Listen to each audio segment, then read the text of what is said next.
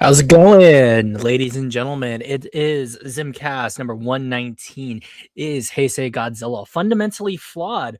Welcome back, everyone. I am so happy I was able to do this. I got a Friday off, technically, in this case, where I'm going to make sure there's a hard cutoff just to the stream time because duty calls when it comes to the world of Zimzilla, i.e., my other job. Which, speaking of, if you would be so kind, helping out with the Patreon is the biggest help, primarily because it just means that I'm able to focus more of my time here. But I love my job and what it does for me, but I love helping out you guys. So for as little as $1 a month, you are able to see everything that is going on when it comes to stuff in the Patreon. Primarily, the big thing is the book, the novella, which is Kaiju Quarantine. Of course, I usually have a graphic for that, but I just want to get into everything right away, and I love doing my little shills here and there, even though sometimes I feel a little dirty doing them. But I do want to say hello to the people who are in chat right now. The Mental Gens Minecraft World of Black Rooney. I have a feeling this will generate a debate, and I, for one, cannot wait. That is slightly mirrored here by Cascade, or Lau as we call him. I'm worried we'll forget about the video itself and start debating, but we'll see. We'll see indeed. I am definitely gonna rein us in as much as I can. And Sea Monster, you and I both the work kings. We're gonna have to leave to do our closing shifts tonight together. And how's it going, Antonio? Good to see you. Shape Media, how's it going? Hello, ladies, gentlemen, and Kaiju. And then Convoy, good to see you as well, my man. And we already got 10 people watching right now, so everyone's pretty excited for this. And yeah, Blue Nova flashbacks. I was going to mention Blue Nova. So this video feels very similar to a Blue Nova video, but I feel like the arguments that are placed aren't as strong as what I remember Blue Nova's videos, like the points in his video. But I do believe all of those videos he had were unlisted. I think some people do have some links to them. If someone is able to, and they can just link me the original videos, I would love to go over them just in good faith. I've talked with Blue Nova a little bit here and there. Dude's fine. I think that like just the topic is a spicy one to begin with. But we've already got some people in the chat behind us, which I will be introducing shortly after we look at stream submissions, because there is a backlog of them. I just want to let someone know who's out back. Hey, say hater. It says device not connected, so I'm not sure if your audio is going to be connected, so you might want to get that checked before I let you on. You know how it is with our technical difficulties. But if you want to contribute to the stream submissions, I'm going to post the Discord right here. This will just help you not only come on to streams like this, but also so that you can submit your art here. I know there are some people who are submitting from other places. One of them is actually the first stream submission that we're going to be looking at, but the Discord just helps me centralize everything. It lets you sort of build your community within my community. You don't necessarily have to talk about kaiju in my Discord. There's video games, art, general writing. I just want to talk to like-minded people, or if you want to discuss things with like a group of people that I've begun to amass into the Zimzilla orbit, I'm more than happy in terms of letting that kind of be what begins to evolve there on the Discord. But let's get some lo-fi going, and let's start with the stream submissions. Perfect. And starting off, so first submission comes from Convoy. Now, he had sent this via Instagram, which is somewhere I'm pretty readily available in terms of conversations. So his design here, which reminds me a little bit of Greymon, he wanted to do something that was a literal devil dinosaur, and it's based off of his idea that he had posted from, I believe it was either the Minecraft or the Vex Monstrous or Crispy Vic live streams that I've done, which I'm doing more of those as time goes on. I know next week I have one with Lizard King Productions as well, and I'm also going to be doing one of my first consultations when it comes to kaiju creation with a for the channel, Primo.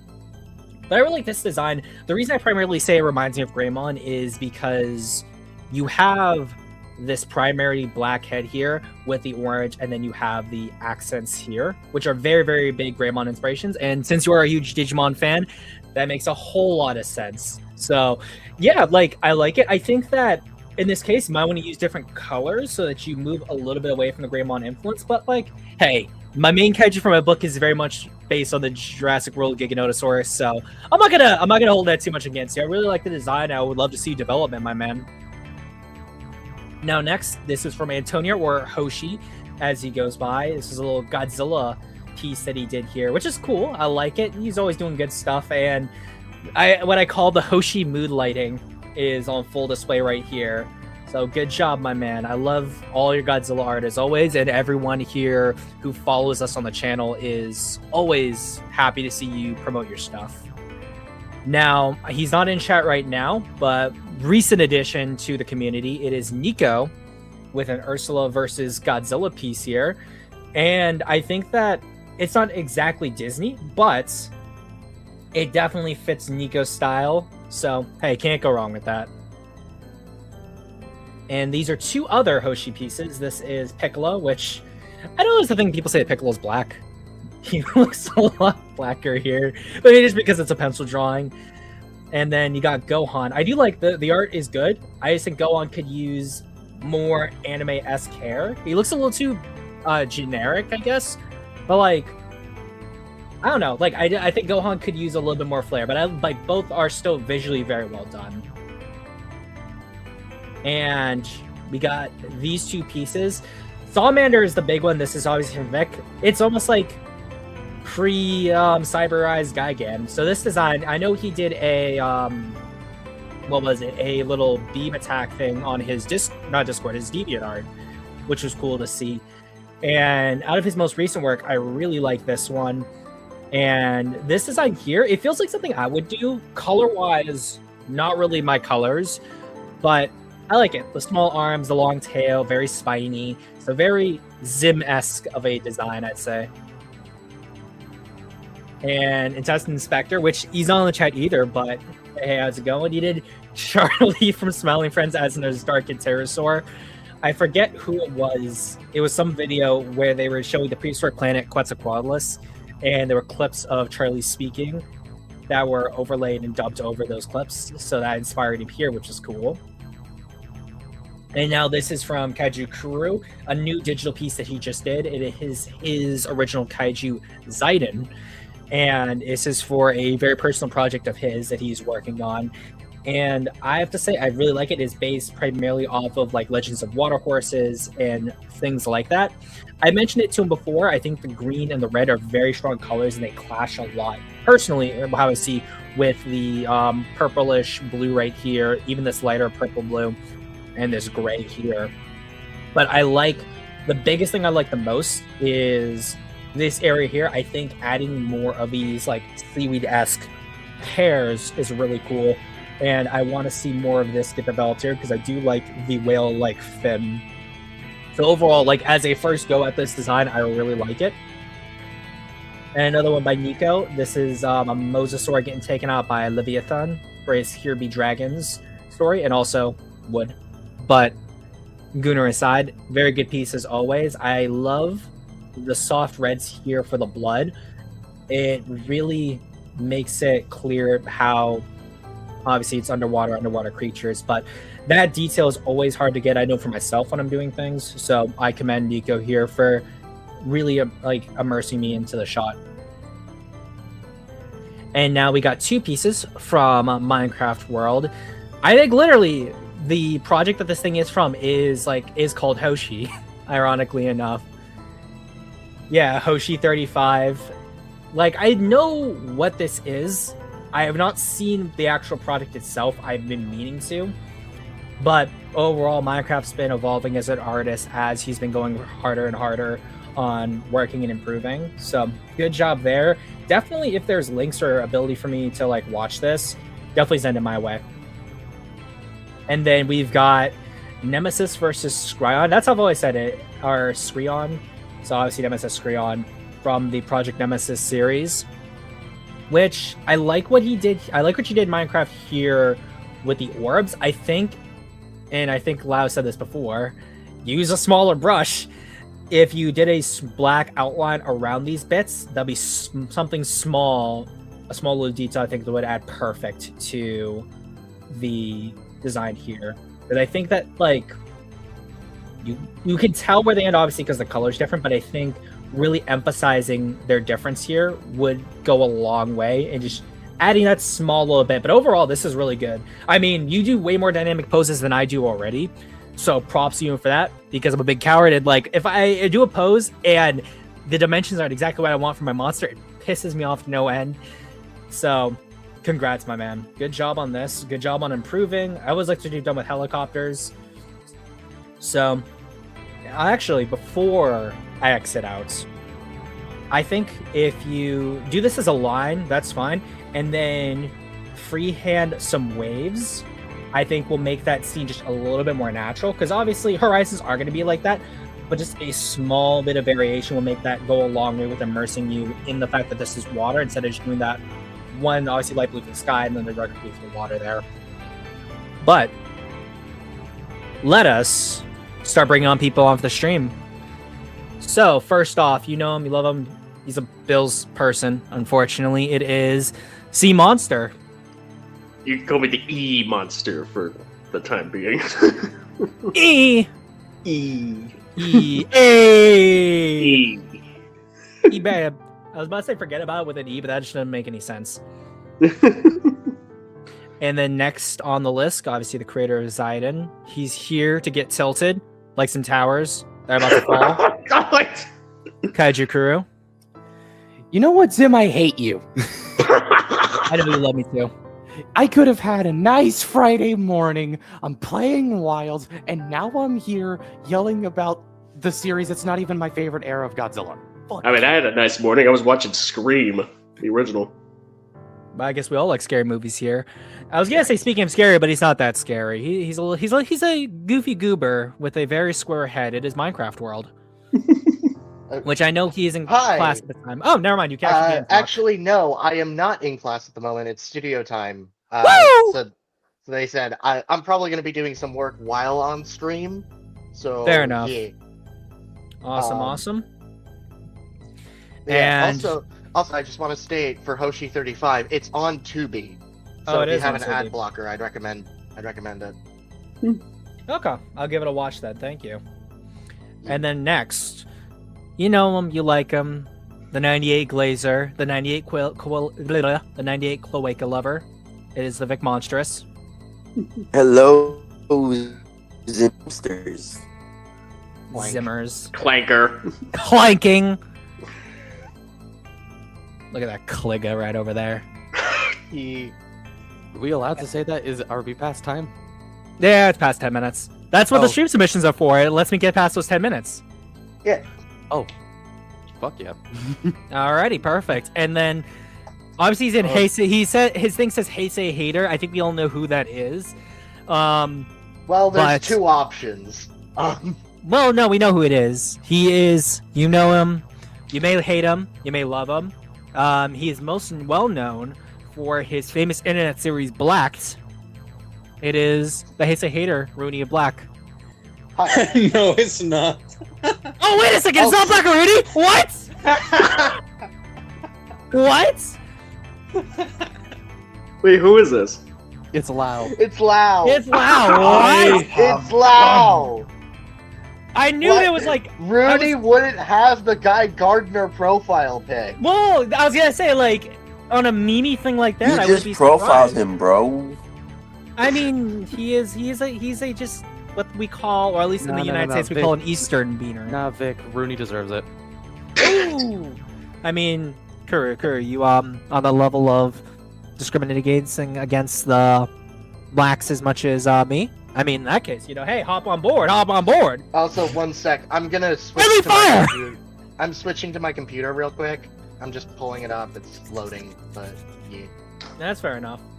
I'll leave and then come back once it's ready. So.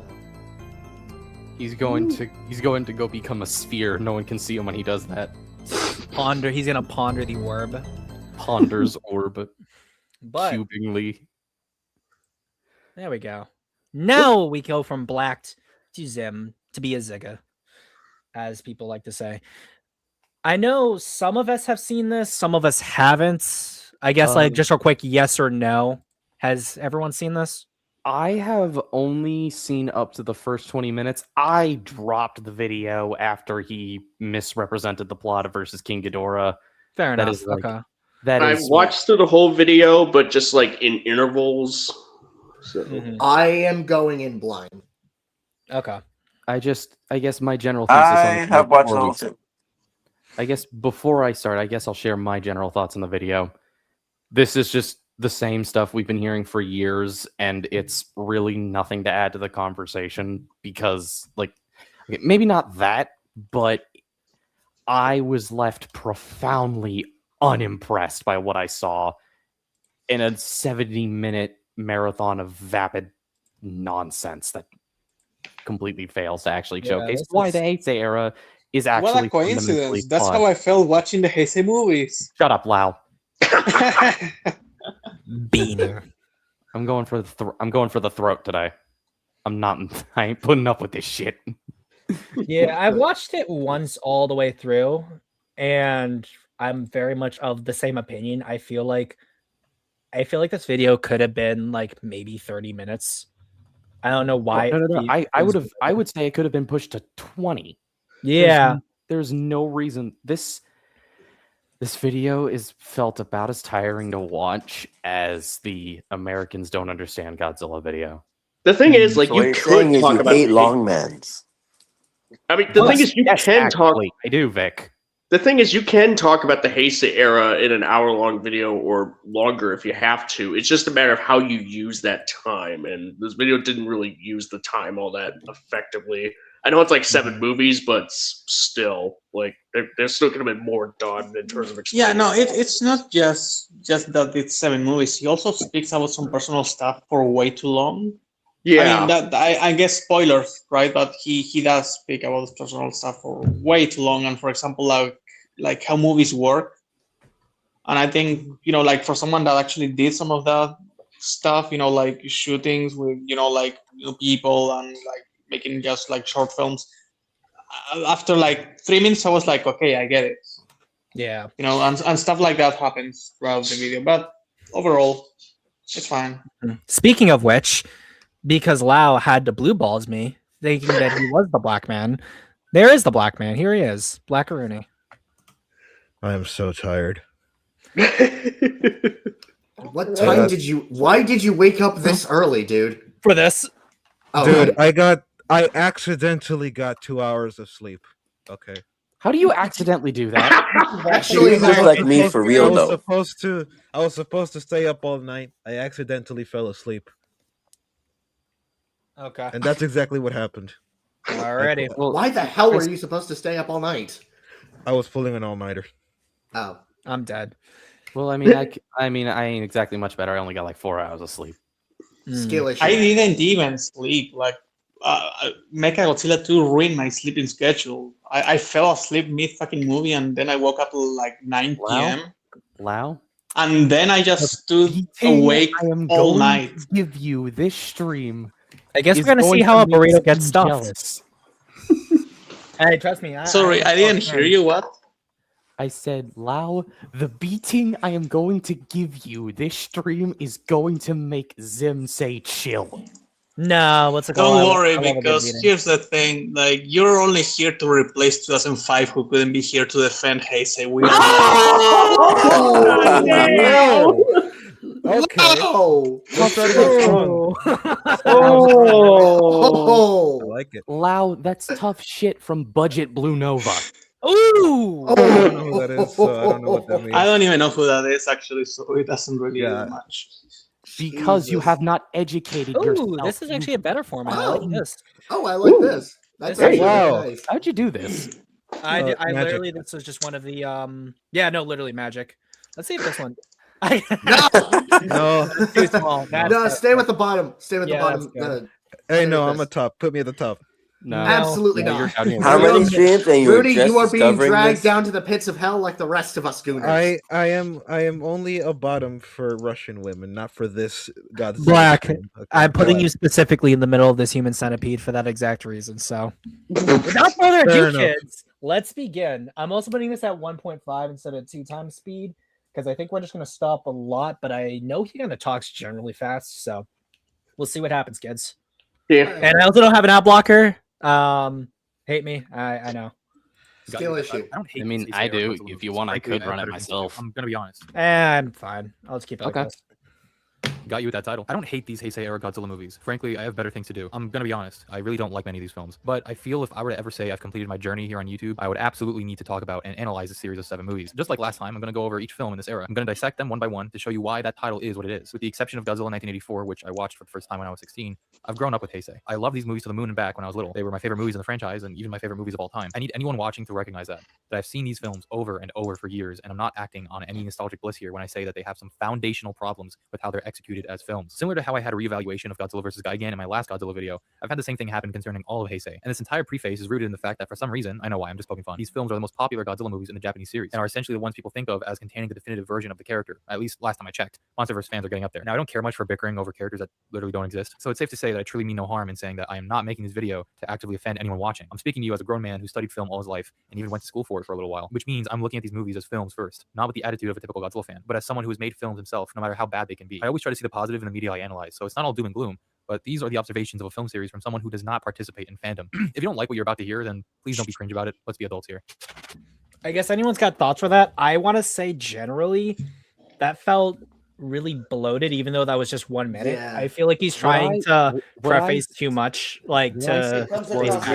It comes across like attempts at pacifying, like "Don't kill me, I know what I'm talking about." Yeah. Or not even that. More like "Don't kill me." Like I was a fan once. Yeah. No. It's I mean, it's fair enough. It's that. But yeah, it is. It's like I that. understand Also, why can he's you doing it. also could you scooch me closer to Kuru? I want to step out of the Insomniac and Guy Gardner. No, you stay right where you belong. Damn you! You're getting spit roasted, boy. Each of us is going to grab a cheek.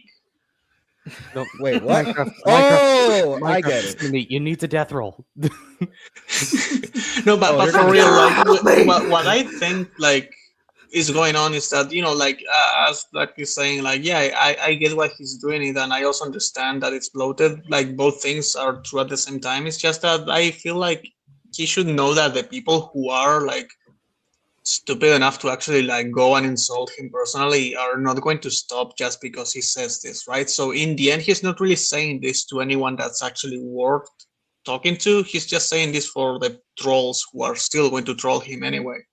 Yeah. So I like feel in like the future, I would I say just just like leave this part out maybe. Yeah, no, that's what I agree with that. It's just I'm also curious about. Well, no, I was about to doubt the whole like these are the most popular Godzilla films. I was about to doubt that, but then I realized, oh wait, no. These are the second. This is precisely. Sorry to cut you off. This is precisely why I just doubled down with the whole. Oh, you wanna hate me? Good. and it shot you in the foot, Rooney. I didn't hear that. What? I said, yeah, and you shot your foot off in the process. Yeah, you didn't. Yeah, like let's just say, like you don't explicitly just say, like, please don't hate me. I'm a fan of these movies. I love them, but you know, you just say like, look, I'm a fan of these movies, but this is kind of to be a bit more of an objective look at them. Well, it's not even an objective look in the video, Sea Monster. I really use very well. That's the intent, at least. Mm-hmm. I think at this point we're just talking primarily off of like your opening statement. And I think generally just being honest and saying like, I used to like these films. The more I've studied film, the more I've seen problems with the films, and I want to address them here. And I feel like, and anytime I see someone who starts out with a video saying that you was once a fan, or like I'm trying to be like mature about these things, it feels like almost like a defense that someone who's going to respond to a troll is going to say, where it's if someone's it comes across like insecurity. Yeah, but no, like if someone's like, oh, you're an idiot for like hating these films, and someone's like, well, don't call him that. I mean, he even said in the video that he used to love these films, so give him a chance. It feels like a built-in defense so that a commenter can use rather than like something actually useful for the video. And I feel like even like some of the like words and energy that are used to essentially defend himself could have been used for like more understanding of like the production history or things like that. Yeah, as well as that. I mean, I personally don't mind establishing personal history with a piece of media. In fact, that's something I want to do with the Nemesis essay. But when it comes off like this, it really feels like it's actively trying to deflect or brace yourself for criticism rather than setting grounds. Yeah, I did this in the GVK video that I was working on, where I just went on a whole rant about how I used to be a fan, and the more I started, because I did take a film class in high school.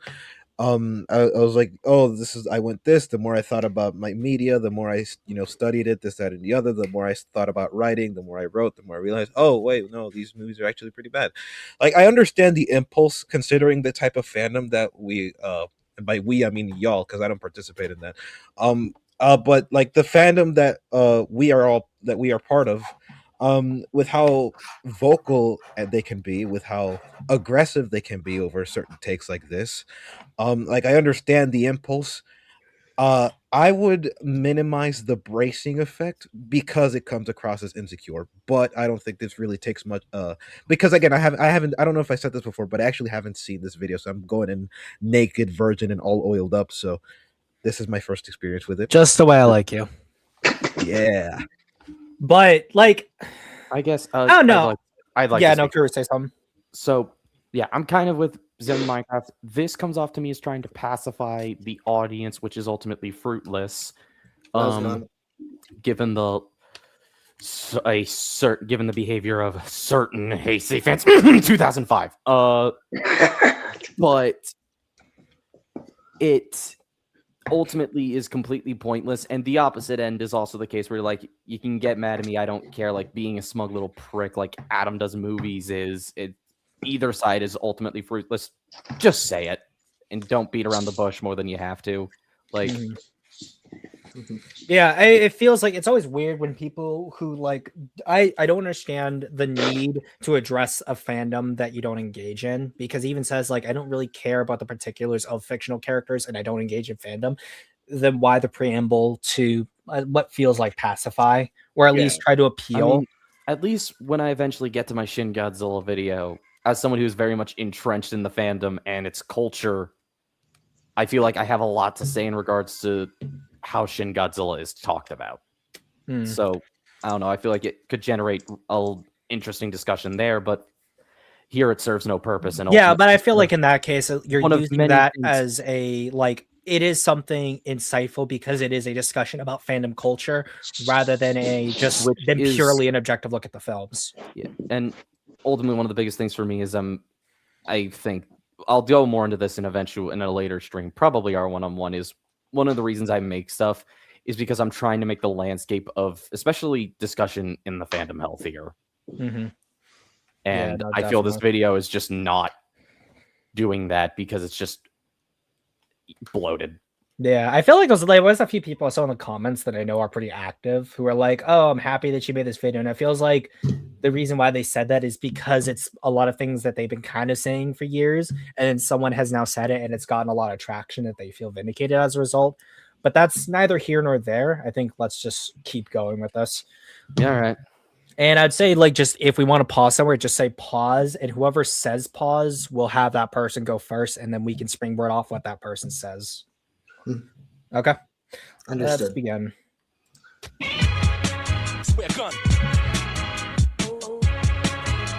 Is this copyrighted? I have no idea. Yeah. You might want to be careful. There may be some copyrighted music here and there. It doesn't sound like anything I don't know. No, if it's like, video game music, then fine. I don't think this is. No, this sounds like I don't know, something from. He uses a lot of 8-bit later on. 8-bit covers. This sounds like something from. What I can say is, like, at least when we get to Godzilla vs. Destroyer, there will be a song that is absolutely copyrighted, or at least just Shot in the Dark, completely unrelated. This sounds like something from Jet Set Radio. Maybe. After 30 years since 1954, Godzilla has once again awakened from slumber in a completely different world from whence he came. The Soviet Union and the United States are still at it, but look at the shiny new things people have.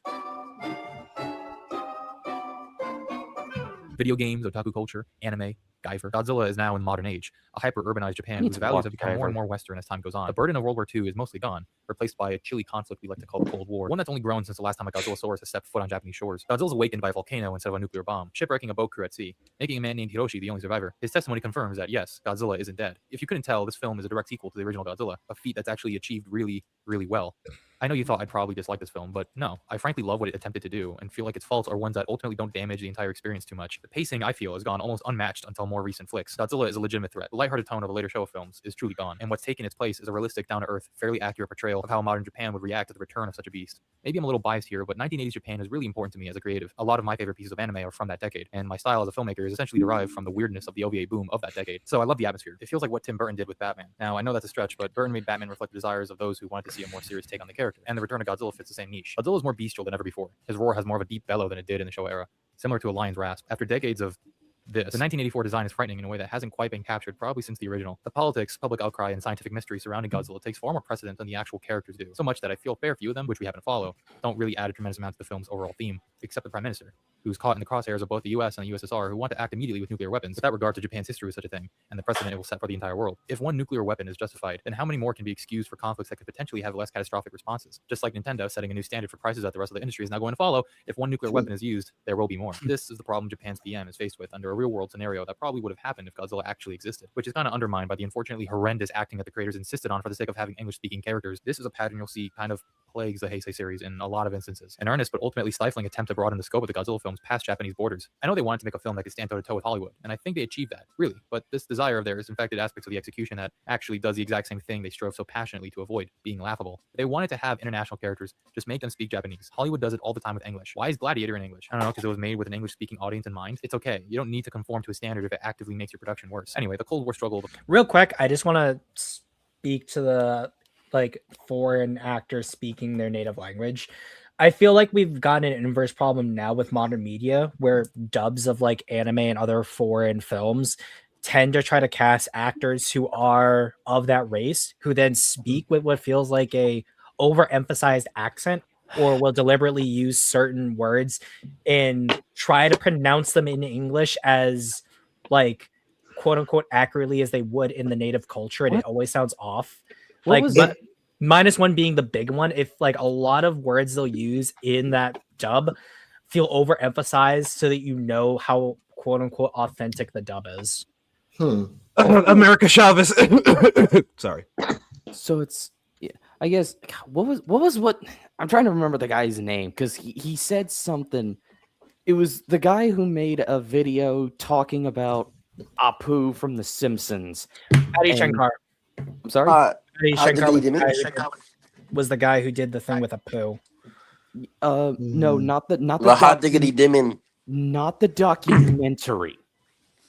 Okay. Do you know what it was called? It was a video. I do. What was it, Vic? It was from excuse me, Hot Diggity Demon. That guy, right? Yes, Hot Diggity Demon. He made the Apu That I Know video, and in that he talks a little about how I think it was Robin Williams being a white person playing Apu ultimately is completely irrelevant. At least to go into the dub to the dub argument, because granted, that whole argument he says is unique to voice acting, which ultimately dub work is voice acting. So his whole argument is that the person's real world identity has no bearing on your ability to play a role. If you can do the voice right, you can do the voice right. It's why people don't get upset when, I think, Zeno Robinson played Junpei in Persona 3 Reload, because he fucking killed it. Yeah. That's what I feel like that's reasonable, yeah. Most of the cast in Lego Monkey Kid is white and playing Chinese characters. That doesn't mean they're bad actors. Yeah, I would say listen, I'm always up for hating on Sean Schemmel, but one thing that I was thinking of is that at least in the case of 84, and this probably is just due to the fact that we speak the language, the English minister who comes to speak with the PM, his delivery feels much worse than the Soviet one. And I think that just comes down to the fact that since we know how we inflect normally when speaking, it feels worse. And then even the dub also tries to match what the original actor was going with, so it also sounds bad. But I would say, at least in the case with the Soviets, they don't sound bad. I think that's really just the case of just the English actor that they picked. Yeah. Oh no, dude! In Godzilla versus Biollante, there's these two guys that are like American. They work for biotech. I forgot it was biotech, right? Something Bio like that. majors. By a major, yeah. By a major. Bio major. Those two guys are supposed to be American, very clearly American. They don't sound American, but they're speaking English. So You want to know it sounds something? Before we get on, I think, but I don't want to like talk too much about the other films if he's not talking about them. But because we got on the subject, the guy who plays the Seradian agent was coaching those guys in English. Apparently, Oh, that explains it. that's Yeah, the thanks you guy. Yeah. yeah. Oh my also, god. Also, there's a new guy in the chat. Who just finished the Gamera trilogy. Oh, Finally get Yeah, it. that new guy is 05. Sweet. no, That's it's not. The actual not good Oh, never Heisei mind. movies. No, because 05's here. Yeah. 'Cause- But yeah, hey, no, good that job, explains- man. I hope you 05, enjoyed go them. debate Black. 05, go debate Black Rooney. Yeah, do that. Another thing I wanted to mention about the whole actors thing, the Russian and the American. I think it's not so much the casting and the choice of, dialogue being in a different language as much as it is the fact that they're just bad actors. I think that's the I main would say, problem. what would Like be if the you were a issue with Russian Soviet person, because if you were a Russian person and you were listening to this Soviet guy speaking in Russian, like what would they say? Because like we can say all we want, oh, that Russian was probably fine, but like only a Russian person who speaks Russian can determine that. But we know for a fact that the English being spoken is very stifled. And it's not even just the fact that it's a bad actor; it's also the dialogue choice itself. And this is something that permeates. What would be the entire- actually no? What would be the dialogue choice? Because in this case, if we're gonna go deep like this, I want examples. Prime Minister, you must let us use nuclear weapons. Like, does that sound like something like natural to say? You must. Like, Well, it's he's a putting demand. emphasis on must, which I think makes sense. I in would say like the line itself is fine. I would say like what would you do as a rewrite that fits the character? Huh. I would say, because this is supposed to be a representative, right? What I would say is, Prime Minister, it is something that would pacify the fear of Godzilla while also emphasizing the urgency that like of using the nuclear weapons without stepping on any toes, because like they know the sensitive topic that No, but is, isn't that the nuclear point weapons. though? Because he's already stepping on the toes of the Japanese as an American, and then technically also, given the relationship that Japan has with America at this point, even though the economic miracle has begun, America is still seen more or less as the country that would step in to defend Japan in the case of attack, even though it has the self-defense force. So I think I would argue that the line works because him essentially, in a way, talking down to the PM makes sense, but also there's an underlying irony that he wants to use a nuclear weapon on Godzilla when nuclear weapons are what spawned Godzilla in the first place. and would, as That might evidenced be it. later in the films, make him stronger. Yeah, Mhm. no, okay, that might be it then. That might be what I'm associating with the line itself then. Never mind. Okay. Yeah, no, like I think I know like some people don't like it when people try to rewrite films, but I think in this case I want to hear people's like ideas for rewrites primarily because I wonder like what we would do given the same amount of like time for a scene. Yeah. But When does it anyone comes have to Yeah, no, go. Yeah, I was gonna say, like, when it comes to those kinds of because although I do have many criticisms regarding the Heisei era, the dialogue is one of them.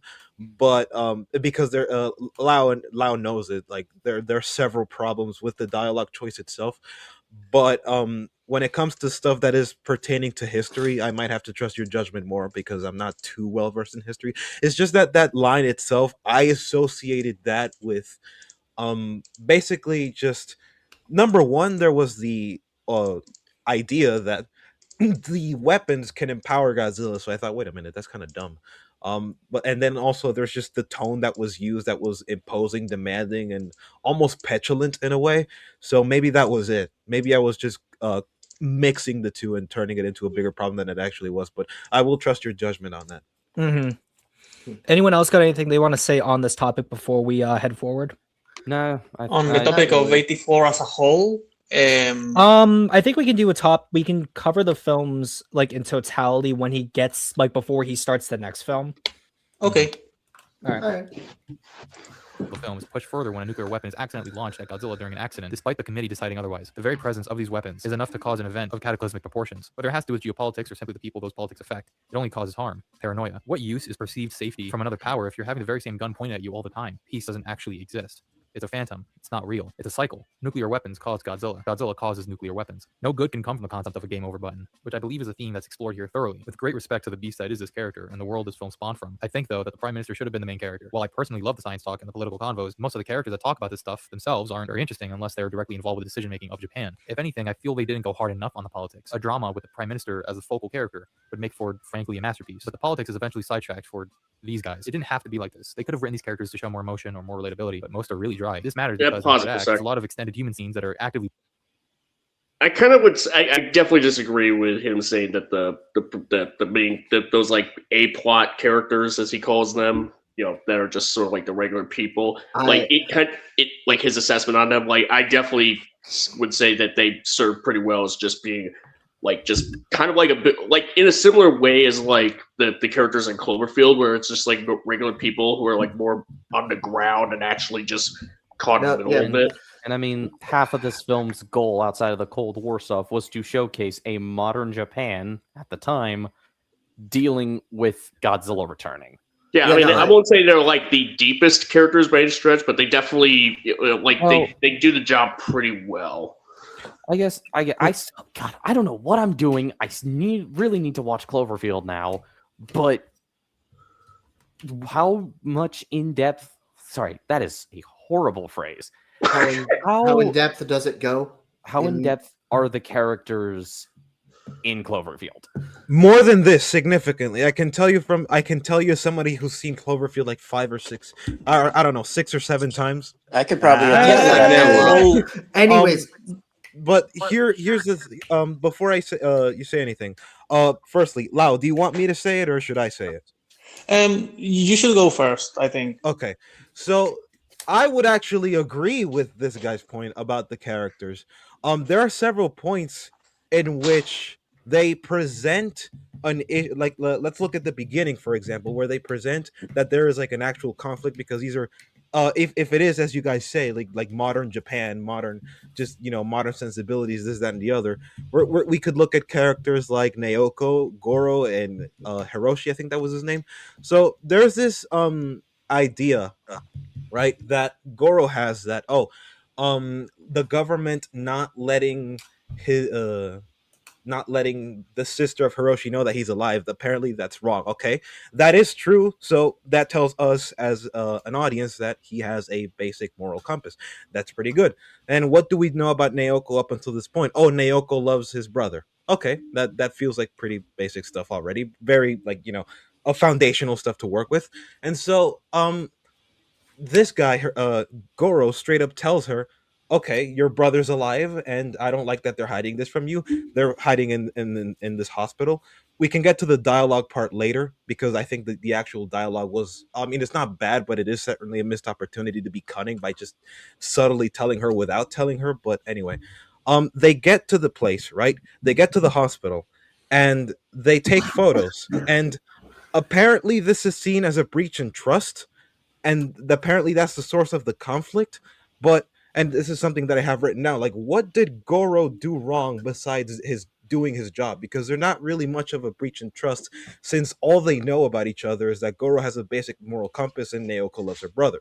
There was no breach in trust because there was no trust established. All they did was exchange information. Nothing that is so personal that it warrants trust. And if you wanted to say that there was some trust established compared to to, let's say, the paparazzi that they would have gotten if they hadn't met, Goro getting the scoop first for the news article was in their best interest anyways, with how tame he would have been. I mean, he respected their privacy as much as he could have while still doing his job. So that conflict automatically comes, like that conflict emerges from nowhere and it leads nowhere, especially in the climax where we get to the point where we go, oh, she's despairing. Naoko is despairing, and she thinks she's gonna die. They're gonna die, and then he says, "Naoko, this isn't like you." But he can't really say that because they barely know each other to begin with. So that's That where I would that agree with is this guy's point. that is true. That they act like they known each other like for a really long time, and I do think that the reporter did something that is kind of like scammy. No matter even if you try to see it from his side, like like, oh, you were using me, but the thing is, even though I understand that initial like distrust, I feel like throughout the movie they just use this for like a fake type of conflict that ultimately doesn't really go anywhere. And Well, I as don't think Black it is doesn't. saying, I'll let you finish. oh no, it's just that, for example, like he has this problem with the two brothers, and then he just like hangs out at the lab, and they don't actually have like a talking about this. They just kind of like get over it. So Well, They like just the forget it, yeah. overreaction at the beginning, it just feels kind of like trying to create a sense of drama where it's not really there. Yeah. So if you pay I do attention to think the that if you're dialogue, going to use those things, I think that you could have like done it a little bit better, because it feels kind of clunky, like a little bit forced.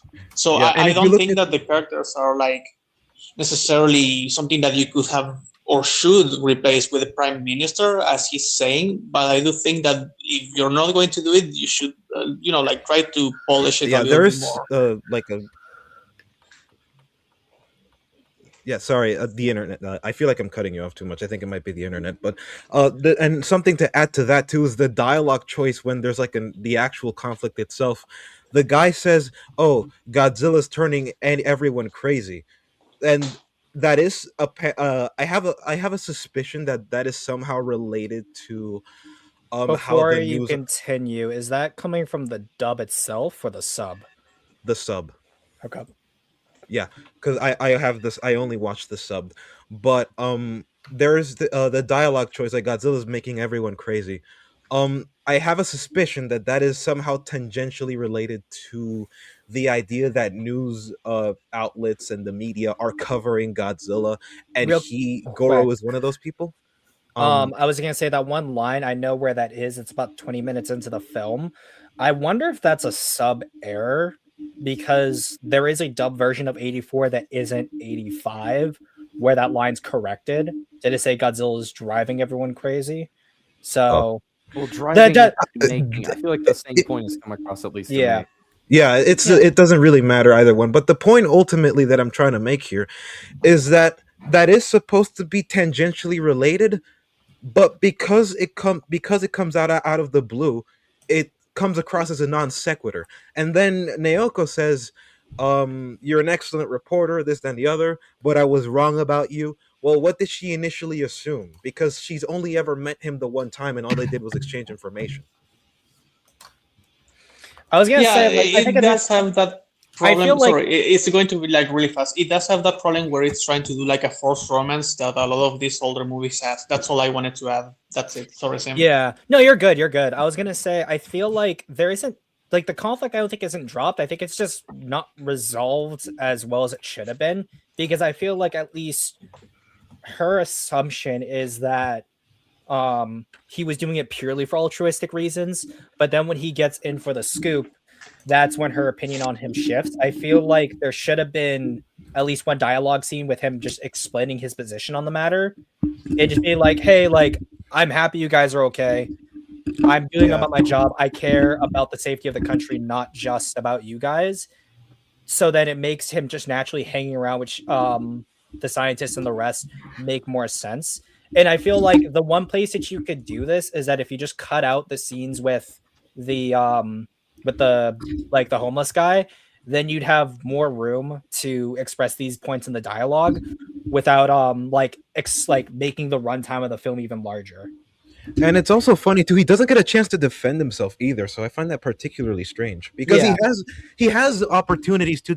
Well, no, not opportunity, but he has ground, like very solid ground to stand on. Like, yes, what I did, like, may have been seen as like a breach in trust, but I needed to do this because if not, then the paparazzi would have been much worse than what I did. So if anything, you should be thanking me. Yeah, that's why. And also, I would say that you also have the chance of having kind of like an asshole, because he could not be so nice about it, right? Like he could be kind of arrogant, and then he actually gradually changes throughout the film, and that makes it like a little bit more engaging, maybe.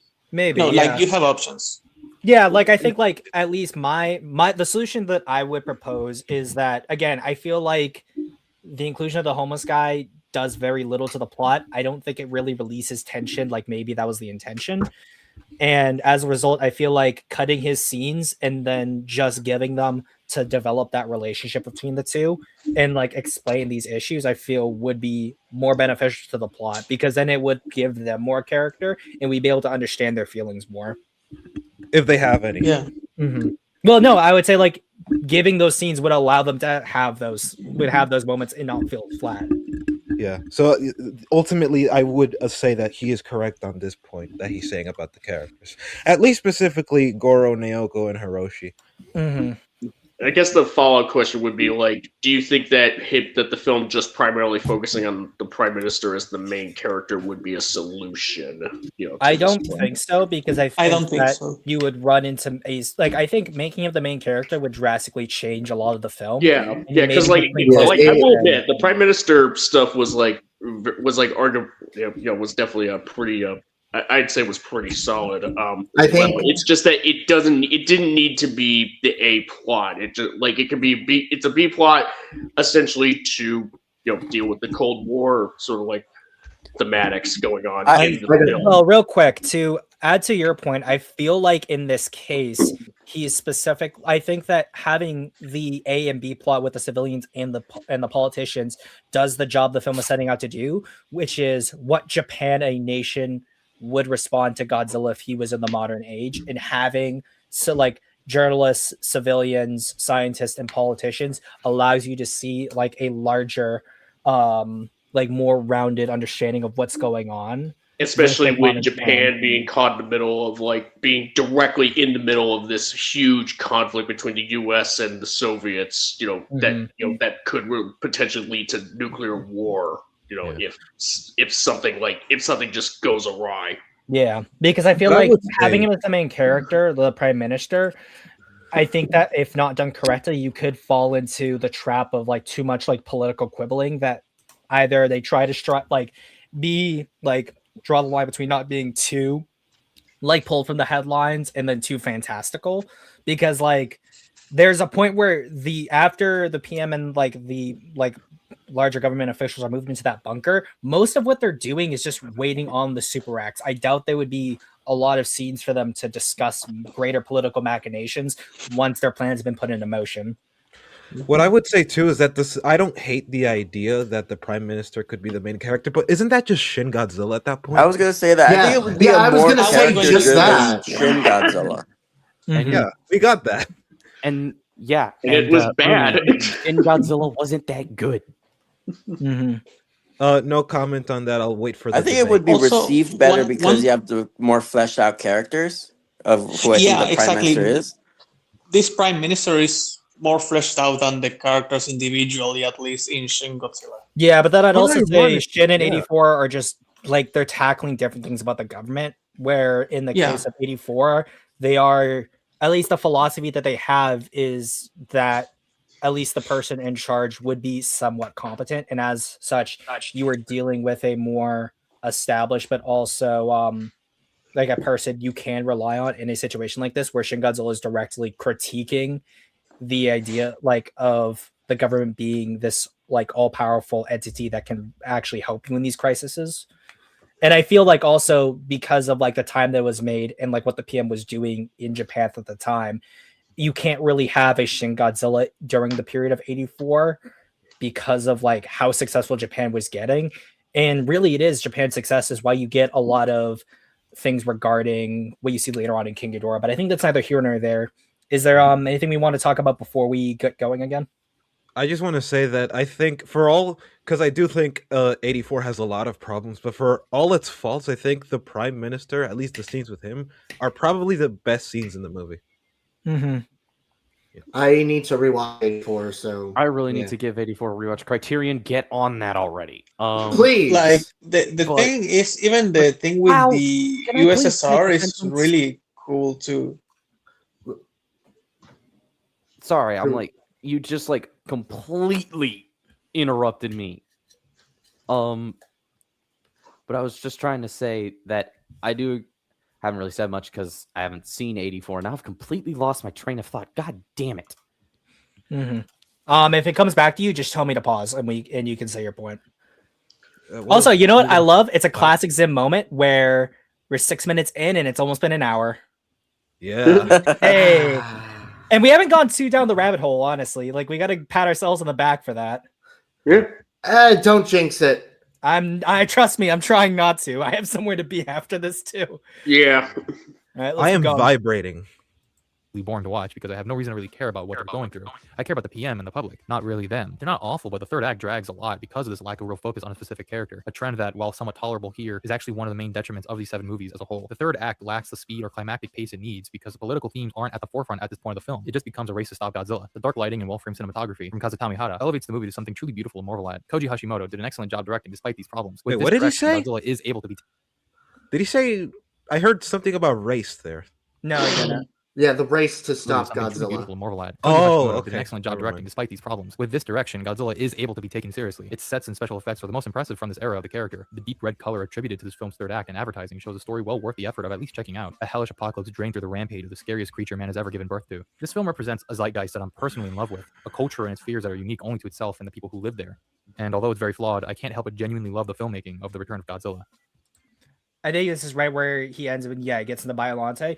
I feel like besides like talking a little bit about the writing, there isn't a whole lot that talks about like the films themselves from like someone who studies film, where he just kind of talks like, oh yeah, the film's like pretty beautiful. I would say, as much as like I like the thing in concept, I think the use of the Cybot was a massive money sink that should have been put to other effects or been cut entirely, because when it is used, it oftentimes feels out of place. Yeah, but Or the use of the giant Godzilla foot like does feel a bit stilted, even though as a like piece of special effect it is impressive, but I feel like it doesn't really do the job it is supposed to, and I feel like better compositing would have done those shots better.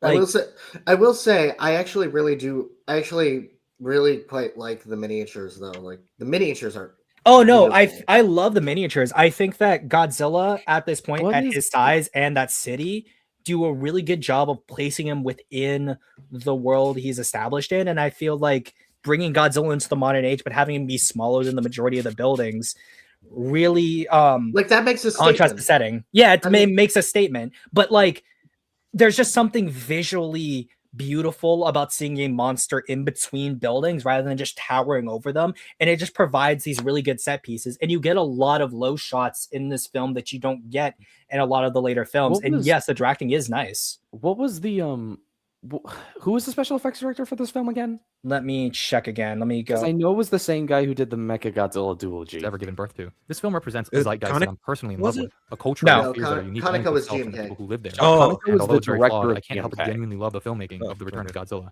That's a little further back. I'll just look it up. But since we're just about to get to Biollante, I'm not sure if anyone has any thoughts about just the film in general. We'll probably do this as like a small little tangent before we begin. I do. I am incredibly underwhelmed because there is plenty to critique about 84.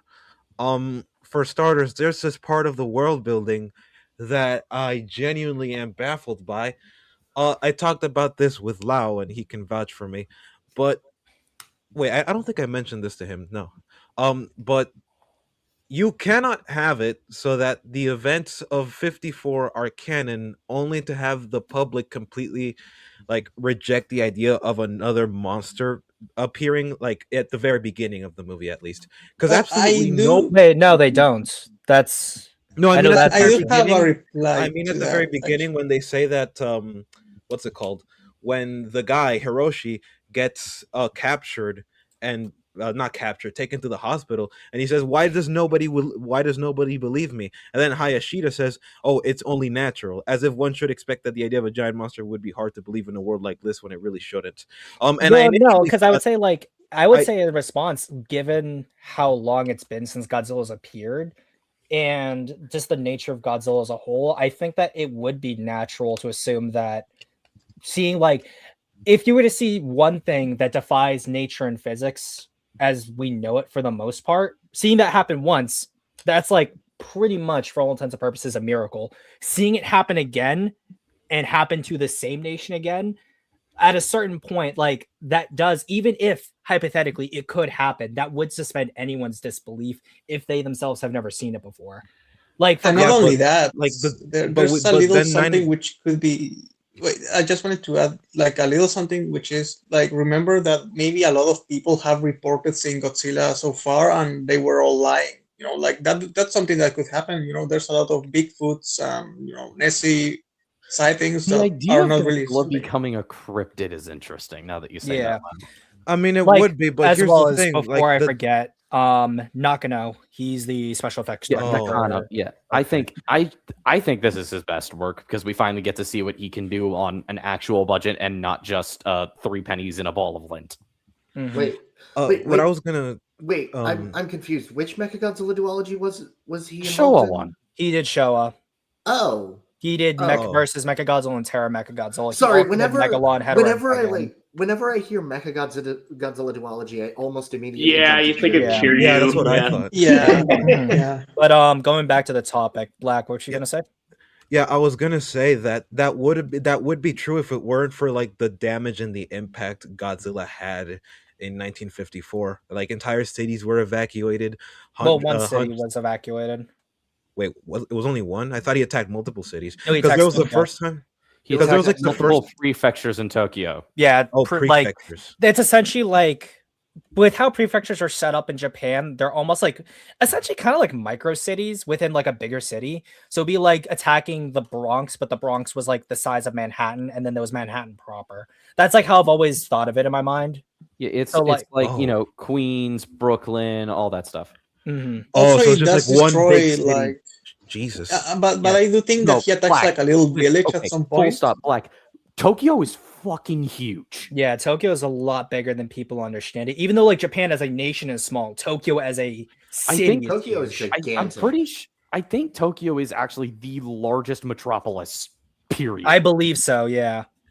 Wait, but then wouldn't that just land more credence to the fact that, like, because you said 3 prefectures, right? Wouldn't that just land more precedent to the fact that with the amount of damage that Godzilla in 1954 would have caused, as well as like the aftermath? I think the aftermath would be like noticeable, but given the fact, at least world building wise, the Japanese economic miracles seem to still occur. Like, even though at a point it was devastating, that'd be the same thing as like both the atomic bombs were devastating, but Japan was able to rebuild. Yeah, but that's like Yeah. still like 30 years afterwards. That's still like if you told me it was like 100 years later, then fine. But this was 30 years. Yeah, but I think But that is also there also could be, like- real quick before I forget, Loud. That also kind of undermines just how rapidly post World War II everyone just began to build up. Like even like Japan like has 30 years post World War II versus Yeah. before World War II is a lot different in terms of like how much developments occurred. Yeah, also, just a little bit of history I know about Japan. Japan has a history of being really good at rebuilding up after disasters. I believe in the 1800s, they were beset by just a series of really, really bad earthquakes. And they rebuilt what in the span of like 5 years? Mm-hmm. I mean, rebuilding is one thing, but like forgetting about something like that. Well, they're is, not like, What I was forgetting going to it, say or- is that it might not be forgotten. It also could be a little bit of denial, right? Yeah. Like they might not want to believe him at first. And Well, it's a then I would mixture say of, it's like, not wanting to cause a panic and like declaring it's Godzilla without direct evidence. You know? Exactly, but that's Yeah. a big part of it. That's why Gora's story has that gag order on it. And then ultimately, when they can't deny it, that's when they release it. And then that's where you get the montage of like everyone kind of scrambling for the evacuation. Don't you think it would have like what's it called? Don't you think it would have given credence to that it could have been denial if we got to see like people's opinions on it, like briefly, like how we did in 54? Because with 54 we had like a brief minute long scene where we have people in the train talking about the whole situation. Don't you think it would have lended credence to that? Well, I think in that case they were like, it wasn't denial, it was more that the train scene is more talking about the fact that like we're gonna have to deal with a major destructive event again, because she's talking about having to like go to shelters like she did with the atomic bombs. They also, And I they're believe, also more musing about whether it's gonna like where it's gonna land. yeah, they're also I like mean, it doesn't have to literally- be exactly the same structurally or like dialogue wise. It could just be discussing the actual prospect I of think Godzilla Return. also they mention They do mention it too, yeah. hang on, The hang on. PM does go. Yeah, for the it, PM sorry. mentioned it too. But to go to 54, I think another thing, and this was always a piece of dialogue that stuck with me, is they mentioned like the tuna getting irradiated as well, which Mhm. was a thing that actually happened after Castle Bravo. But you know, that's about 54.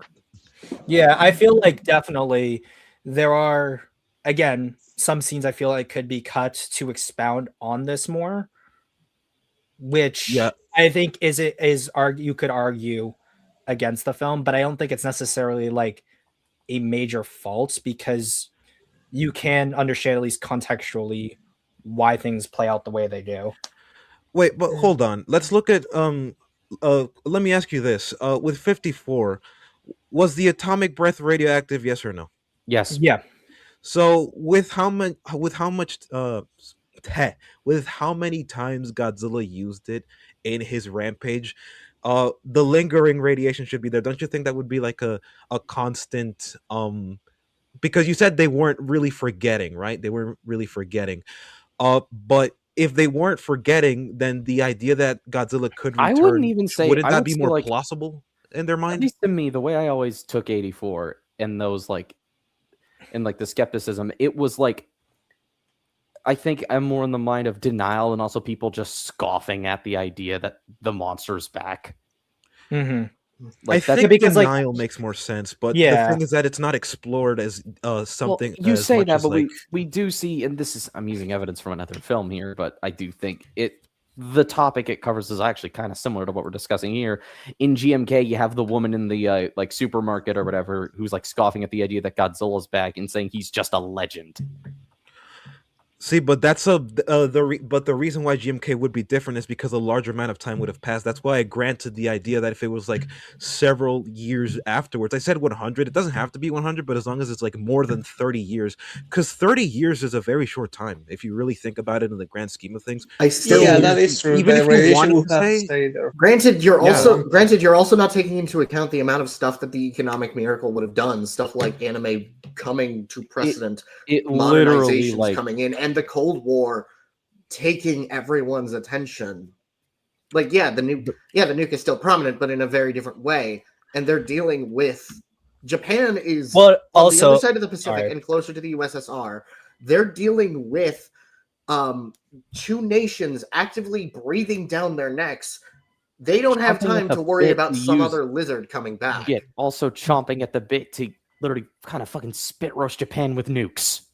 Don't you think that the threat of the Cold War would exacerbate the fear of Godzilla coming back? Actually, I precisely think because of that- how much damage you would have caused. You know, what Adding I'm to thinking that- is that it could make sense relating to what you're saying about the fear that, again, like if a lot of people were actually, had like Godzilla dementia for some time, right? Like they wouldn't go to the sea, or if they went to the sea, they would imagine that Godzilla is coming out, right? Mhm. Because Yeah. like it was like a big deal. Then you will have a lot of fake reports, and maybe so often people keep giving fake reports, and so that's why they don't really take him seriously. I think Yeah, the that's cry also, wolf like, scenario. super- But Yeah. also, That to your would be, point, yeah. wait, Literally, the before boy anyone who cried Godzilla. Yeah. Oh god. I agree that would be the Well, case. no, real quick, Black. When you mentioned about no one believing his story, Shirigami says it's not that he's saying that no one believes. He's saying that it's natural because not every day a monster appears. So I would say it would come more into the denial, which would make sense This given isn't- that time period. This isn't Wait, like wait, a wait, wait, how does- typical. This isn't like a typical natural disaster or animal running amok. This is Godzilla we're talking about.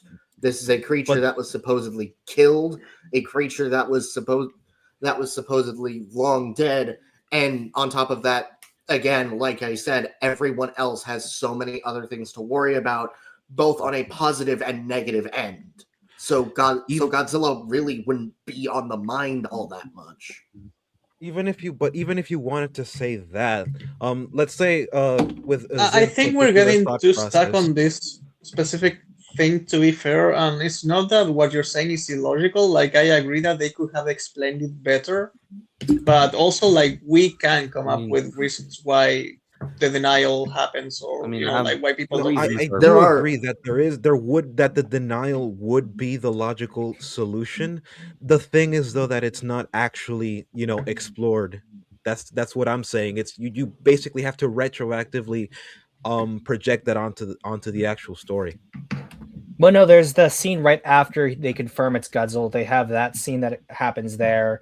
There's the other scene with the Prime Minister. When Goro goes to meet with the professor, there's the musing on that as well.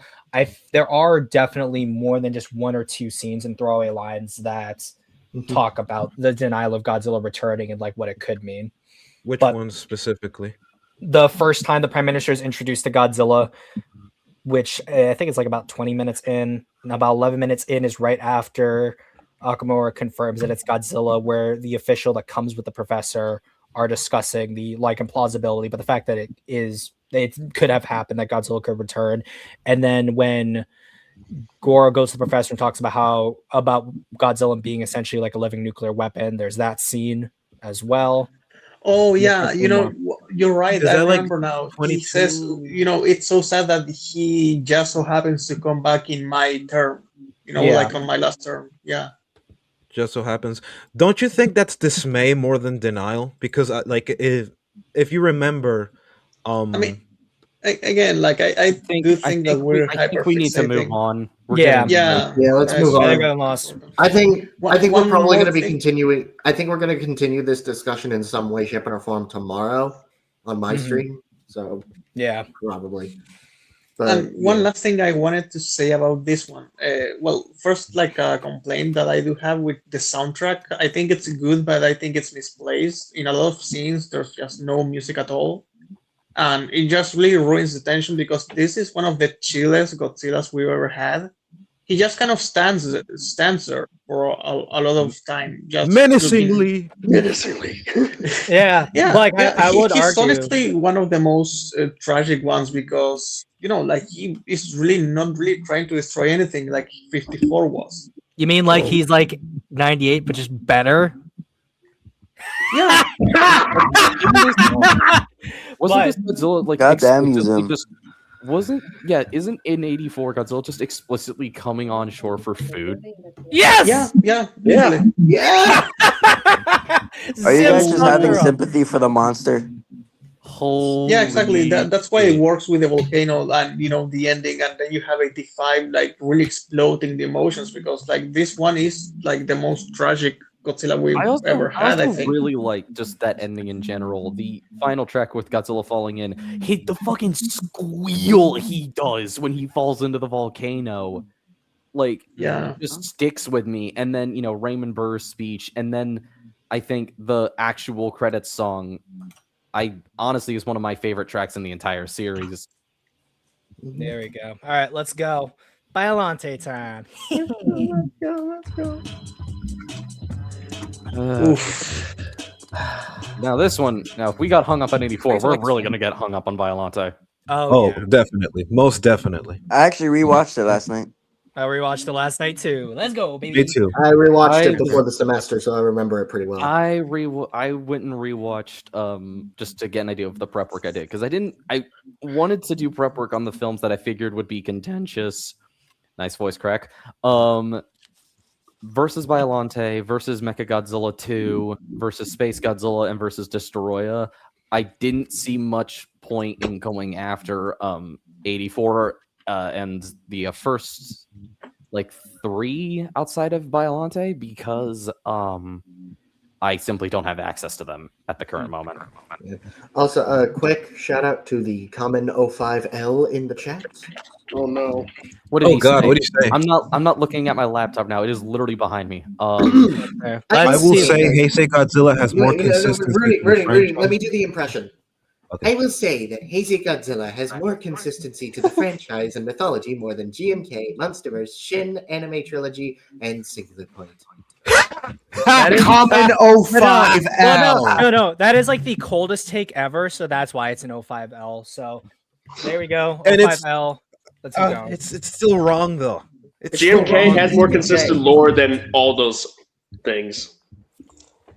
Yeah, like we can speak like- about the inconsistencies of Heisei for like an entire video. They just Yeah. changed the Godzilla weak points movie after movie. It's keep it's going. a series of non sequiturs, is what it is.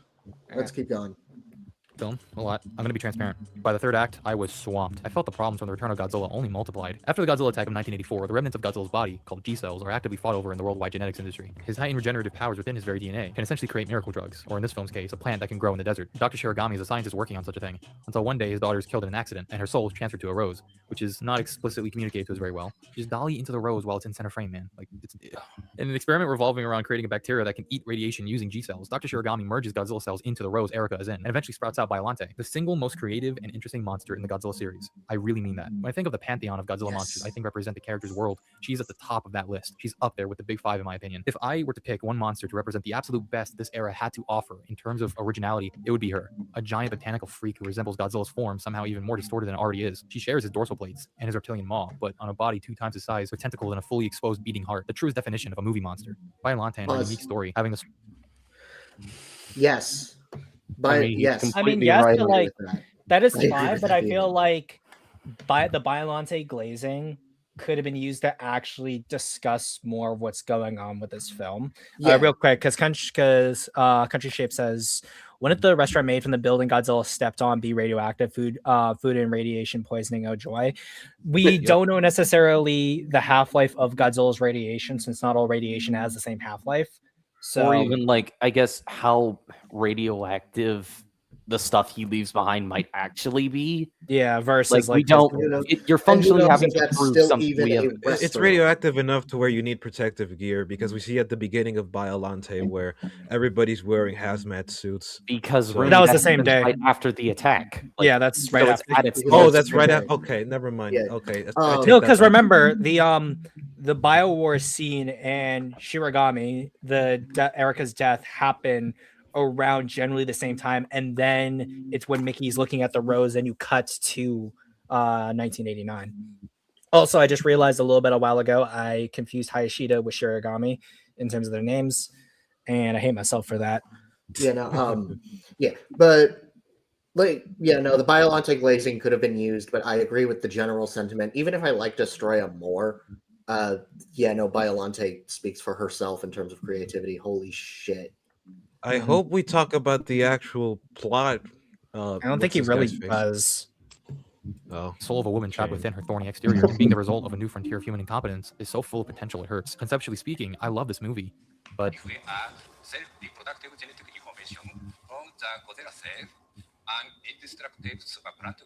holy sh! Wow, I literally couldn't understand a single word of that. It's worse. I could. I could. That is Like, a skill issue on your part. Like, I understand, like, the delivery is I bad because it's a Yeah, native the Japanese delivery's speaker pretty speaking bad. English, I but, could- like, you know. you could have developed a better point. Like, I'm sorry. Also, like, This From is now on, entirely maybe we new. should ignore when he makes this type of points because he will do Yeah. it a couple of times. I don't Well, know. that's the I- thing, is that I feel like it's important to point it out, because if Yeah. you're going to make an hour-long video criticizing the Heisei series, and this is what you were bringing up as examples of being bad, This is there's nostalgia more, critic tier criticism. you This is you could needless. do more. Yeah, This That's is not- needless. You I think focus- it's like if it's like what you could have done here is been like, there are plenty of examples where the continued use of English to broaden the horizons of Godzilla are like poor, and then you bring up this scene, but then just bringing this up here and there, I don't feel like it does anything meaningful to the criticism of this film. Also, like, at least this might just be me since I'm actually studying Japanese, but English in Japan, like when you say English words in Japanese, it always is super, super, super, super jank. Because Yeah, they don't have the letter R in Japanese, do they? No. not like by itself. You have ra. Fuck, Yeah, I'm but that's still like forgetting all the of it. how it's pronounced. It comes off as an R instead of an L. Like, they can say words that have L's in them, but due to how their language is set up, as well as just natural accents, it's never going to come out right unless you really learn And yeah, to unless you like really practice an accent, some of this stuff will just never sound correctly. I would know because I've talked with actual Japanese people, and it's always funny hearing them try to, like, not in a mean way, but just something we both I laugh think at. that's how you got the name of the drink Ramen from lemonade, things like that. Yeah, or like I guess like for more like for American audiences, like with Spanish, there's a lot of words in Spanish. I can't name any off the top of my head, just like off the cuff, that I just have issue pronouncing because I can't roll my R's. Yeah, that's a thing. That's a common thing because in Spanish, most words you need to roll the R to pronounce this, like cabra, like Trabajo. yeah, Yeah, like actually, what's like? Say that word again. Sombrero. Wait. Say it again. Trabajo. Yeah, like trabajo. I can't. Like, it doesn't sound just weird when I say it. Yeah, and Japanese people normally need to add the U before the R. Like in Dragon, for example, I think there was like a Megatron that transforms into a dragon in Beast Wars, and they say Duragon. Yeah, right. No, they say Doragon. Duragon. Yeah. There are just they straight up have like there are syllables in the English language that just straight up don't exist. Yeah. All in all, I just think that this could have been criticism for the narrative. I feel like he's I agree with that. I was about to say, like, we're pretty much going to be able to get through this section pretty quickly Or into the general actually good, and there's nothing to actually say. No. All right, let's go. Ready? We'll get there. Holy shit.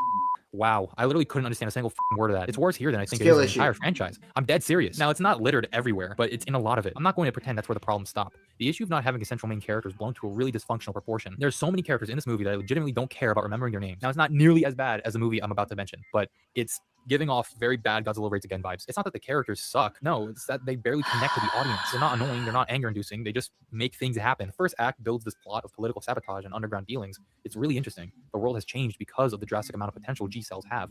But I don't feel there's an emotional core to any of these characters besides Dr. Shirogami. He should have been the main character of the script given his tragic past and his desire to revive his daughter. But he's not. He's one in a cavalcade of other people that this movie does nothing to try and grow an emotional link to between the screen and the audience. The people with psychedelic abilities are just introduced like it's totally normal. This isn't the Showa era anymore. If you're making a sequel to a very serious and grounded film and you want to introduce a more fantastical element to the world, you need to develop it naturally.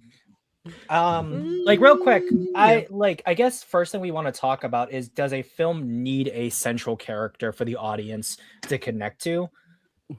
No, I don't think so. One? Depends on the style. You know, like every story is different. Not really. Yeah, because really. he makes this argument twice now, because he says it that the PM should have been the main character in '84, and I was saying Shirogami could have been the main character in Biollante, and I feel the reason why he is saying that is because he was the most emotionally invested in those two characters, and as a result, because he doesn't get the amount of screen time he feels they deserve, that's why he's holding on to this point that they should have been the main characters. Like I do understand why he would say that, because, and this is actually a note that I have written down, that a lot of the time, and this is something that is almost ubiquitous in the Heisei era, that we are just thrust into the story, where characters are thrust into it straight, and we are thrust straight into their relationships and their interactions with zero context and zero cohesion, as though they mean anything in the grand scheme of things, such as Asuka and her boyfriend, for example, where they're talking about their relationship and stuff. And like, okay, we know that. Okay, now we know that these two are in a relationship. What do we know beyond that?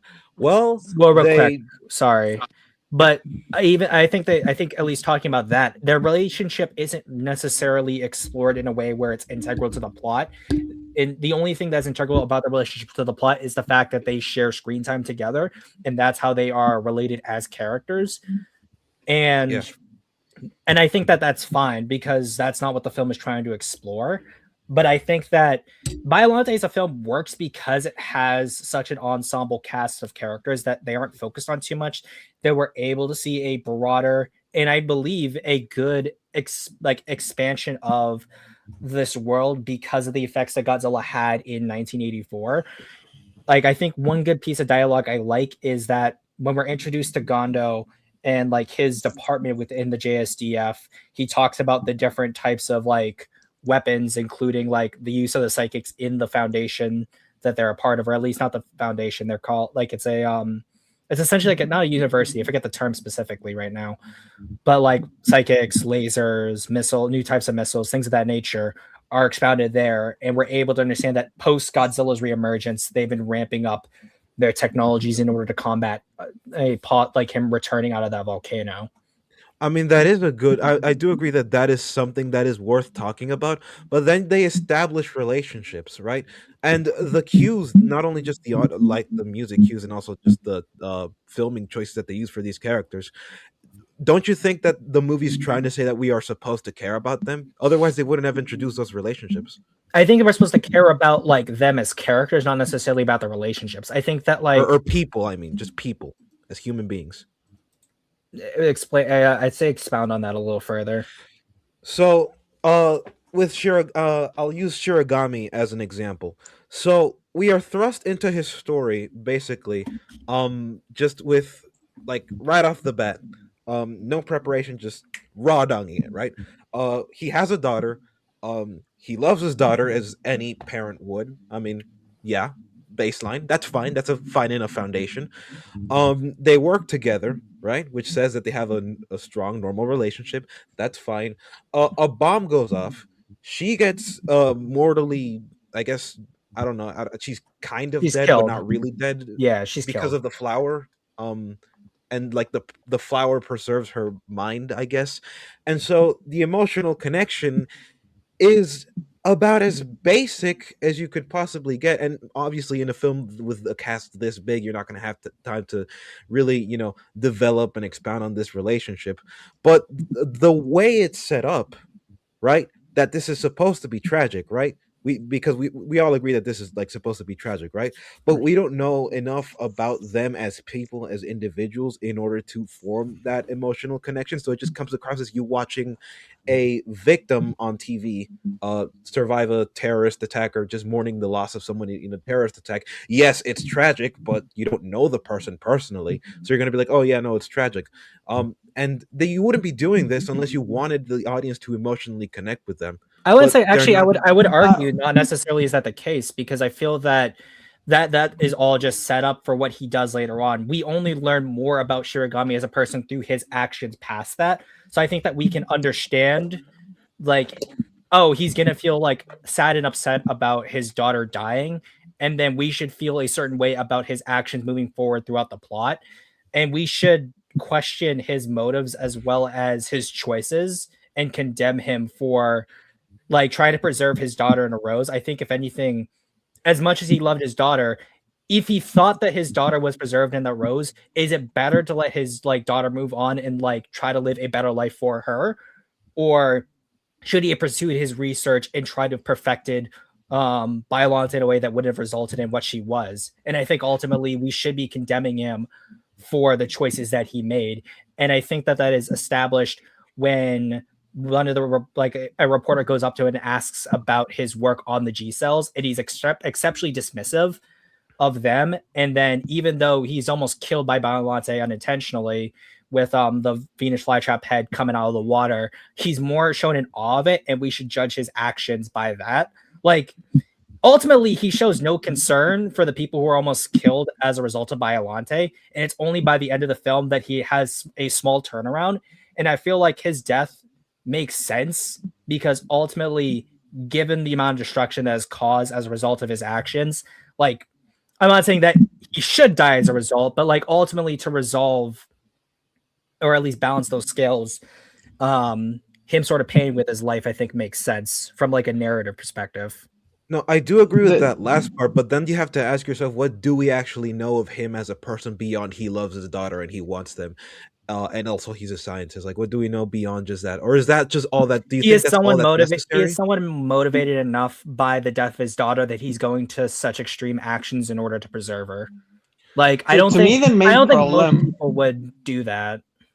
To me, the main problem is, like, for example, we had a good example of this literally same character and this same motivation and this same path to doing like all of this stuff that basically ruins people's lives to a certain degree in 2014, literally in 2014. Like it's the same thing with some more time to develop it.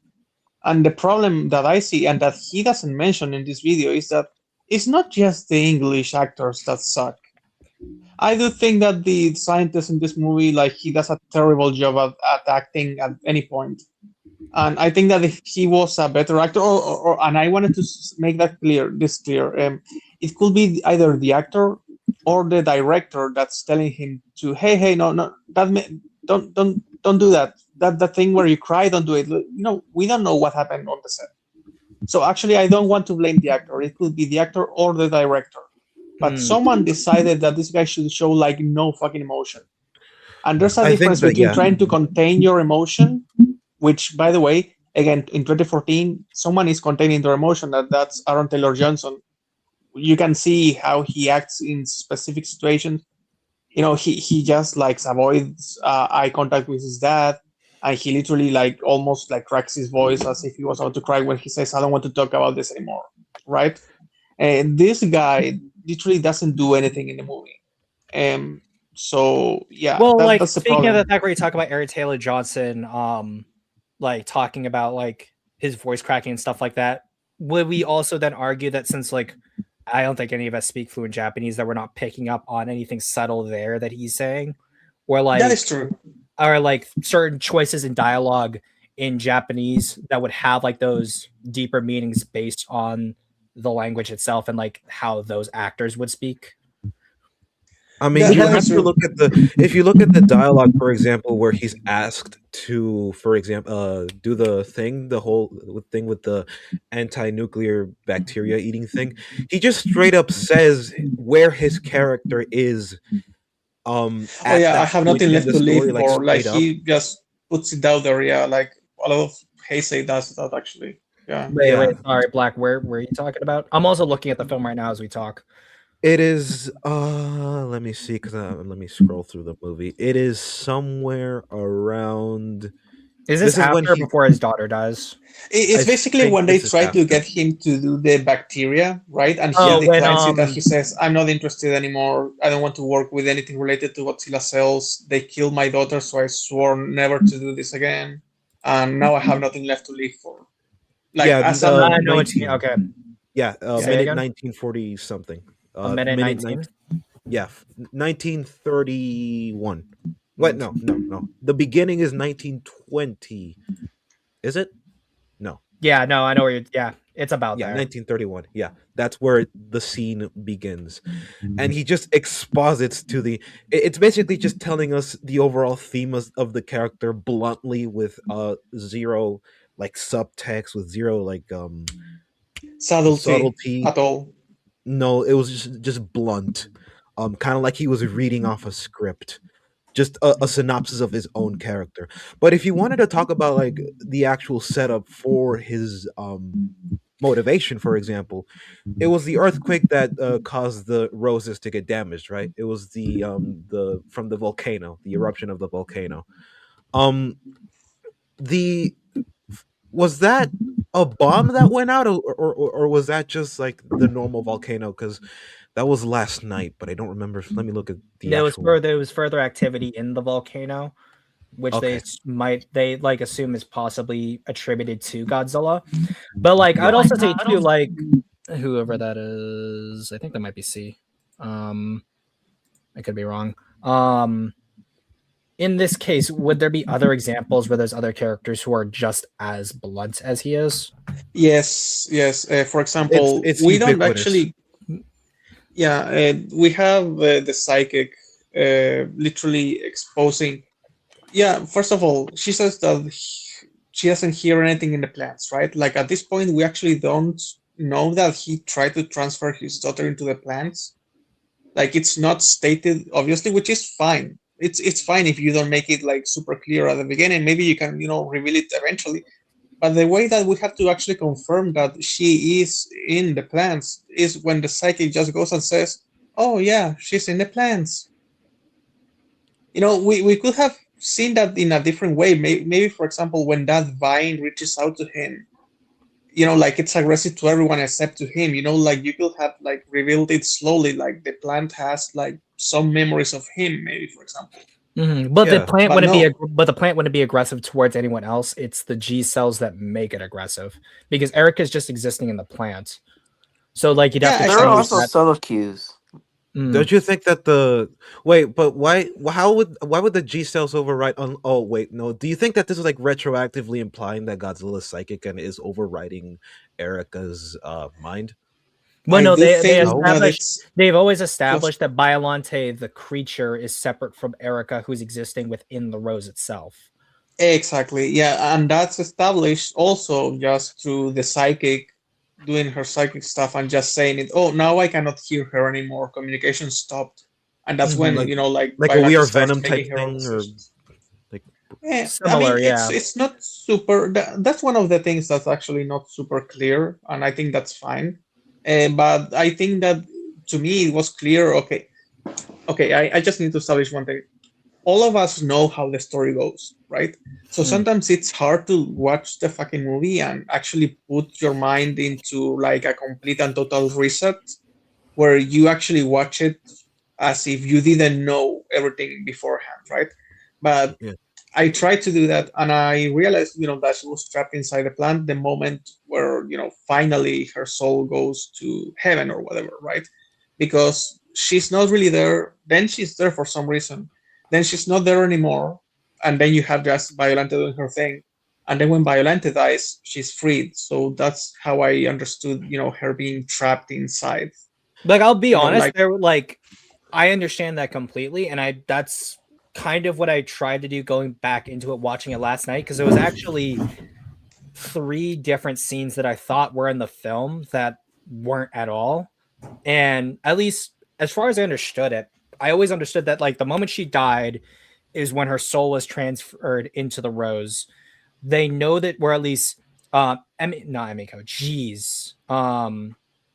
Erica. Not Erica. Mickey. Mickey.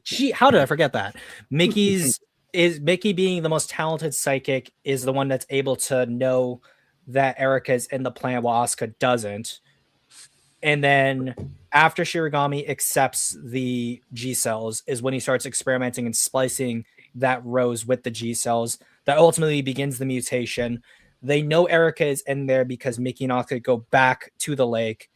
And then it's at that point when she's in the flower beast form that they say the communication stops. Godzilla destroys Biolante's the flower beast form. I mean the plant beast form before going into the flower beast form. That Biolante is now sort of separated from Erica, and then once Biolante's defeated at the end is when Erica's soul is free. Yeah. My question, because we know that at the very beginning, because I'm talking right now, I'm focusing on the actual setup for the decision for Shirogami to work on the actual plant, the actual saving the plant. At the very beginning, it's established that the G cells could be used to produce super grains. Yeah, super grains basically. Regenerate the plants, basically make them, I guess, immortal. I think that's the assumption. Essentially, yeah. So does he just want Erica to live? Because how I saw it is he wants his daughter to live, not that he wants his daughter to be immortal. So under that assumption, before you continue, elaborate on what you mean by that, because we may either agree or we may disagree on what it is that you're getting at. Because you're saying you're saying that Shirogami wants his daughter to live, not to be immortal. What's the difference between those two? That she gets to live a full life as opposed to just not dying at all. But so you think that he wants to like raise her from the dead as like a person, or at least the closest thing he can get to it via the plant. Then I feel like that's a distinction without a distinction between the immortal and like living.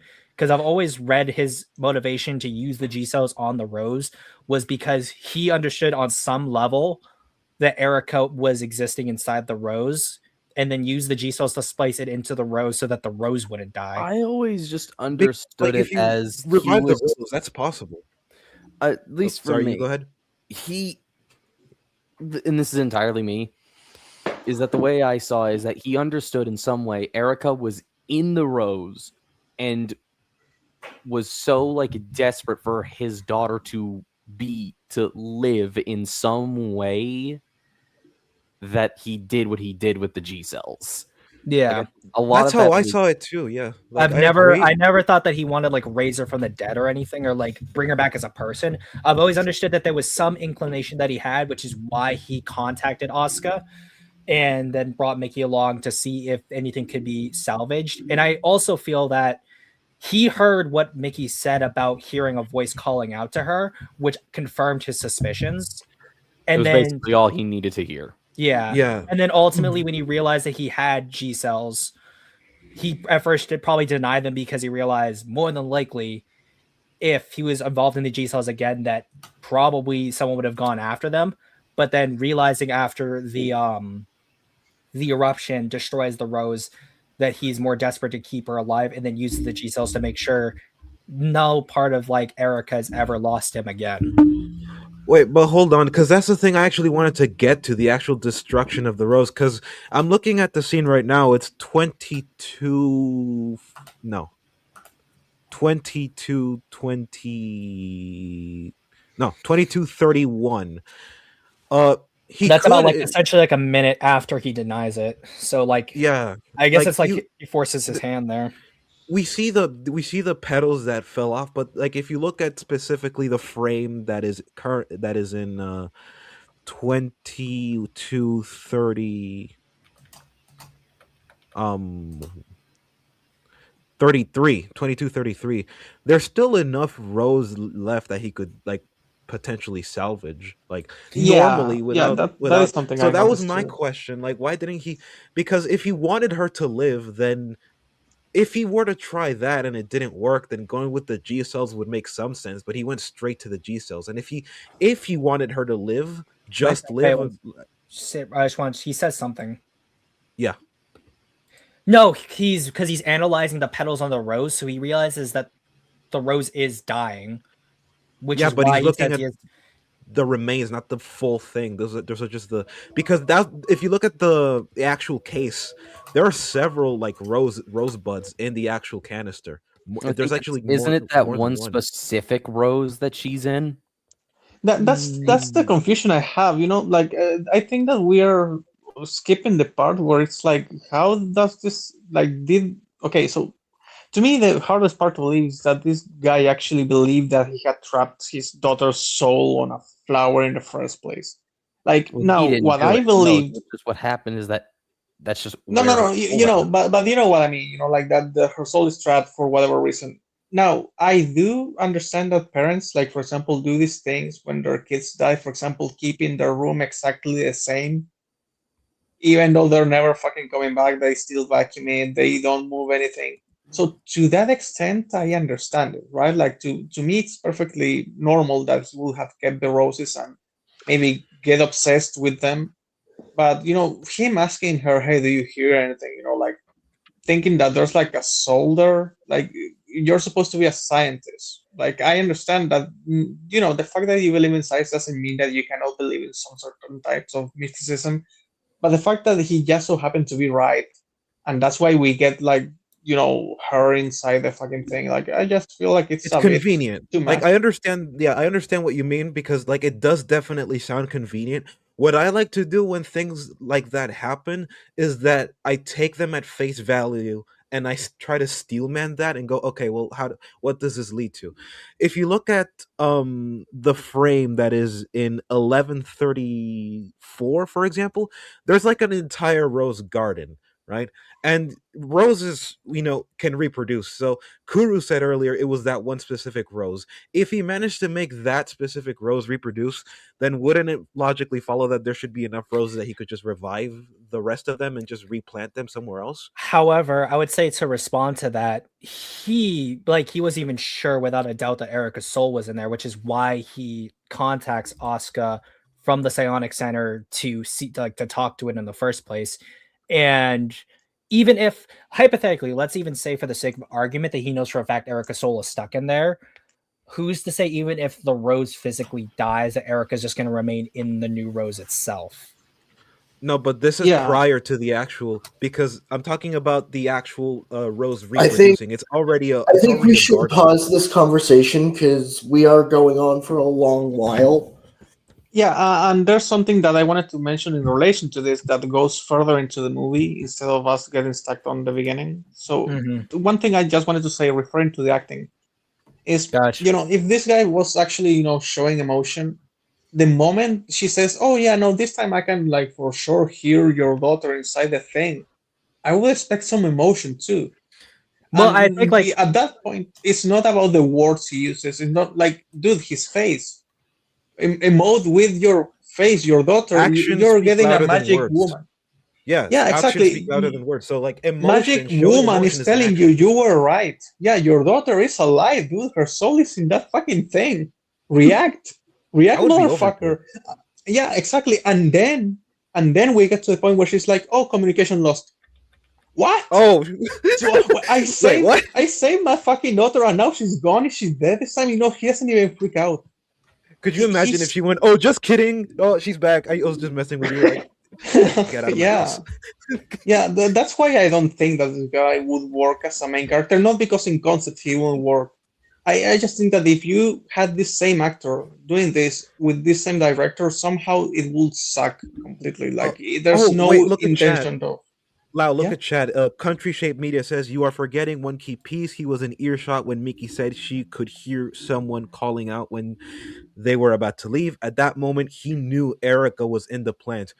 To steelman that point, because I don't know if this is like it's in at point of favor. 12:37. Yeah, to steelman that point, if that is true, then all the more reason why he should restore the flowers normally if he wants to just keep her alive normally as opposed to making her immortal. Yeah, but again, Because he we'd did be say going that back the G cells are like to auxiliary. steelman Yeah, that though, even if he keeps the rose alive, the rose is still going to die, and even if he lets the rose procreate, there's no guarantee necessarily that Eric is going to move into the next rose.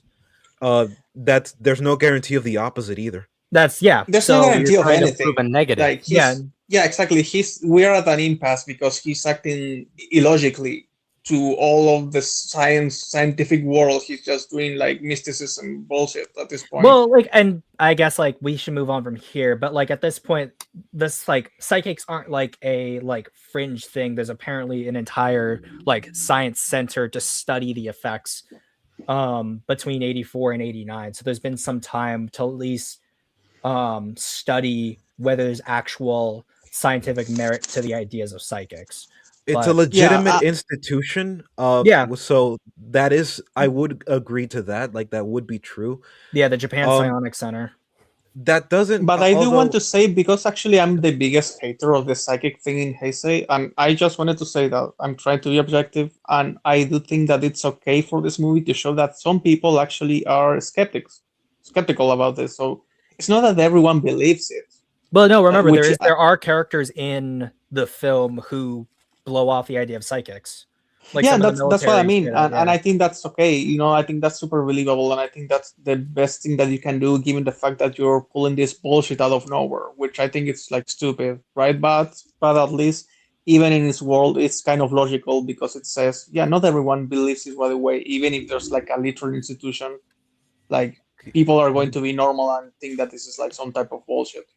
Yeah. I know for everyone who hasn't talked as much, is there any small things we want to say before we get going again? I just realized that we're so far into this stream and not that far in this video. We haven't even 10 minutes, baby. I don't really want to drag this on. Yeah, I feel like we really got to keep this going. Yeah, I just don't want to drag this on too long. Yeah. Especially Zim, you've already said pretty much everything I need.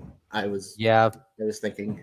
Okay, fair enough. I got like 4 hours left that I can use before I have to end the stream. I got less than that, so I got all day, motherfucker. Same. Really, we can continue this discussion in this film all of a sudden. We know nothing about her other than the fact that she's good with PSI, or whatever the they call it. The show that's kind of mean. Oh, the show films kept things simple. The plots weren't complex so that they could work with what they got in character department, giving ample time to develop whatever themes they wanted. Yes, there were lots of ensemble casts in the show series, but in most of those cases, the characters within the ensemble were given distinct personalities that the audience had an easier time getting to know. It wasn't much, but they were well constructed casts for what they were. These people I don't freaking care. I love the concept of Bylante, but this plot essentially stops once Bylante is destroyed pretty easily, like an hour in or something. The thematic core, the non-stop and endless greed of humanity now using Godzilla and his genetics to yet again create more terror amongst the populace is utterly moot by the third act. The rest of the movie, after Bylante dies for the first time, this becomes a themeless trek to stop Godzilla from destroying Japan. Yes, the greed that sparked the terror attack that woke up Godzilla can be seen as the film connecting the human folly with the monster, saying, yes, the problems humans have created are the reason why Godzilla is rampaging. But it's not capitalized on at all. The plot and its themes aren't developed and explored enough. The characters aren't interesting, and the one character that should have carried the entire film is barely even in it. The ending is just a regurgitation of hollow statements that have a thin connection with the rest of the film. It's vague and feels like a haphazard attempt to wrap up the themes of the movie that ultimately weren't explored in any way that engages the audience. When you are not emotionally invested in what's happening on screen, aka no main character, whatever's happening in the plot does. I'm sorry, but him saying that you, aka emotionally invested, means the main character, I think is just a flaw on his part. I'm not sure if anyone wants to do a quick thing before. That sounds very subjective. Yeah, it's very subjective. I want to point out he's also ignoring the fact that Bylante comes back. They don't even finish the job. Yeah. I mean, I'm gonna play devil's advocate and say he means that the characters believe that she's gone, but there's no evidence to support that advocacy. Yeah, either, like so, he doesn't really elaborate that much about the characters. Don't get me wrong. Like I would say there's plenty to criticize. This is how I would go about it personally. This is just this comes across as very subjective. Exactly, it's a subjective criticism, and I say that as someone who likes versus Bylante. It's a subjective take that he doesn't even support all that much. Yeah, like even like mentioning how the Showa films have like better ensemble cast or were able to like balance their plots better. He does show a few examples like the cast from versus Mothra or Katsura from Terra Mecha Godzilla. But he doesn't really elaborate on that, like being like, based on this amount of screen time or this dialogue or this acting, this is how the Showa films were able to do this better. And I feel like maybe the reason why he's not elaborating more is because he's assuming that you as a viewer have watched his Showa Godzilla video. But then in that case, like, I will watch it. But if this is my introduction to you and this was my introduction to his channel, if this is what you're providing me because this is what the algorithm is providing, why would I, as an unengaged viewer, want to engage further with the contents? I would probably. And how do I know that the Showa? How do I know that the Showa video, especially considering it's shorter than this video, does any more elaboration than this video? Actually, how long is the Showa video? It's like 55 minutes, I think. I'd like to add this is a very similar problem to what Kaiju Corey had with G14 during the Reiwa video. Yeah. Why should we trust your judgment if you're not going to go into everything about this era? If you're going to be mostly subjective, or if you're just going to give us a plot synopsis, why? Oh my god, you're right. Yeah, I think give us at least a Cliff Notes version of what the fuck your problem was with G14. In this instance, give us a Cliff Notes version of what the Showa era did right.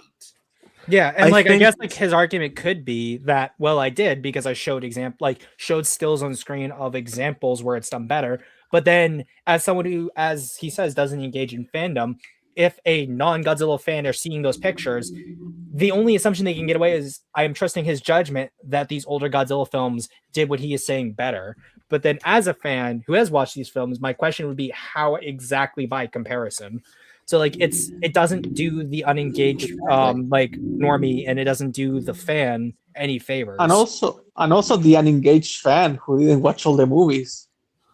Yeah, I mean, that's the thing. It doesn't do the normie or the fan any favors. Yeah, like I mean, if you were to just say like Katsura Mifune is a better written character than most of the characters in Godzilla Bylante, at least we'd be getting somewhere because ... and we just name a couple examples. But it doesn't even give us that. To play devil's advocate, I would say that him feeling this way about the characters is, I would say, not necessarily evidence, but rather, it's less than evidence, but it does kind of say something about how the character writing was made in this story. But this isn't the evidence that I would provide. What I would provide is timestamps. I would provide plot points, character beats, dialogue choice. That's what.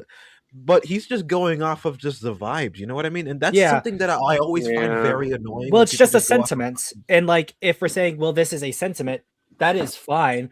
But a sentiment only matters as much as the evidence used to bolster that sentiment. Yeah. I do want to say a few things in terms of what I think. Gotcha. We'll have you go, Vic, and then we'll keep going. Because I see them basically these two main points here. One with the character work and things like that. I would say I somewhat agree with him on that because I think this film somewhat falls into the traps that Clanker. some ensemble films have. You're roboting, Vic. Oh, Yeah, whoops, you're sorry roboting. about that. Try it Whoops, now. Sorry.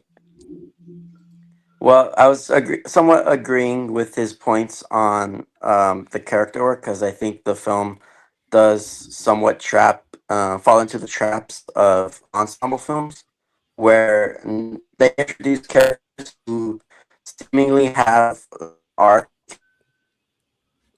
but it's not explored Yeah. enough because we have to focus Vic, on you're the clanking I heard. hard. Yeah, you're clanking hard. because of I think can what- I like, can actually in- make out what he's saying. I kind Of of course can. you Yeah. can. A little bit. Yeah, you can Pretty translate ones and zeros. You can I was translate gonna binary. say, like, I think what Vic was trying to say is that the problem with ensemble casts is that some characters have a perceived arc, but we're not able to really focus in on that because you're Yeah. having to juggle so many Yeah. plot points. Yeah, Yeah. that's what it Okay. is. This is like one of the first times ever, or one of the very few times ever that I actually agree with Vic. I'm proud of you. I would say, like, I disagree because I feel Yeah. like with ensemble films, I'm not necessarily looking for arcs. I don't mind flat characters as long as they're consistently written.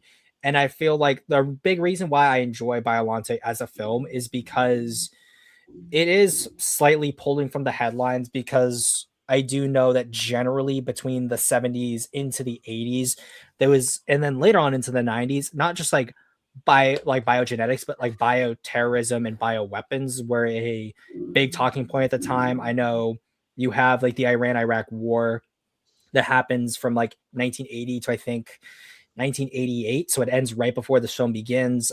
Saudi Arabia becomes a bigger player on the world stage, and Sarabia, I forget the term. It's like I think it's OPEC or APEC.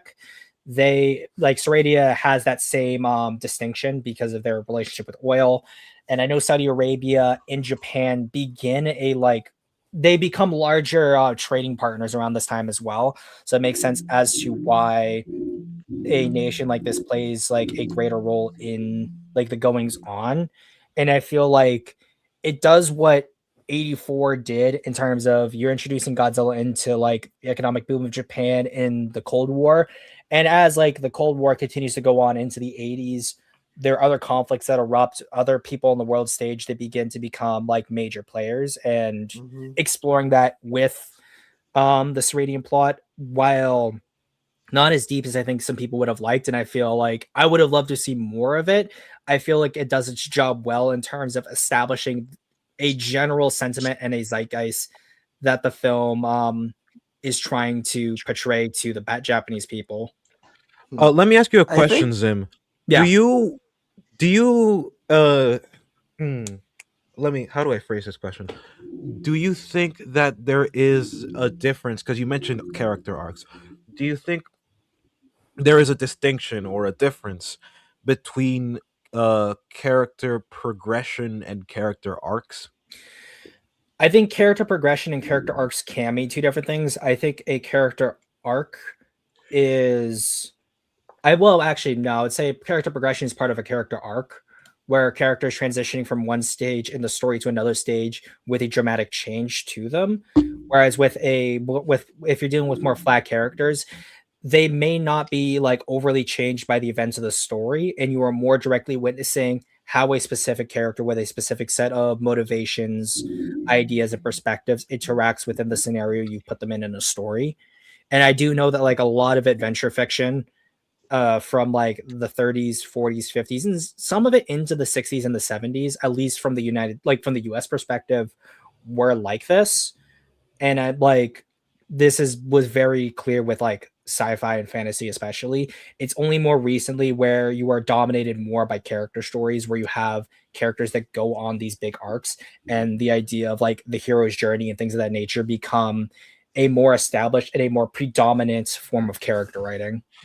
All right. So with that in mind, I'm gonna ask you this, and after that, depending on your answer, I'll lead into a different point. And hopefully we can end it here so we can go to the next point. Yeah. Sorry. So, do you think that this movie was intending on writing a character arc for a particular character, be it Shirogami or anyone else, or were they just trying to do a character, want to establish character progression? If you wanted to make that distinction, I would say that, like, for the most part, the vast majority of these characters are very well established. I think the only character that goes through some kind of arc would be Shirogami in this case. right? The reason why I ask though is because when I try to make a distinction between a character arc and a character progression, is that I would see them as related but not necessarily the same thing, because character progression would be for characters that normally would be static, as opposed to a character arc that's like a fundamental change in a person's outlook, worldview. And I'll give you an example. Captain America in The Winter Soldier, he doesn't go through an arc, but he does progress as a character in terms of maturation. And this is something that I talk about in my video comparing the Batman with Superman 2025.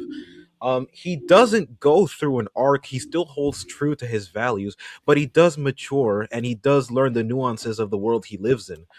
But that was the point of the story. It wasn't trying to give Captain America an arc, whereas with Superman the story was trying to give him an arc, but he ended up back where he started.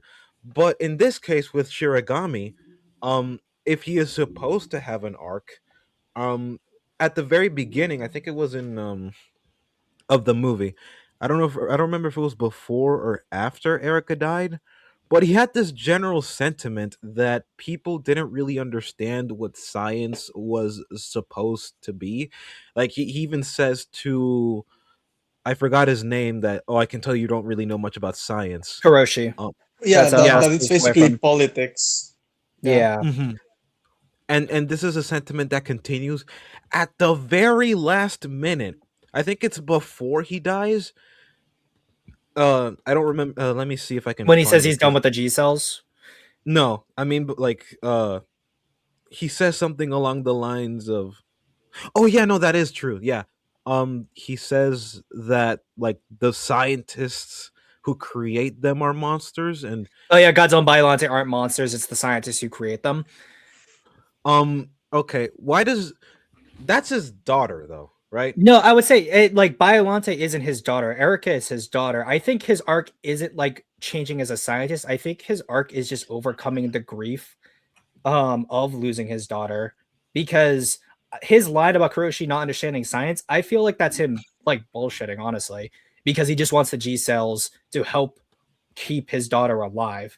And then he feels called out.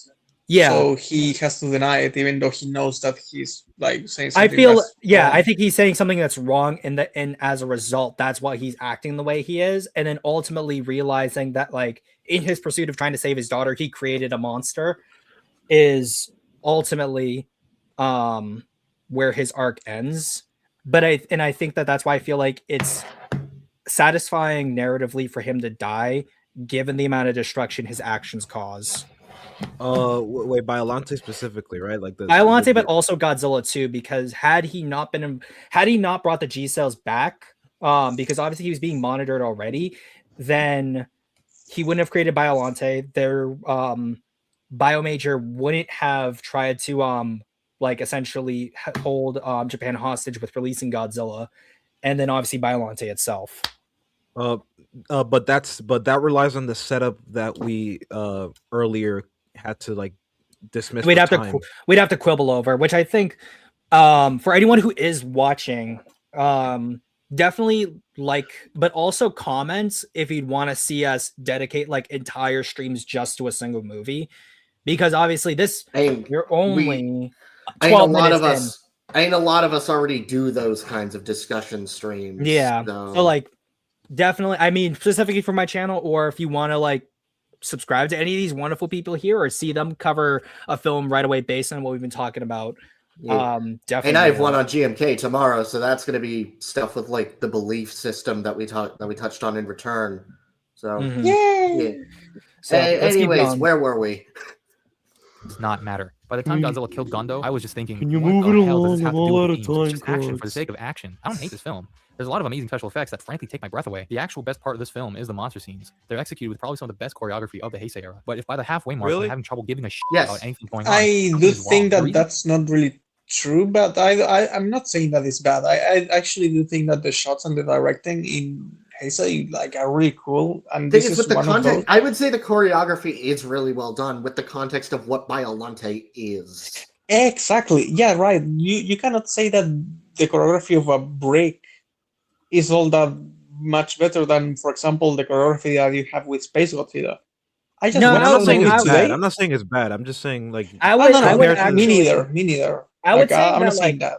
honestly, I would say I would be the one to say it. I do think Biollante, choreography wise, when it comes to how you get certain low angles, wide shots, as well as close ups, there is more variety, but also more dynamic shots you get with Godzilla battling the military and fighting Biollante Mhm. that is missing in later films. Yeah, The no, thing the is, super- that will be directing, Mhm. like choosing the shots and the framing. The choreography is, like what the creatures are actually doing, their movements, their flow of the fight. No, And but yeah, I that think that is tied Godzilla to it versus too. Space Godzilla does it a little bit better. Really? Wow. Yeah. You Yeah, know, no, for real, guys. Like, there's so much going Damn. on. Like, I just Loud imagine that. praising a hate movie. Let's go. no, but like it's funny. Like, well, I will say this, and then we'll keep going on because there's someone on Twitter. I don't follow them, but it came up on my feed where they're like, "Oh my gosh, guys, with Supernova coming out, there's so much Space Godzilla revisionism." I'm like, loud praising Space Godzilla. The thing is, I'm not being a revisionist because I never really watched it until I was preparing for the I get Godzilla vs. tweeting the Troya fuck stream out with of it C, is really and funny. yeah, no, but guys, think about it. He literally throws like crystal torpedoes like Godzilla. Then you have like the Corona beam. Then he like makes him levitate. Then he throws into the building. Finally, Loud, Then you have you're Mogera. seeing the Then light. you have like Mogera dividing into two, and all of those parts Power Ranger the shit out of him with like a drill vehicle and a super mega plane. Like, so much stuff happens in that last fight. I will and concede it all looks Mogera. great. I will Yeah, no, concede Mogera. Mogera, But but the Godzilla? thing is, yeah, no, but Space Godzilla is also shot always from let's- below in a let's way that always makes Put a him look Lau, put a imposing. pin on this. Let's talk about this when we get to Space Godzilla. That's fair, we'll get yeah. to Space Godzilla. Oh, yeah. We'll talk about that later. I'm probably not even gonna be here by the time we get to Space Godzilla. Yeah, no, The this reason I'm being we're so harsh on this I'm film is because I'm strapped in try for a to long stay time. for Holy at least King Ghidorah. Yes. All right, let's keep going. This is the one I'm about gonna anything rage going at. on, something is wrong. The reason I'm being so harsh on this film is because the precedent the last film set forward. The Showa films were connected, yes, but Harsh. they didn't care that much about continuity. Each film was essentially a completely different vision. By the time King Kong vs. Godzilla came out, it was evidently clear that each movie would be pretty different from each other. But if we're going to leave behind the whimsy of the Showa era, its carefree attitude, and replace that whimsy with a realistic and truly believable tone with a set-in-stone timeline of thematic, atmospheric, and emotional consistency, which is clearly their intention, then you have to tune the attributes accordingly. If you want deeper exploration of themes and characters, you need to explore them. If you want to focus on something, focus on it. Godzilla vs. Biollante is lacking the scope and magnification of its themes, something that Return of Godzilla actively tried to push. It wasn't perfect, but it did its job well. Godzilla vs. Biollante is a film that is bursting through the seams with potential, and it hurts to say I found that it disappointed on almost all fronts. Its efforts are admirable, but they ultimately bore me. I'm sorry, it's just how I feel. It starts off promising, but doesn't deliver on its prospects. When you set up the first hour full of thematic grandiosity and end up just delivering slow-paced, thematically bankrupt action sequences by the second half, it stings. Despite this, I still love this movie. Yes, I think there's so much imagery, so many ideas that would, just like the Return of Godzilla, make a freaking masterpiece. Truly, I mean that. Capitalize on it though. That is what I'm asking for. One pause thing it I for do a want sec. to agree. Oh Pause. yeah, C, you go Versus first. King Ghidorah. Okay, pause it. Just real quick. Like, how can you say that you love a movie, but you have whole swaths of the review of your review saying like you don't care about what's happening in it? Like, I don't. Like, is that Because really people that love or watch is it these just- movies, I really hate when these kinds of people say stuff like "I don't care." If you don't care, what are you doing here? Why are you making a video? My gripe with this guy in particular is that like versus I White overall the sentiment that he's presenting, although in principle I do agree, I think he's missing the forest for the trees. I think there's so many things to criticize about Biollante that he just doesn't address, and it's frustrating. He says, Yeah. I'm sorry for being harsh, my brother in Christ. You tickled the movie with a feather. Yeah, that's fair. Which will be funny when we surprisingly get into Godzilla vs. King Ghidorah, where he does go a bit into what's wrong with the movie. Yeah, Ooh, there's how not exciting! there isn't a like I'm Forget the honestly King Ghidorah. I feel like his King Ghidorah bit is not as long as his other bits, so I think we'll just go through the whole bit and then we'll talk about it. Okay. Yeah. I mean, we've talked at length about versus King Ghidorah, so yeah. I don't think I've ever been on stream for those.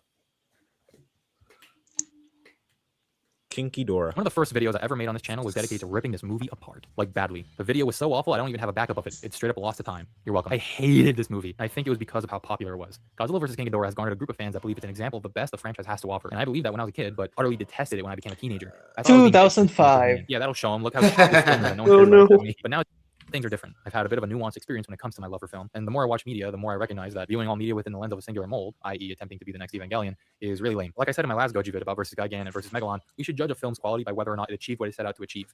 Godzilla vs. Bylante, like Godzilla vs. Gigan, is an example of a film that has a sauce to succeed in its goals, but ultimately isn't made well enough to reach the standard it desires. Bylante had the themes, had the setup, and had the beautiful tokusatsu needed in order to tell an engaging story revolving around the dangers of genetic engineering. It's not a horrible film by any means, but it's like an unfinished puzzle. Some parts are pretty solid, while the other half is a jumbled mess with no form. The pieces are still there, but they're organized in a way where the film's themes and messages in its totality aren't able to bloom in the way the movie clearly wants them to. Godzilla vs. King Ghidorah has the opposite problem, where it actually succeeds at what it's supposed to be, but fundamentally stumbles on the nitty-gritty of the script so badly that I was surprised I didn't have the same disdain for it I had when I was a teenager. Godzilla vs. King Ghidorah's story is quite well known, but for the sake of consistency, I'll give you a rundown of its happenings. A UFO is seen flying across Japan, and it's revealed that the pilots of this vehicle are actually residents from the 23rd century, brought back in time to 1992 Japan. These Futurians plan to rid Godzilla from history, protecting Japan from a future calamity caused by the beast. A writer named Kenichiro and one Professor Mizaki travel to 1944 Lagos Island and encounter a Godzillasaurus that's said to be what would eventually mutate into Godzilla. The Godzillasaurus had helped the Imperial Japanese soldiers making their last stand against the Americans, but was wounded in battle. The Futurians take advantage and transport the dinosaur to the ocean, where it likely won't get mutated at all, therefore erasing Godzilla from history. When they return to their own time, they realize that Godzilla has now been replaced by King Ghidorah, the result of the merging of 3 Dorats placed on Lagos in secret. They're like flying cats or something.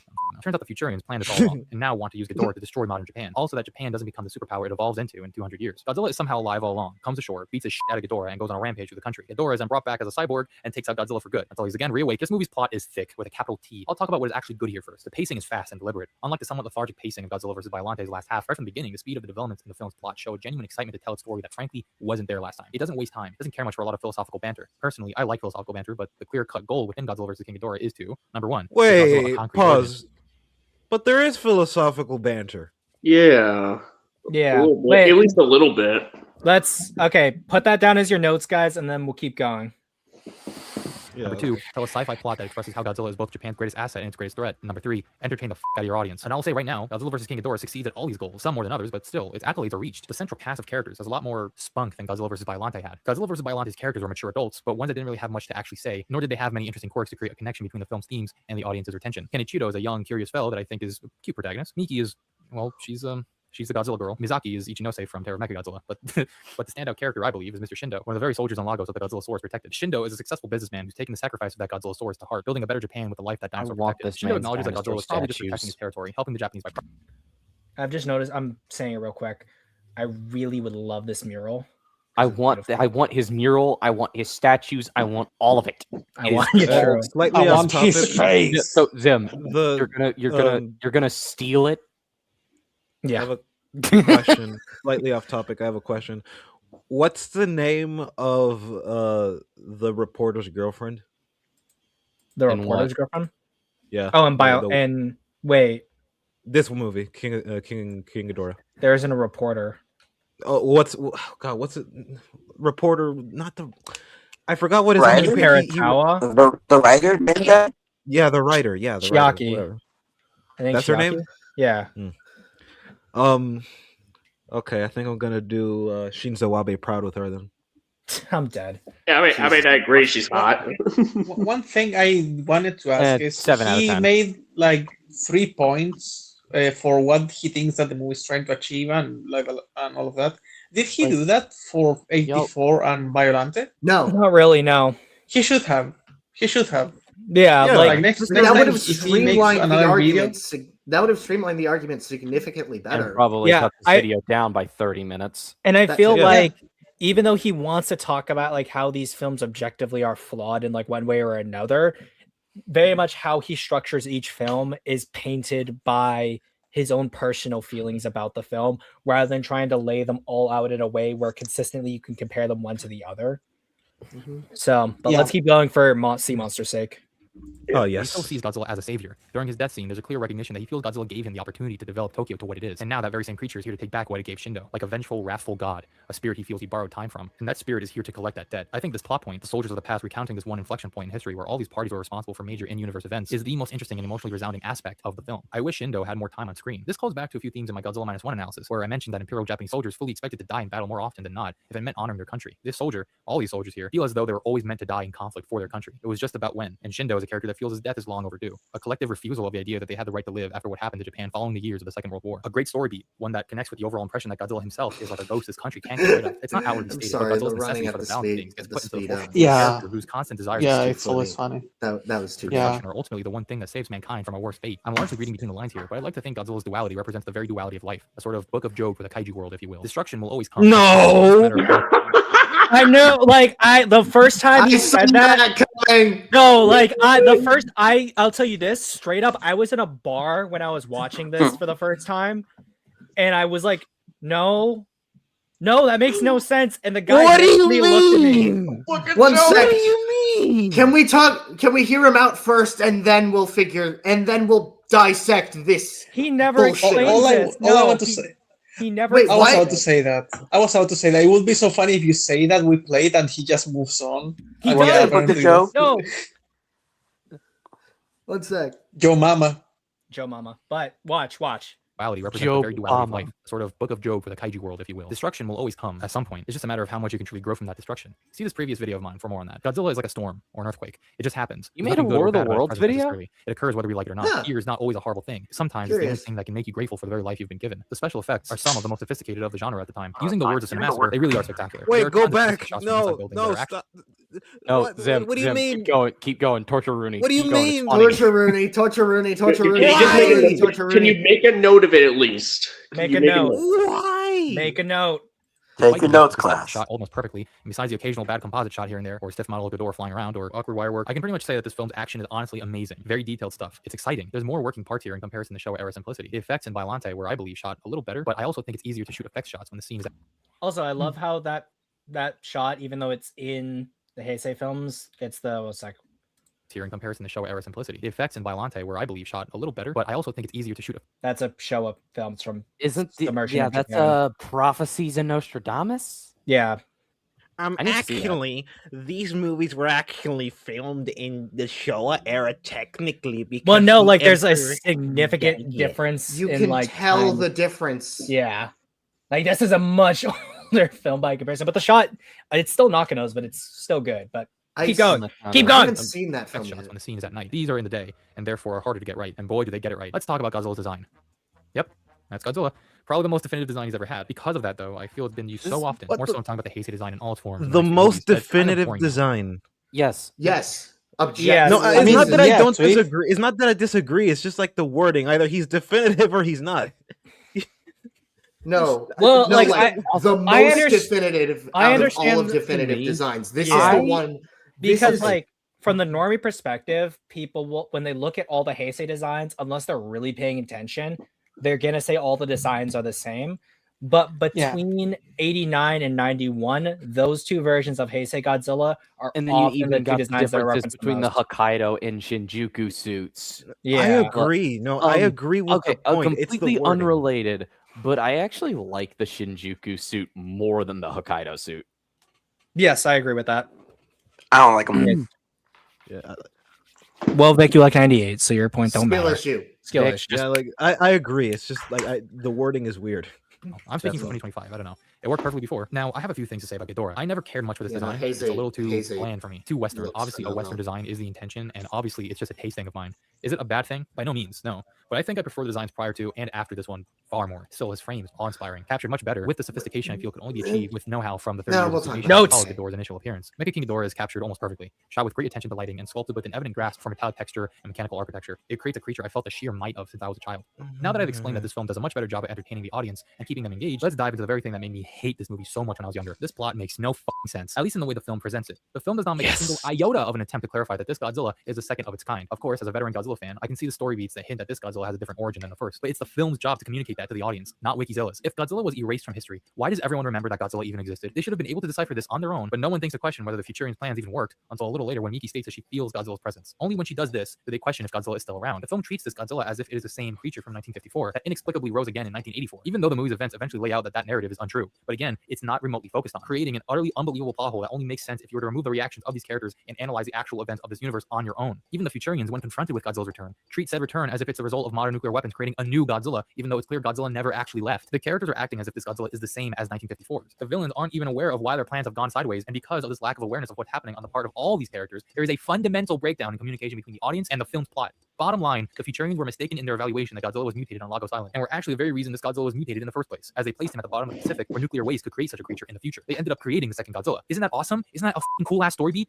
It's not expressed in the movie. And what about the Godzilla book written by Kenichiro? The Futurians think Godzilla was mutated from the fallout on Lagos because of this book, which hasn't been written yet. Clearly that's wrong though, which means that if nothing has changed and they just put Ghidorah on Lagos, then that means the events happen as they ended by the ending of the film, which would mean that Kenichiro wrote the Godzilla book wrong on purpose so the Futurians could be deceived, or the events actively changed so that the Godzilla book wouldn't have been written anymore, which would mean the Futurians have no backing to their assertions that Godzilla is on Lagos, and therefore undoing the very event of the movie. What the f? And what about Emmy bringing Ghidorah back from the future? Godzilla is set to completely destroy Japan now that he's more powerful given the nuclear sub they gave him. So if Japan will get destroyed, how will Emmy be born? Or is that just a hyperbolic threat that doesn't really mean that much? If the threat of Godzilla destroying all of Japan is supposed to be taken seriously, then that means that Japan would have been destroyed in the future, destroying the chances of the Earth Union being created. The Union Emmy is part of, might I add, therefore erasing any chance of Emmy and the Futurians stealing the UFO they needed to get to the past, therefore undoing the events of the movie and not allowing Emmy to be part of the story at all. Not only that, but if there really is no Japan in the future thanks to this newly powered up Godzilla, how will Emmy, who comes from the future where Japan is an intact superpower, be born, let alone allowed to be the same Emmy that retains the event of this very movie in her memory? If Mecha King Ghidorah is the only thing that can stop Godzilla, how will Godzilla not have completely destroyed Japan by the time Emmy gets to her own time? Japan being destroyed would undo whatever events would have had to happen in order for the Futurians to want to overthrow Japan as a superpower, therefore leaving Emmy out of the equation because she either wouldn't have been born or would have never had the opportunity to come back in time in the first place. It's a legitimate time paradox that makes no sense no matter which way you look at it. Holy fucking shit. If Godzilla was just going to be thrown to the sea, what was the point of creating Mecha King Ghidorah? If Godzilla is going to destroy Japan definitively now, and Ghidorah needed to stop that, then it failed and Japan is literally doomed. Why does Emmy not know what the Futurians' plans are with Dorats if she's the one placing them there? What did they tell her exactly? Did they say they were going to just see what happens when 3 Dorats are placed on an island which is guaranteed to be irradiated? What purpose would that have had? Research? Creating a giant 3-headed dragon for research? What She had to do it for the plot. If she didn't know they were going to control Ghidorah. This is not the result of some secret, awesome, mind-bending plot. A screenwriter just didn't think about these problems. That's really what this comes down to. Despite these infinite problems with the believability of the story, and frankly the very foundation of the story itself, you'd think I'd hate this movie. And again, I did. But as an adult who's recognized that the humans who created this piece of fiction are just as flawed as I am, I have realized that the true impact of a film is how it impacts your emotions, your senses. And Godzilla vs. King Ghidorah manages to achieve its goals in spite of these infractions. I can say that I wasn't bored when watching this movie. And to me, if a film can do that, it supersedes almost all other things that film was trying to do. The most damning thing I can say about the Godzilla movies I've spoken about is that they fail not necessarily just when the individual piece doesn't achieve what it sets out to do,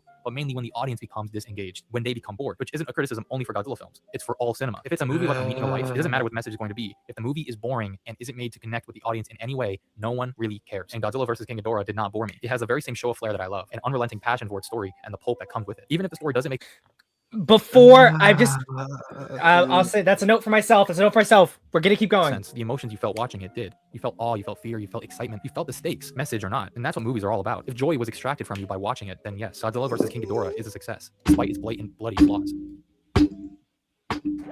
God. Okay, so All right. you It know, was so close. Let's break this. Let's break down the past 2 minutes. See Monster first. yeah, see, Okay. you go, yeah.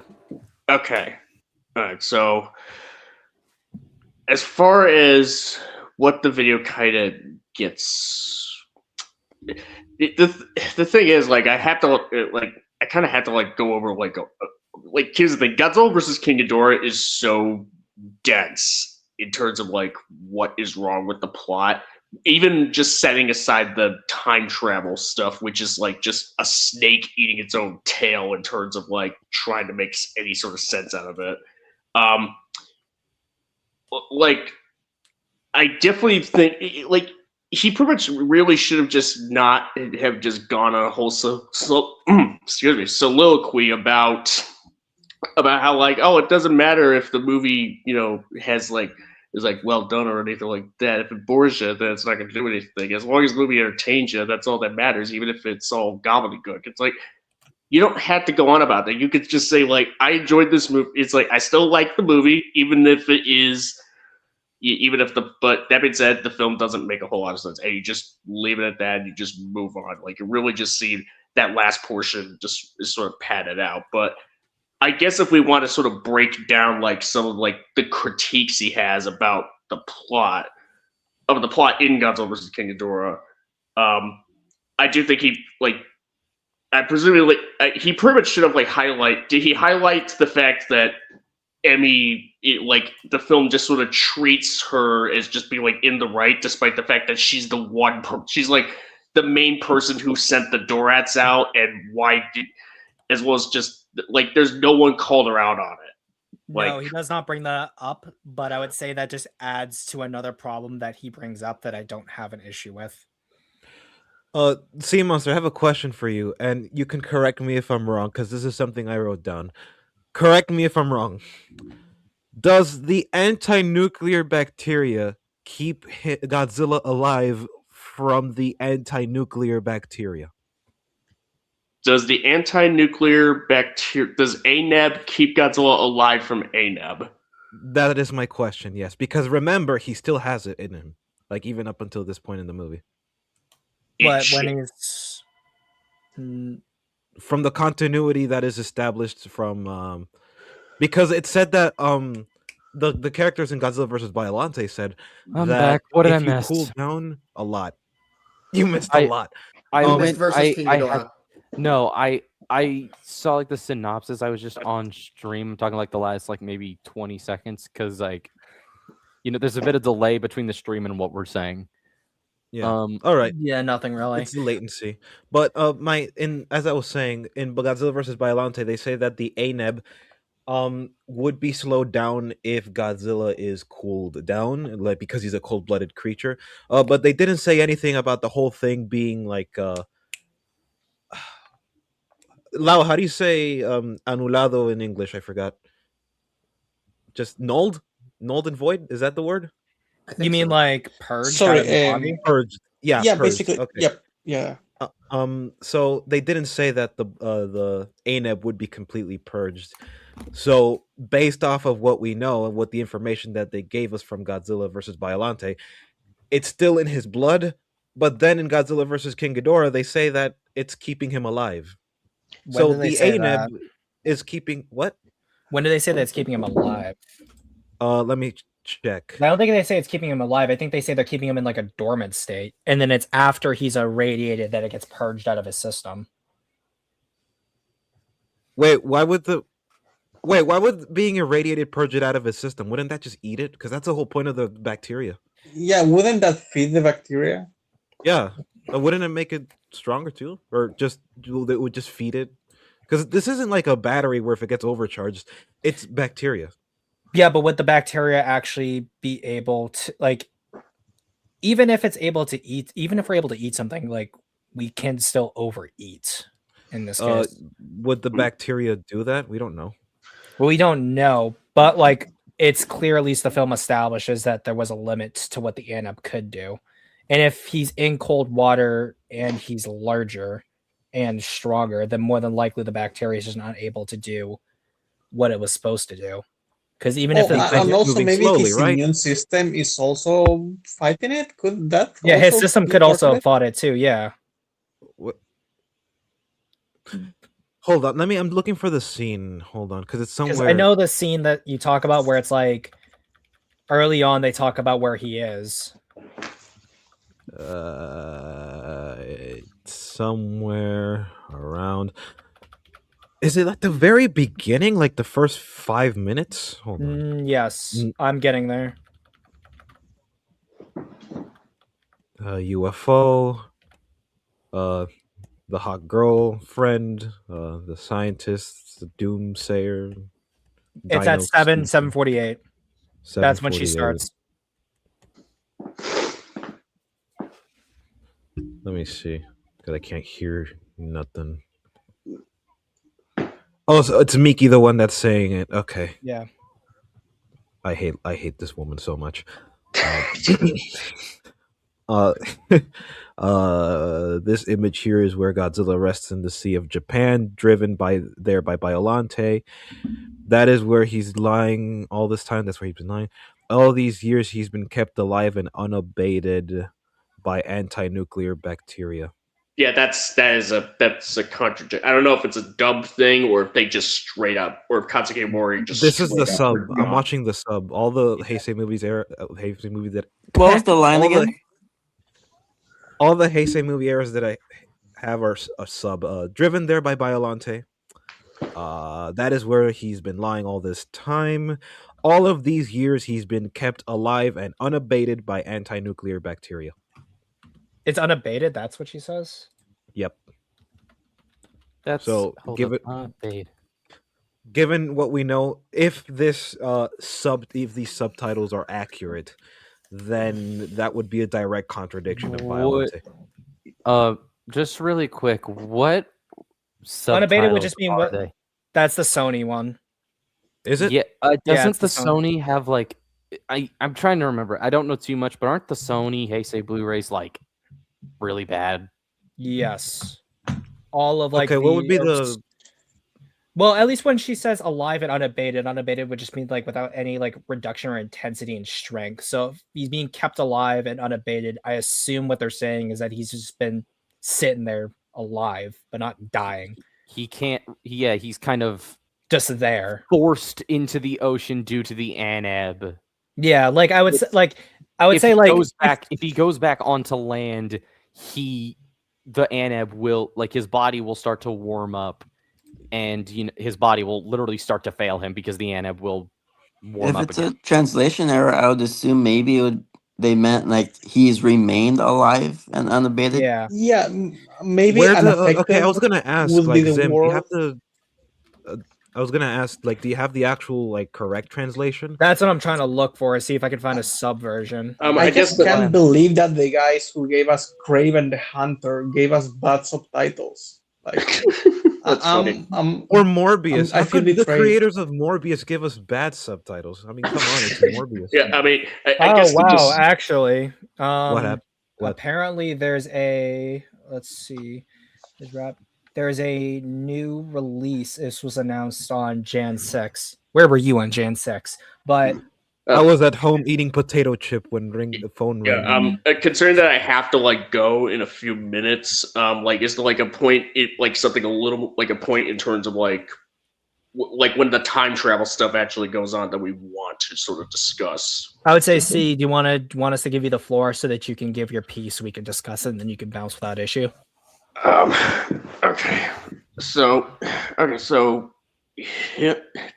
See, that's the thing. I know we're trying to speed through the video and all that, but there's it's just a lot of points to try to go over, just to keep track of what he was saying to see if any of it tracks. But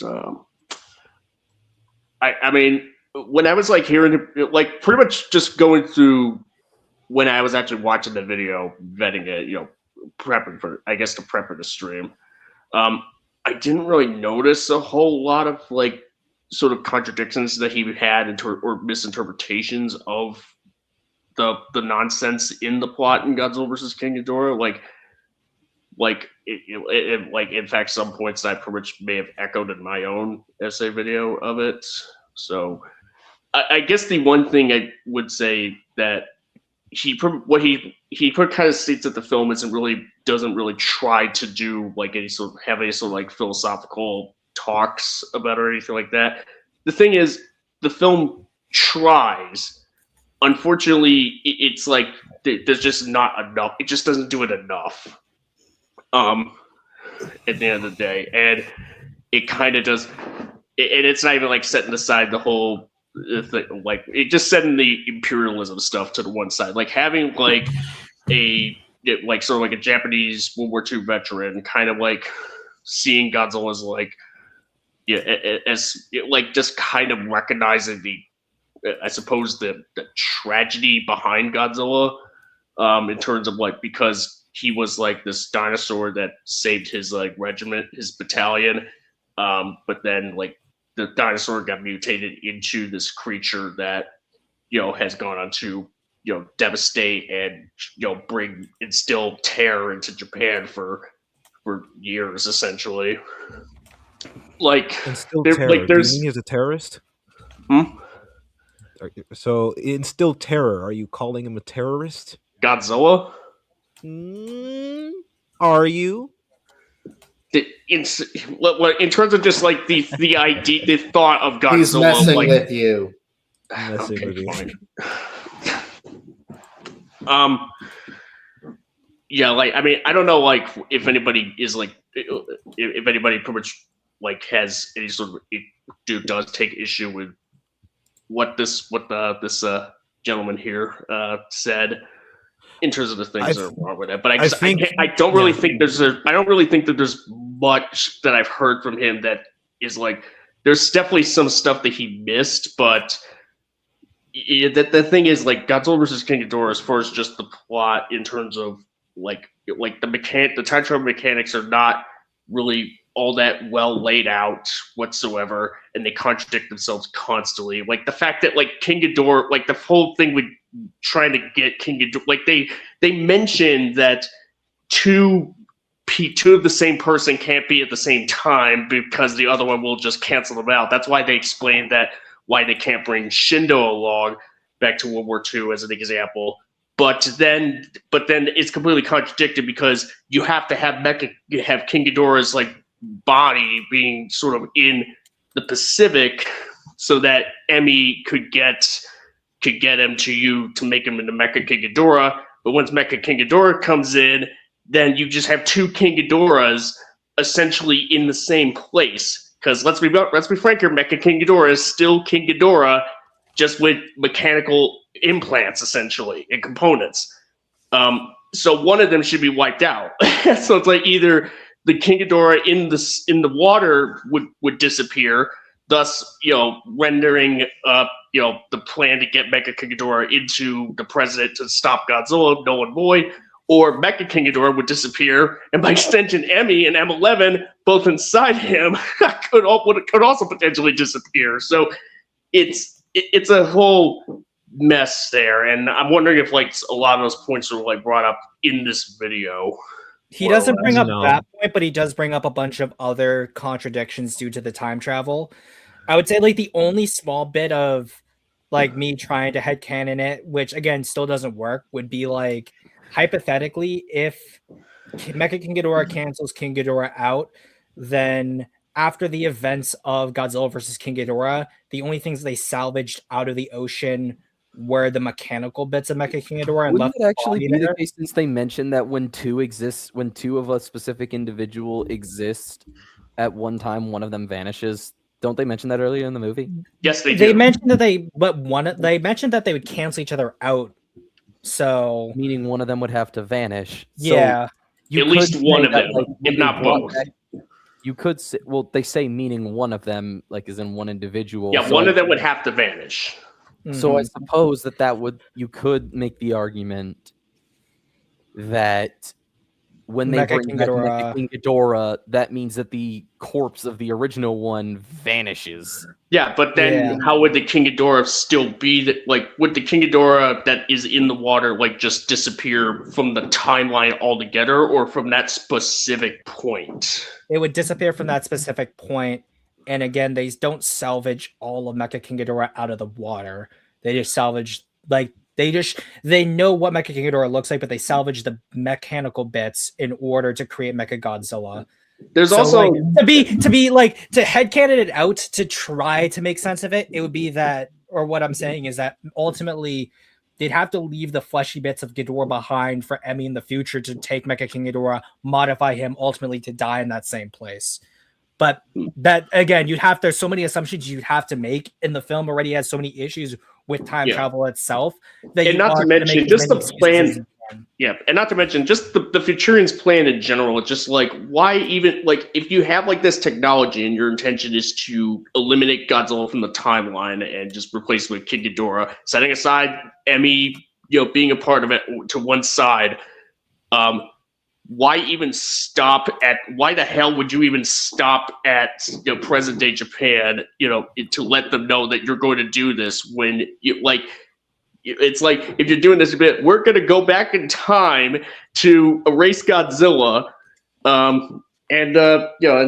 things will be better for all the better for you. And it's like, yeah, but Godzilla's still here. And how do we know that this would even work? Like, wouldn't this just splinter off into a different timeline at this point? Like, there's so many questions. Like, it just doesn't make sense to the core when you get right down to it. Yeah, and nothing is very stable when it comes. There's no stable loops that the film makes, although it tries to portray it as like a stable time loop, when ultimately the choices that are being made would infer the existence of multiple timelines that they're jumping in and out of, but they also don't explain that either.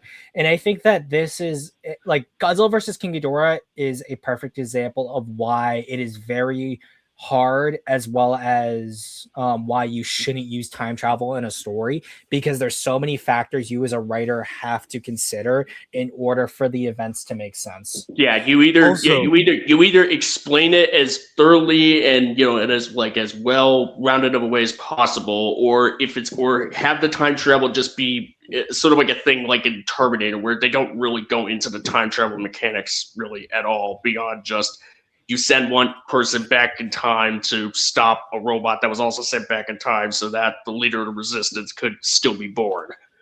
Another issue that I found in this movie, because I found a lot more than I thought I was going to find, to be honest. So the people of the present post Godzilla, post time travel shenanigans thing, because Godzilla wouldn't exist when he's dumped into the ocean because he wouldn't have been mutated, right? That's the idea.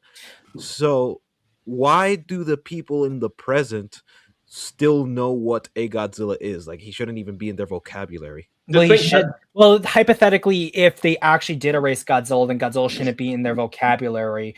But what the film doesn't do well is explain that they didn't erase Godzilla from history. Ultimately, the actions that they committed was creating the Heisei Godzilla in the first place. Ultimately, when you consider, even then, I'd say, Return to Godzilla already essentially just has it to where, this is already, a second Godzilla because the first one died, whether the people of Japan are aware of that, whether people are aware of that sort of fact about how the original Godzilla died, or if he died, what have you, is kind of beside the point. That's really, the main thing is just sort of why didn't the future, if the Futurians had all this historical text essentially, 300 years of history to look to make sure that their plan is as foolproof as possible, because it's you're dealing with time travel, it's really complex.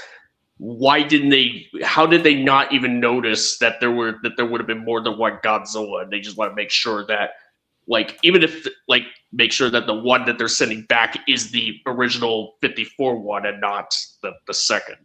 Yeah, because hypothetically, since we also see by the end of the film that the kids' vessel can stay underwater for at least some time, if they went back in time, they sent the kids into the water several days after the death of the first the 54 Godzilla, they could check to see whether it survived or not, know for a fact it died, go to 84, realize there's another Godzilla, and come to the conclusion that there are more than one Godzilla.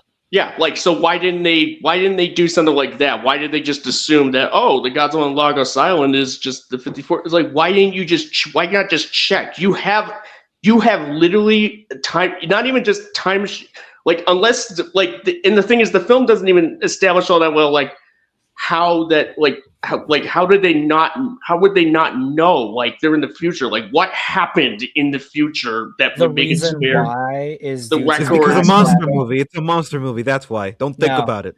The reason why is that ultimately the filmmakers don't realize that if the characters have access to time travel, the access they have to information is far more accurate than the people in 1991, and the characters from the future act as if their ability to research and attain information is on the level of people from that era. Yeah, so basically, Tarantino's book is pretty much obsolete as a source of information that they could get because they have a time machine. I have a question. So if the goal was to prevent Japan from becoming a superpower, because I don't know, I might have zoned out, but humor me on this. Okay, Why so didn't they go? Why didn't they go back in time to 1954 and steal the oxygen destroyer so that Godzilla can just continue to doing his thing? That's another thing too. Like there's so Like- many. When you have access to time travel, it's the same thing with the multiverse. The moment you introduce the multiverse or time travel, the possibilities for certain things to occur becomes exponentially wider, and therefore the plot holes you have to make up for become even harder to manage. yeah, The only good multiverse and time travel thing that I have seen, because I haven't seen everything everywhere all at once, but the only good that I have experienced is 5D chess with multiverse and time travel. That's it. I have no clue what that is. It's a game on Steam, and it's classified as psychological horror. And if you play it, you will understand why. Fair enough. Yeah, and the fact that the movie doesn't even go into like how what was even the state of what would the state of the world, what was even the state of the world in the future to result in Japan being able to buy up entire continents worth of nations? Like what Cyberpunk. is going? Yeah, Now that's especially the It's cyberpunk. Well, the only thing I appreciate about that plot point is that it is because it's the Japanese writing, it is a very Japan centric belief about the future that they ultimately won the economic race with the US and essentially became a global hegemon in place of the US in the future. And A global Digimon. hegemon. No, I know what you mean. Digimon, digital monsters. But yeah, so I appreciate that about the plot because it that plot point would only have occurred at that point in the 90s, and that's why you see a lot of characters and plot points that include a lot of nations have Japan as such a prominent force on the world stage is because of that economic race we were having. And it's a weird thing, the one tie and I always have is that they talk about Japan's economic power in American Psycho. Yeah, but even that came around the same time. It's due to how impressive Japan was. Yeah, And but I mean, even with that context, the amount of money that you would need to be able to buy up these whole nations that would be willing to let themselves get bought up by Japan, Disney buying up Marvel and Lucasfilm and what. I mean, do you want me to get political in this case? Do you want me to get political? Because I can answer the question. Okay. No, I'm genuinely I'm not gonna be oh, them liberals and stuff. I mean, I will genuinely answer the question and elaborate on it further if you want me to, because it's not implausible. It is just the process to do that would take years. Going once. I don't remember why this was even ahead. One sec. I'm gonna pull us in and use a book really Great quick. job. You made Godzilla political. Wow. Wait. We can't read. We're Godzilla fans. Well, do you too mean a fucking book? bad, Rooney. Hang on. What's a Godzilla book? Godzilla the first 70 years. Where is it? Oh, I opened it. Okay, so versus King Ghidorah. I swear it's in here somewhere. I would grab mine to follow along with you, but I'd have to do some digging. You move out from a chair. Anyways, I have to go a little bit sooner now than I expected to. So Okay. There you go, boss man. Yeah, have a good day, Monster. After we finish discussing King Ghidorah, I'm not gonna leave the stream, but I'm gonna have to go make myself something to eat because I'm getting hungry. Okay. Hey Zim, I sent you something in the DMs on Discord. I'm not sure if because I want to do a little bit of shilling before I leave. Oh yeah, sure, not a problem. Let me stop sharing. All right, so I'll let you know when to pull it up. So obviously, you guys can find me here on YouTube, see Monster Essays, where I make essay videos on creature features and sci-fi stuff, horror, what have you, as well as do live streams. You can follow me on Twitter, see Monster. But I'm gonna make a brief announcement of what my next essay video project will be. Aside from what I have going on in April that Lau and I have been working together on, this one is going to be a new one that will be coming out after that. Here's a tease. I wonder who is Shockwave. it. Shockwave, Yeah. my beloved. With my new new logo on in his eye. So yeah, that's my next essay video. Transformers: Dark of the Moon, because it's turning 15 this year. Jeez, I feel Nice. old now. Thank you. Yeah, I'm sorry, I didn't mean to. But anyways, take care, guys. Don't have too much fun talking about the rest of the Heisei era without me. So There you go. Thank you as And always see- for coming on. And see, I'm assuming you're going to be on tomorrow for GMK. I'll have to do a rain check on it still. All right. Maybe I won't. I'm not sure. All right. Okay. Let me know if you are. Bye. Wait. Boy. Okay, so I think I might have found it. So Godzilla the First 70 Years, page 232 to 233. Quote, during the and I'm just going to be talking about why I think that this is. So are we asking how they even did this, or are we like just talking about why on earth the whole buying up nations part even exists in the film? Why the latter rather than the former? Okay. So I'm gonna have to be quoting a lot really quick, so bear with me. No, you're good. Go.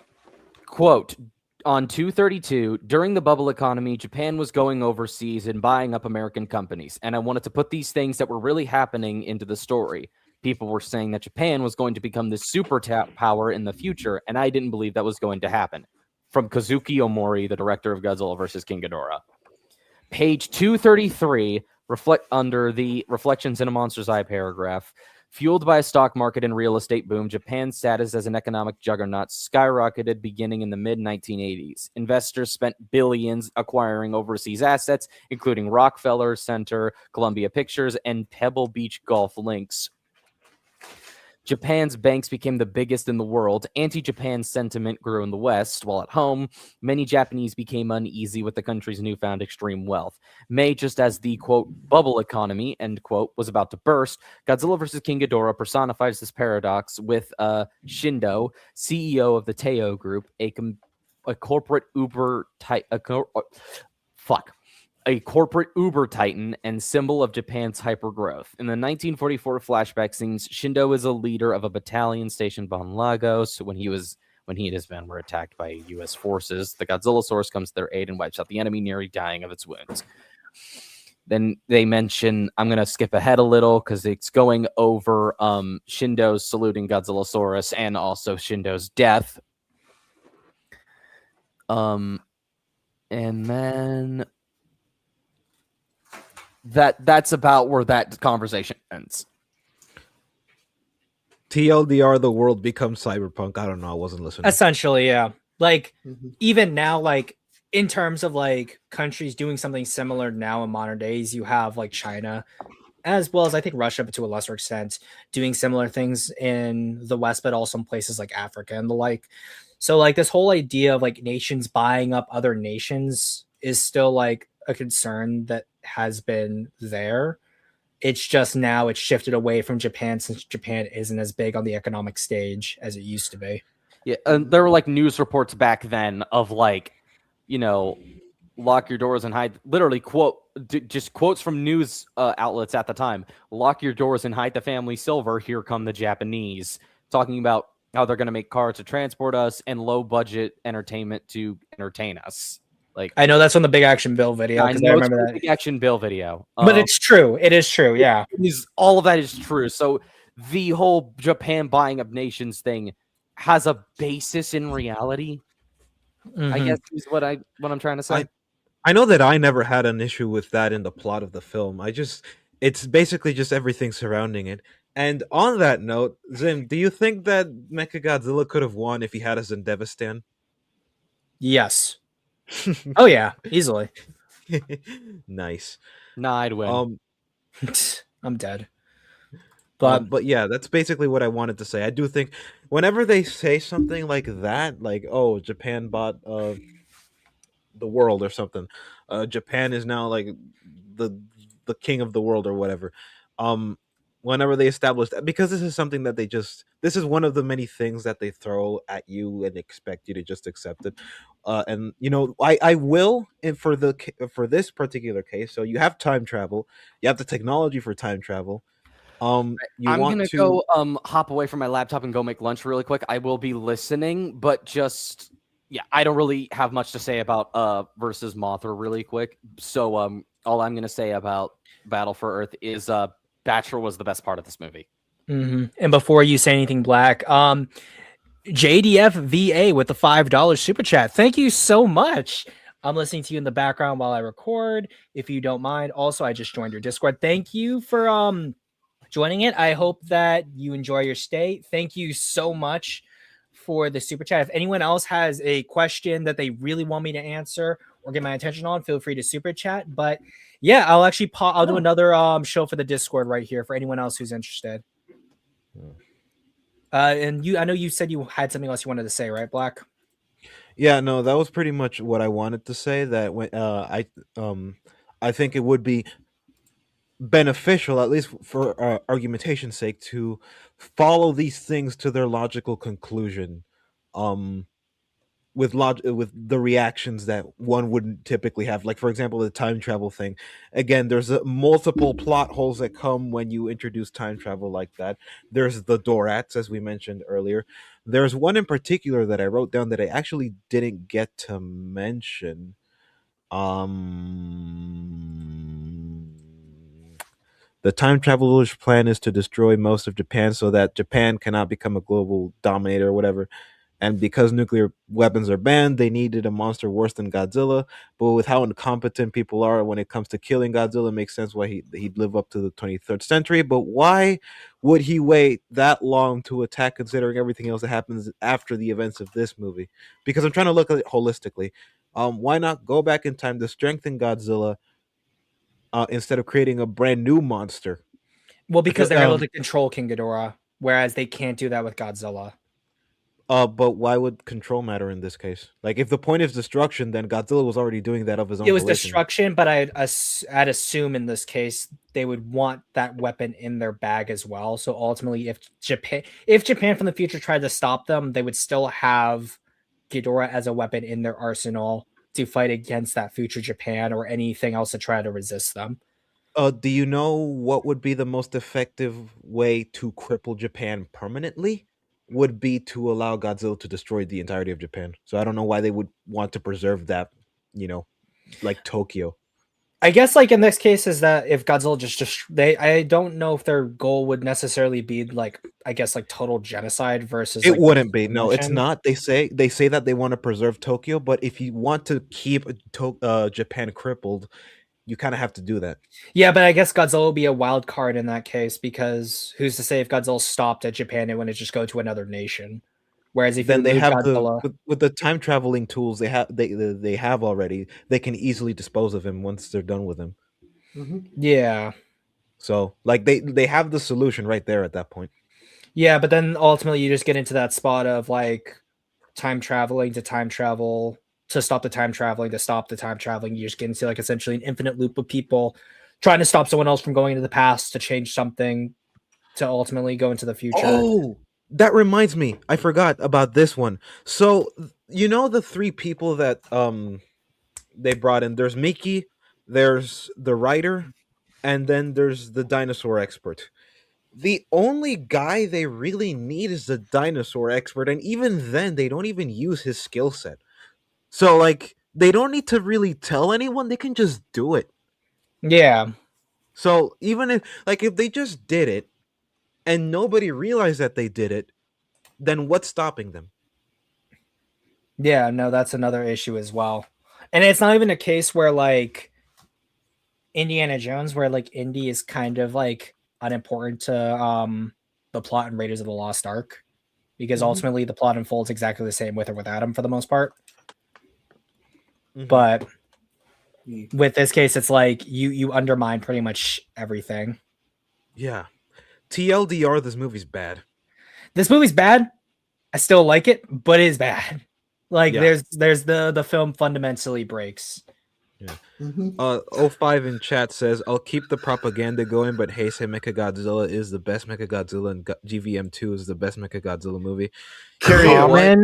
Common expected 05 L. We will get to the best Mecha Godzilla in due time on my channel, my friends. My take is that I do believe Godzilla versus Mechagodzilla 2 is one of the stronger films in the Heisei era. However, given the entire I said Heisei era, right? Yeah, of the Heisei era, given the rest of the quality of the rest of the movies, that's not exactly high praise. Hmm. And and Rooney, best Mecha Godzilla. We all know which one it is. Yeah. Yeah. We shall get to do that not on say the a channel. single thing. I know what you're thinking. Hey, Cyberzilla isn't that bad, okay? It's not even a Mecha Godzilla. It's a It's a Mechazilla. Technically, it would. No, yeah, fair. Oh no, I was thinking the MonsterVerse version. Oh, Titanus isn't that bad either. Outside of like, What do you mean? My favorite one is Kiryu. Oh, good. When it's not Cyberzilla, me. Color be shocked. Shocked. I wasn't gonna. But not that I wasn't shocked. gonna. I wasn't gonna say Cyberzilla. I like Cyberzilla. Yeah, no. We'll get to Mechagodzilla 2, but let's get to Mothra. Oh yes. There we go. An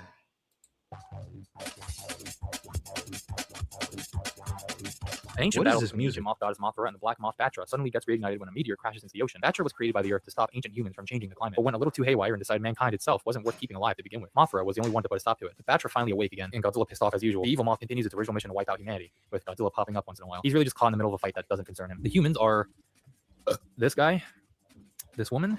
Is anyone watching this video right now going to tell me you'd actually remember? You guys clearly had fun making this film, so let's truly observe what Godzilla vs. Mothra is attempting to do.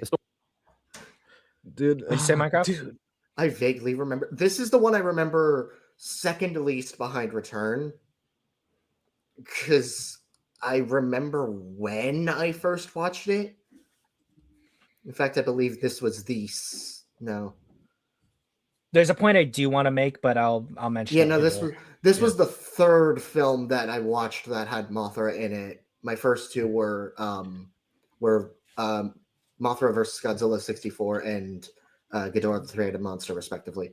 Actually, no, this was fourth because Ebera. Yeah, I don't know. This would be my second because I know I had seen because of the classic media. I saw 64 first. Then I saw, third, because I saw Space Godzilla before I saw this, and it has the fairy Mothras in it. Yeah. I remember. Yeah, I keep forgetting. I keep forgetting Mothra is an Ebera horror of the deep. Yeah. I wanted to say, because, I don't know if it was because of my lack of sleep, but last time I watched this movie, I completely tuned it out of my mind. And when I watched it earlier, I realized why. This movie made me so aggressively, violently angry. Really? Yes. I hate this movie with a passion. Because the environmentalism? It's not okay, it's partially that. Vic, you owe me $5. Huh? You betted on it. You bet on it. No, yeah, I believe it. 100%. $5, 3 pesos, and 22 rubles. Base. No, don't forget the 10 shekels. What's it called? Those don't mean anything to me. Besides, they're gonna get stolen from me. No, see, they were promised to you 2,000 years ago. I live in a blue state. I already know where it's going. Oh, true. But anyway, so it's partially the environmentalism and how heavy-handed it is, but it's also because the characters are so close to being good, and then they just yank the good parts out and then just ram the plot straight into the rectum, bursting the anal wart that is stuck in there, and just completely obliterate any chance at actual good character. Like they were so close. Like they keep teasing me with little tidbits of characters because the two the man and the woman, they're divorced. Takuya and Masako. Yeah. I don't remember their names, dude. These two, these two. I'm just gonna call them man and woman with a trademark on each. So man and woman, they are divorced, right? They're divorced, yeah. yeah. And she left him, I assume, because he's a thief, right? And so there's this moment at the very beginning where he's like in jail, like he gets Indiana Jonesed, and then he gets arrested. Also, and speaking of which, Rooney, I love how the fact that he's just looking down at you right now. then oh, you He's better. giving- I hope you're looking. He's giving you that look. Yeah, he's giving. Hey, listen, I'm a switch, so you you better get ready once I get ready. Anyway, so what's it called? So this guy, he's in jail, right? And they offer him a choice: help us or stay in jail for like 15 years, right? And they could have had something interesting where they're like, all right, you know what? I'd rather stay 15 years in jail than 2 seconds with you. To the wife, he could have said that. But then he goes like with the generic response, no, I don't want to be in jail. No, stop. No, no, no. And I'm like, I feel like any person that's in jail wouldn't want to be in jail. That's so basic. And then we move on to the next scene with them where they're Indiana Jonesing towards the temple of the Shobijin or whatever. And I think we get afterwards a scene in they're in this hotel that reminds them of their honeymoon. Even though the dialogue is a little stilted, there's like actual character work being done, and we're actually getting some context for why they broke up. And then it gets interrupted by the plot. Oh, we're like kind of like Mothra, and then they just stop abruptly. Like, oh, that's the first time we agreed on anything in years. That's neat. That's actually like really good. And then Godzilla and Bather are certainly both gone for good now. And we have a happy end. And then it gets interrupted by the plot again and again, and it keeps doing that every time we get a scene where we get to learn who they are and we get to understand why they broke up. Because it could have been that it obviously is that he's a thief, but he must have had his own reasons too, right? We don't ever get his perspective because the movie doesn't allow him to have his perspective. Only for a brief moment where we actually get to see his relationship with his daughter. There's like, oh, he loves his daughter, but he's ashamed of showing his face to her because he's a thief, and he doesn't think his daughter will like him if she realizes that he's a thief, and that's something. And then that just gets resolved immediately with no like nothing, no rising action between the emotional scenes. It's just, Daddy, I don't want you to steal stuff anymore. And the woman goes, and woman, sorry, with a capital W, and woman goes, oh yeah, no, she figured it out. And he's like, oh, okay, all right. The one thing I will say is that I agree with you. I feel that in this case, Mothra has the strongest, if not the closest you get to main characters in the Heisei series, and does a lot with them, but not as much as I feel it should.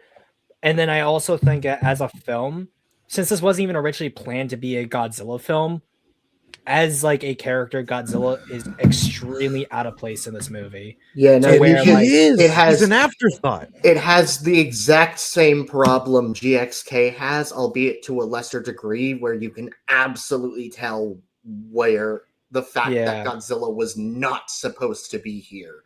Mm-hmm. Like, this was Mothra versus Baggin. Yeah. Also, funny scene. I don't think it's a massive problem, but this was funny to me. I don't know why. The little girl asks Mothra the little girl asks the Shobijin, who by extension asks Mothra, to stop attacking. Mothra goes, okay, and then she continues. I thought that was funny because she doesn't even go the route she came through. She went through a completely different route, and I thought that was hilarious. Mm-hmm. She's like, yeah, I'll stop destroying. As well as this was ultimately why the JSDF stopped working with Toho on these films. Yeah, no, that's an interesting story. Yeah. Godzilla 05 says in chat, maybe you need to rewatch the anime trilogy as the themes are even worse than Godzilla. Hey, 05, you know what you could do if you want to make that point? Debate Black Rooney. Black Rooney. Please, yeah, you could if you want to make those points, but you won't. Yeah, you won't. You won't. Like, 05. Even though I don't think Godzilla vs. Mothra is the worst movie in the Heisei era, it's definitely one that pissed me off violently. Almost as much, if not more so, than Godzilla vs. Space Godzilla, although this could just be the sleep deprivation talking. I would say, like, I generally, out of like the entire Heisei series, Mothra is the one that I go back to the least. Yeah. That generally would be my sentiment. I think from what I remember of the film, Batra hard carries. I would say as like a design, Batra carries, but I would say like thematically as monsters, Batra, like had Batra and Godzilla been replaced with Bagan and had the story focused more on the main characters, then the film would have been far stronger as a result. But because they needed it to be a Godzilla movie, it really suffers as a result. Yeah. No, like I said, I stand with the comparisons to the New Empire. Granted, again, I don't remember the film all that much. I haven't seen the film in a while. I remember chunks of it, mostly the Batra sequences. I would say generally Godzilla being less like prominent in this film is less egregious to me than it is in New Empire, because in New Empire they make out his actions that's why as having greater consequence to the yeah, plot. That's why I said it's to a lesser degree. The problem is still there. It's just not as bad as what New Empire was doing. Yeah. 05 in chat says, well, the Russells are more obnoxious with the exception of Mark, especially Madison and Emma, who make morally very bad and stupid decision and also had a divorced family plot. I don't know what you're trying to say here. He's saying if you come and debate me, you can he's saying Potem is worse than Godzilla vs. Mothra. Why don't you go debate Black about it? Go debate Black. I was being cheeky. That's what I was leading to that. Also, Rooney, anyway. Gayatima. Hey, Kill steal it from me, Black. I'm sorry. One last thing before we continue, because this is something that confused me. So Zim, if you could clarify this. Sure. So Mothra and Batra, they exist for the same reason, right?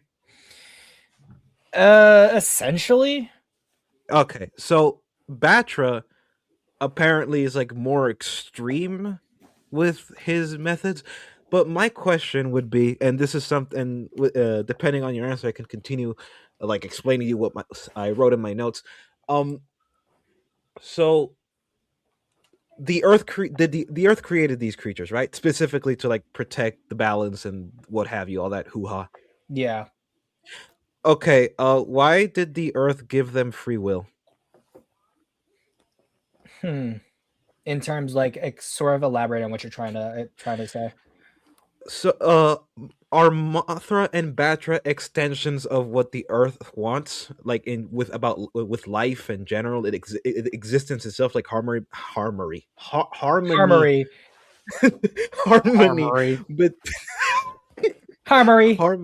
Rooney. No, that's Rooney. Batra. I exist to create harmony. I think Rooney. We should probably get going. No. Rooney, but this is important. Okay, Rooney. Serious thing, like harmony, dude. I think you need to go to bed.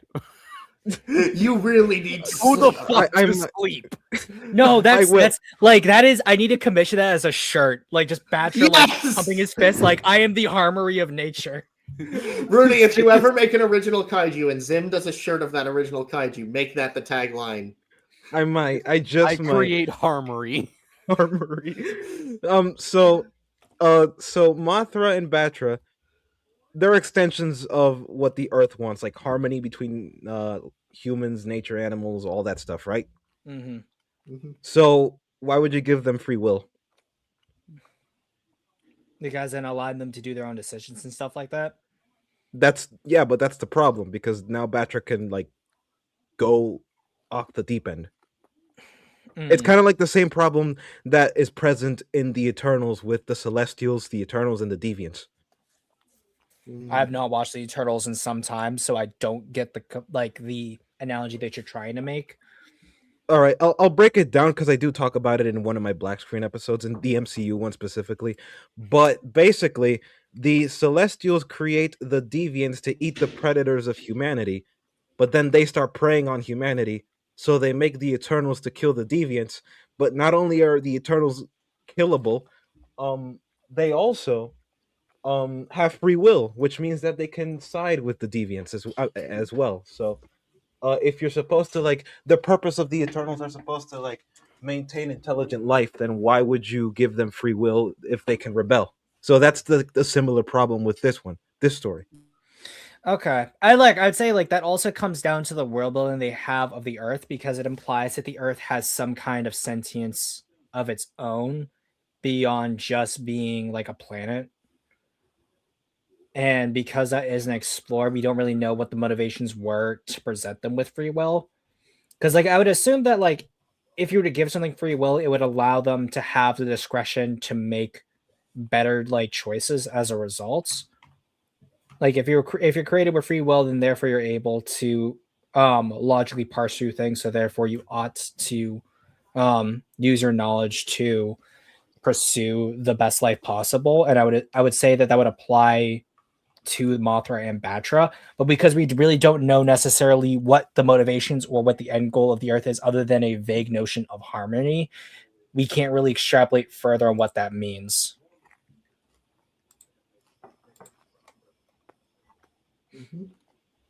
I'm not sure if anyone else has any other points to that, but that's another big issue I have, is that part about the world building with the Earth is another issue. And going back, I forgot to mention this when we mentioned Biollante, but given how the cadmium reacts with Godzilla in 84, them not using it again in Biollante is another issue I take with it from a world building standpoint. But then the idea that Japan is able to essentially take over the world as a superpower, and the Earth is is kind of fine with them doing that, is something that isn't a fault against King Ghidorah, since it already has enough faults, but it's just something to consider when it comes to these larger parts to the world building of the Heisei series. Yeah, I don't think this is definitely not explored, but that's precisely the issue, right? I mean, did they have to make the movie this way so that they don't allow themselves to explore it? Because these movies are almost consistently 1 hour and 40 minutes long, and from I think Biollante to Destroya, they had the span of a year or 2 years between production. They didn't No, have about a to year. yeah, they didn't have to do it like that. Yeah. So this was But ultimately a choice that I they think made. too, another problem is that this film, it's very clear that the original intention of this film was not to be a Godzilla movie.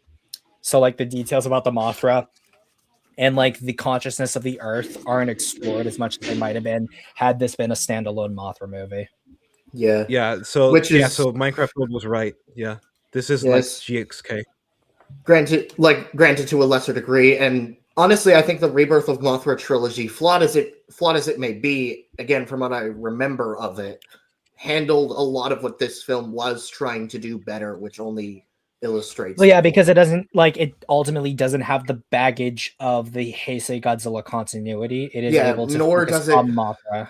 Yeah, no, the only real monster that it brings back is King Ghidorah, and it's just It's very different though. it's a very Des different King Ghidorah. Right? Yeah. Des Ghidorah? Is that the Well, one? there's Des Ghidorah, and then there is King Ghidorah in Rebirth of Mothra 3. Yeah, Oh, Grand okay. King Ghidorah, but it's King Ghidorah. Well, no, Grand King Ghidorah I think is just a fan title because he's just called that's a King Ghidorah. that's a fan title. It literally is just King Ghidorah, and then Des Ghidorah is a subspecies, and Dagara is his own thing. King Ghidorah. No. Anyways, and this is just one, I guess, little thing, since I imagine we're kind of done with versus Mothra now. yeah, one This last thing. one more things he's gonna say, but I don't think we're gonna really have too much contention with what he says. I will say, Godzilla's reemergence in Mount Fuji fucking slaps. Yeah, visually, there's a lot of good shots, but it is also just hard. they're also just like them, just I guess to be charitable to the one part of this film I really like is them just realizing just how hard Godzilla is to kill, with the fact that it got literally consumed by a fissure and it swam through lava to escape through Mount Fuji. That is you just reminded me. Dude, you just reminded me of a weird thing in Godzilla 84. If you could just humor me for like 30 seconds. So the signal takes about like 3 to 5 minutes for Godzilla to notice, and by the time 4 minutes to be exact. That's how long it takes for Godzilla to react to the signal that is being transmitted from the volcano. And for the plan to actually work, Godzilla's depth perception has to be lobotomized just so that he can fall into the volcano. So, like, is that like hypnotism? Is that supposed to be like the signal supposed to hypnotize him to fall into the volcano? Like, what? I guess less hypnotism and more just like it generally just puts him into like a almost like robotic state where he just sort of follows whatever it's doing instead of like him being more aware. Because similarly, when he the really birds only becomes aware when they like make the volcano explode, and then he's like, Yeah. "Oh shit!" Yeah, like he stops what he's doing with the reactor the moment the birds have their thing, and he just like dips back in the ocean right away. Mm-hmm. Yeah, because I was gonna say, because when you look at like homing birds and stuff, and you look at how they act, would you consider that to be robotic? Because if this is the same principle, then the signal wouldn't really do that, right? It would just like lead him like somewhere, make him go somewhere. But like at least I don't think that with birds their depth perception or spatial awareness would be negatively affected. Well, right? homing birds, that usually I think just refers to a learned behavior, rather than like a natural, like necessarily the natural instincts of like the migration patterns and stuff like that.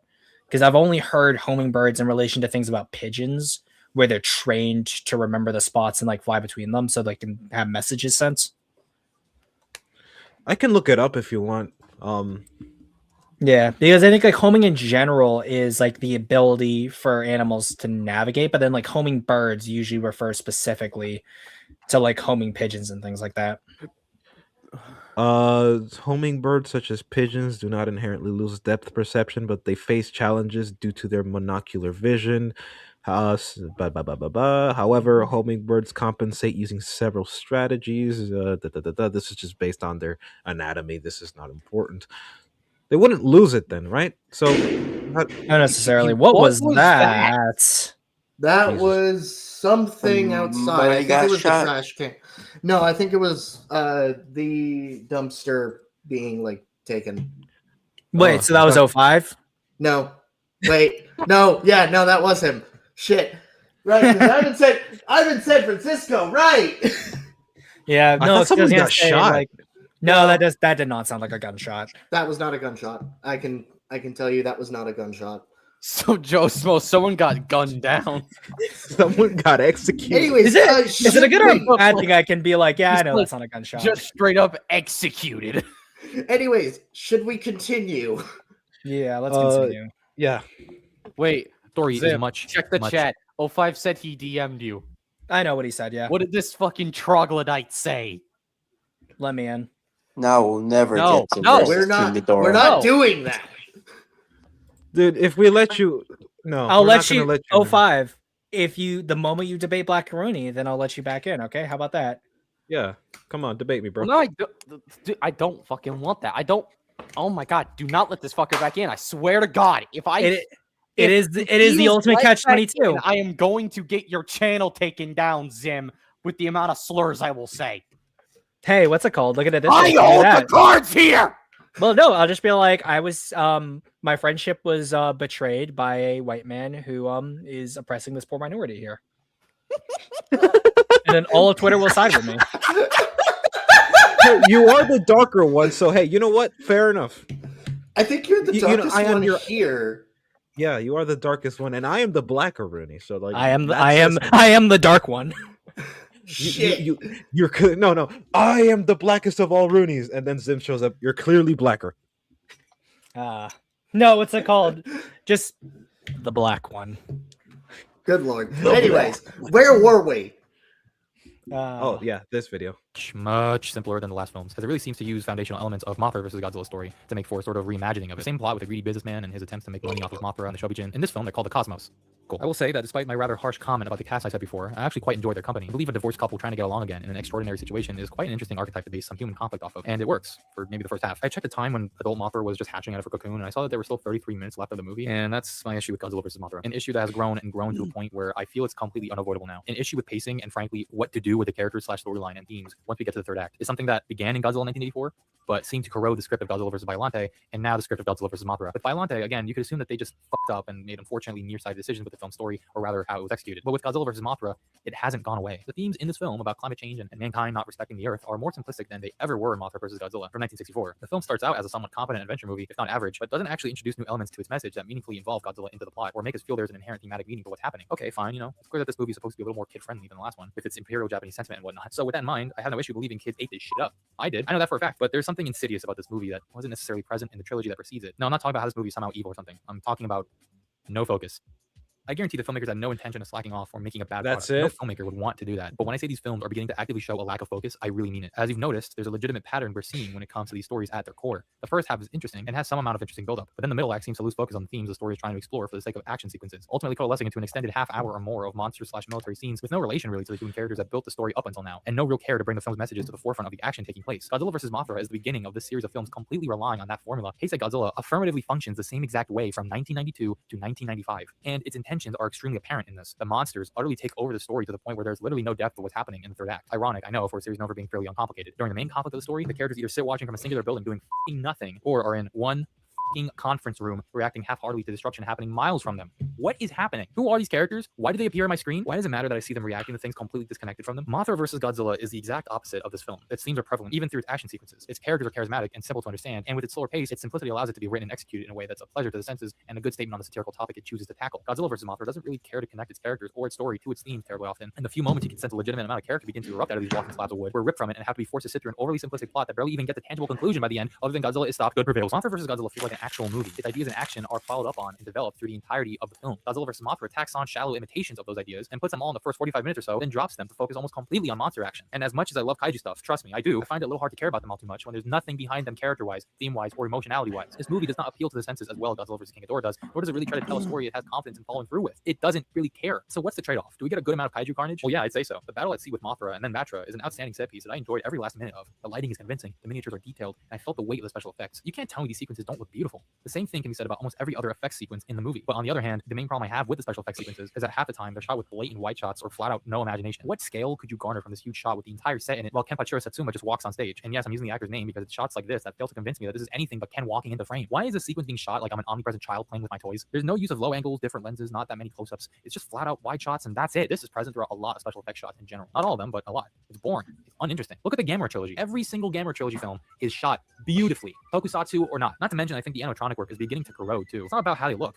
I don't want to be a stickler, but it always is funny whenever they mention the Heisei Gamera trilogy, and then they'll always just show like one Gamera movie. In this case, just being Gamera. It's almost always just Revenge of Iris. Yeah, I remember the first one. Like ROI, I remember the first ROI one is the best one.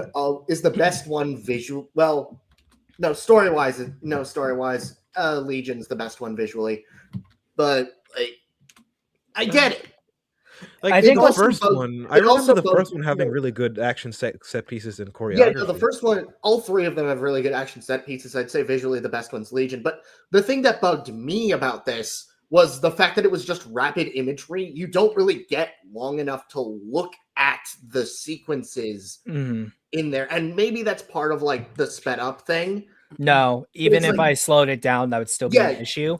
But what's funny about this is that because of the fact that we're going through these films chronologically and he brings this up here, it would have been more impactful to bring this up in Destroya, given the fact that Guardian of the Universe comes out the same year. Yeah, no, like, especially considering you could argue that some of this is an overarching problem that's really just most prominent in Versus Mothra.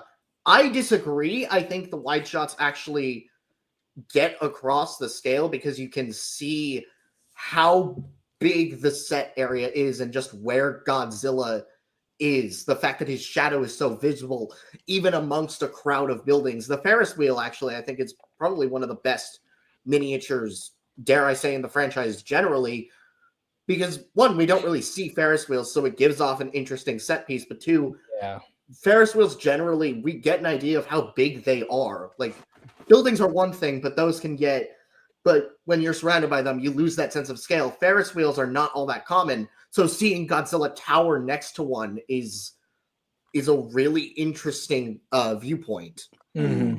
But like, I'd also say too, like, even speaking to that, Mothra, like especially Mothra, has this issue where there is a lot of flat lighting in the movie, and combined with these very flat wide shots, you don't get a lot of the dynamism you see with like Biollante or 84, or even to a lesser extent Space Godzilla and Destroya. And I think that is fair to point out, and I believe it is accentuated by the fact that Mothra and Batra are both very static puppets, and I think they're gonna bring this up actually here to we'll just let it play out to explain my point further. Because as much as I don't care for Mothra's overly bubbly design here, I think that these suits look fantastic. When it comes to what I'm talking about, it's more about the movement. Batra can barely move his legs. In fact, I don't even think he really does unless they cut and move his legs off camera, then continue rolling. And Mothra can't move her legs at all. She's a big, bulky, heavy lug of puff with no real animation other than the occasional turning left or right of the head. The stiff motion of her wing while being set. Look at Showa Mothra. Looks like a Beanie Baby. It looks like a plush toy, and I don't say that in a good way.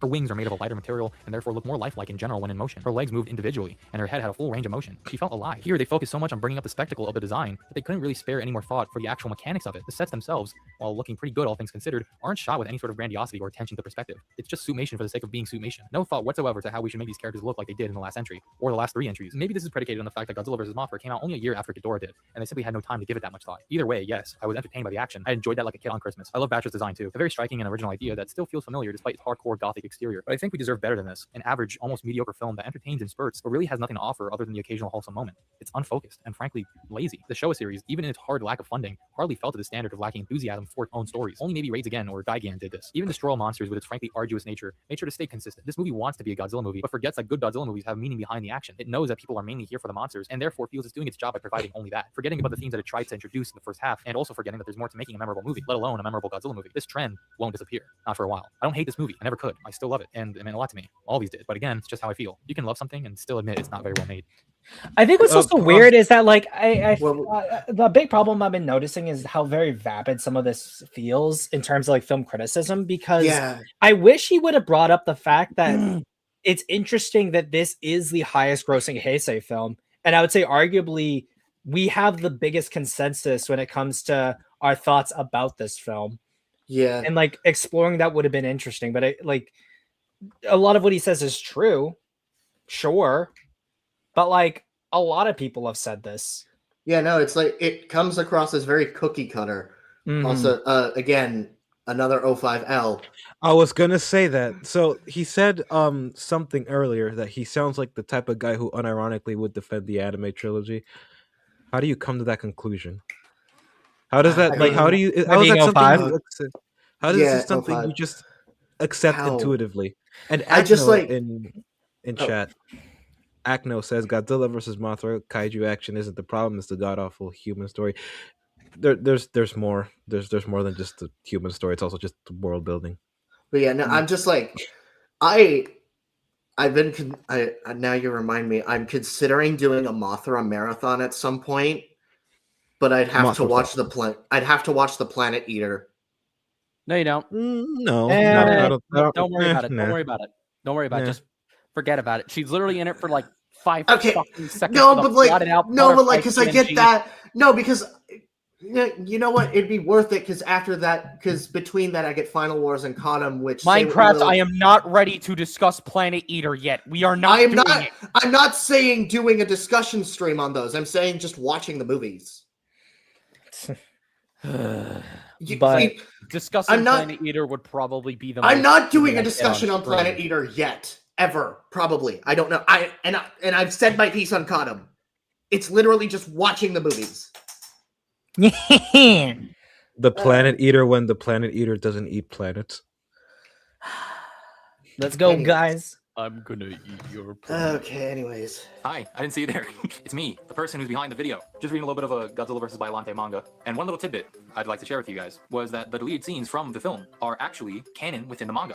When Godzilla is that beats the the MMS shit out of Iris? Biollante here, she transforms and turns into these this field of flowers.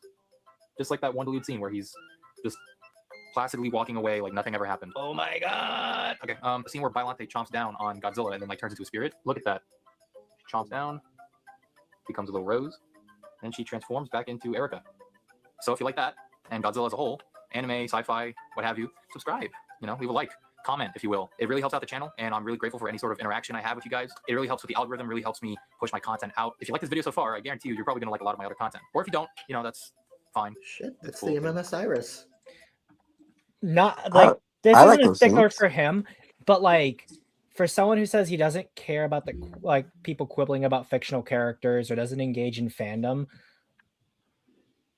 hats, toy display, like it's always weird when people will make those assertions yet will engage in those portions This of is like what is the the fandom. irony. You engage in the fandom. This is It's not literally just. it's not even a got you. It's just like I would It's want to ironic. hear- not even ironic, maybe not ironic. It's just like I want to understand how they square that away rhetorically, because like it does come across as ironic.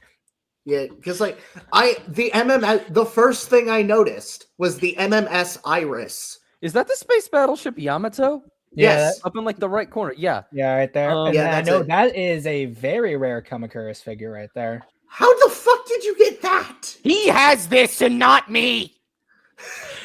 I don't want to sound mean. I don't want to sound mean, but he looks like J No. Daddy if he had a stable household. I have no clue who that is. He's the guy that made that video where he guns down horror villains. Like it's Oh, that guy. Oh, I know. Oh, that video. Oh god. I'd rather be watching those than this. Yeah, no, there's way too many funny ones. I love No, the guy. yeah, actually, you know what? You are completely right. They look very similar. It looks like he just has a mustache and stubble and stuff. Or no, I think J Daddy does has a mustache. J Daddy looks born to be wild. This guy looks born to be mild. But also, like, I see, he says, I don't really care about the fandom. And you want to know what I see? I remember 2 years ago when we were saying the same stuff about Kaiju Kim. Just like forgot who the that was. I That don't was not care 2 years angle. ago. What That was how even was- longer ago. That was That was like it 4 was- years ago. No, That was 4 it was years. like No. it was right No. before G Fest in 2024. That video was right before G Fest. Not last G 2024. Fest. No, that was the G Fest 2024 before G last Fest. That G was Fest. that was So two. like that a was year and that a was 2 half years. ago, pushing 2 2 years. years at this Essentially point. 2 I years, just yeah. I see this and I just think, hi pot, meet kettle, you're black. That's a deeper implication. The violence in that voice, I love it. See, this is the kind of racism I live for. This is beautiful. I like no. I think Channel it your speaks, inner white demon. It speaks to me when he makes that assertion. Yet the first thing I see is the MMS Iris in the background. The Godzilla figures I want can't. to call out the Chainsaw Man poster on his door. Yeah, which that is a sick poster. Yeah, Well- I have like the statue of Denji doing that pose. I now have like the entire manga from volume 1 to 12, but I'm missing 2, and it's killing me because I want to binge the whole thing. But if I don't have 2, I don't want to start. Okay, If I slightly can off order 2 topic. for you, I can Yeah. probably just get it for you. Slightly off topic. As someone who's dirt poor, seeing someone with this many collectibles always gives me an aneurysm. No, that's Also, fair. wait, No, hold on. understandable. I'm looking at like the bottom shelf. I see the MMS Iris on the shelf next to the. I'm like completely hung up on this now. What is that in the bottom bottom rightmost shelf? Like right there. Yeah, like what is that? That's a predator. I know that's an alien. I'm not sure what No, that's the The Martian. harvester World. alien from Independence Day, or Oh, yeah, maybe it's the something Harvest lower? Alien. It's Yeah, either that War of the looks Worlds like or it. Independence Day. That Yeah. is Shadow the Yeah, I have Hedgehog that in the figure. corner. Yeah, he's Shadow. got like a whole Sonic collection too. I'm sorry, that's I silver. know this man has autism. You don't even need to. One Sonic figure's enough. How One many Sonic are there? figure's enough for you to even like get it. All women are queens, Sonic. You can't just treat them like objects, you frickhead. If she breathes, she is a thought!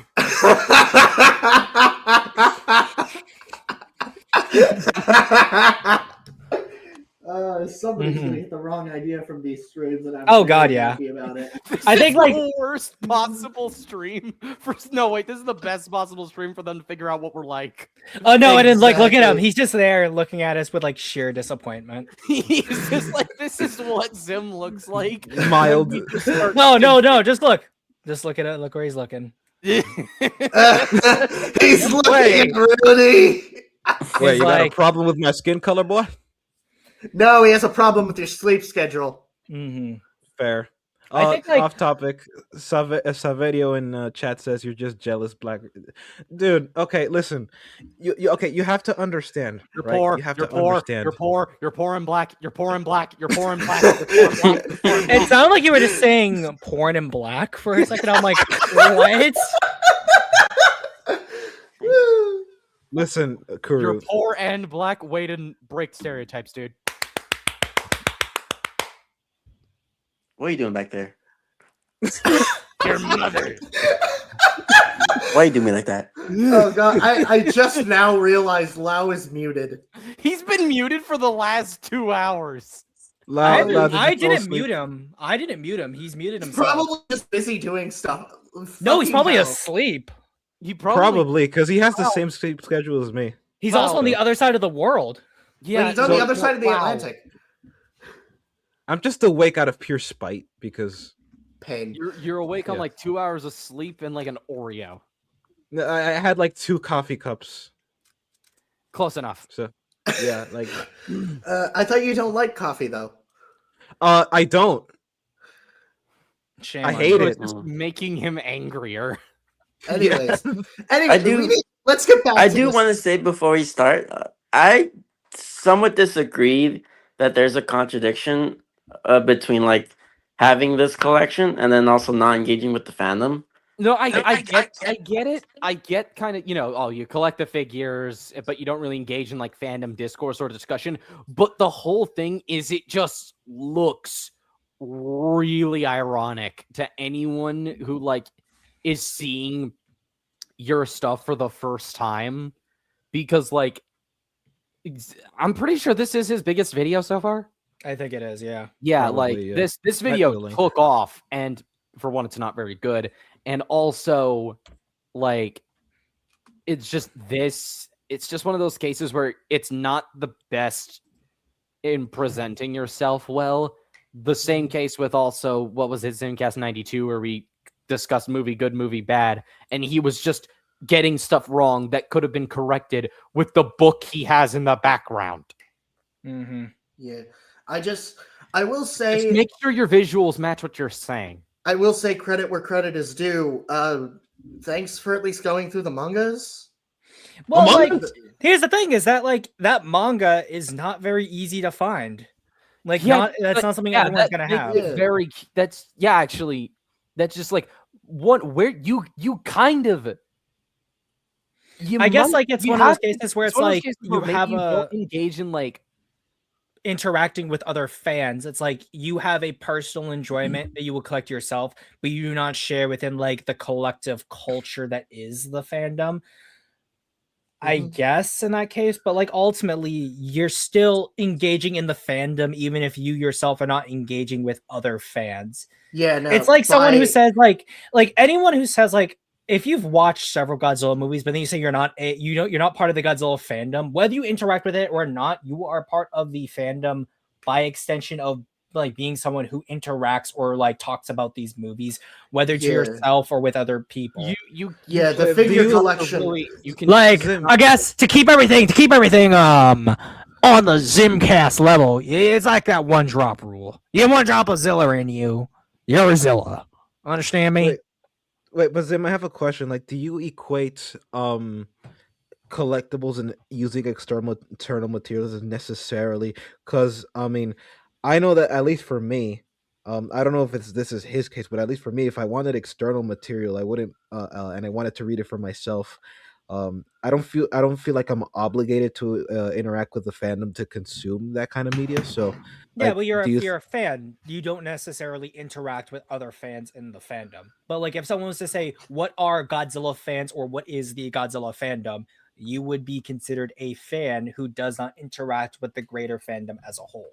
You're kind Because of you are, in your case, you are personally choosing to engage with this property beyond just a single viewing and never like interacting with it ever again.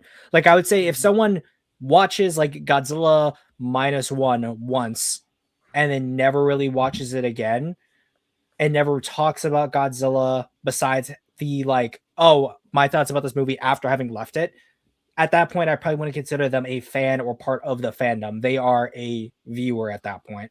Yeah. Whereas something like this, where you have an active collection, you're going through a set of films that has, honest to God, been lesser talked about in the public consciousness in recent memory, and you're even if you're not actively engaging in the fandom, you're using external I tore sources. up my voice something fierce That's earlier.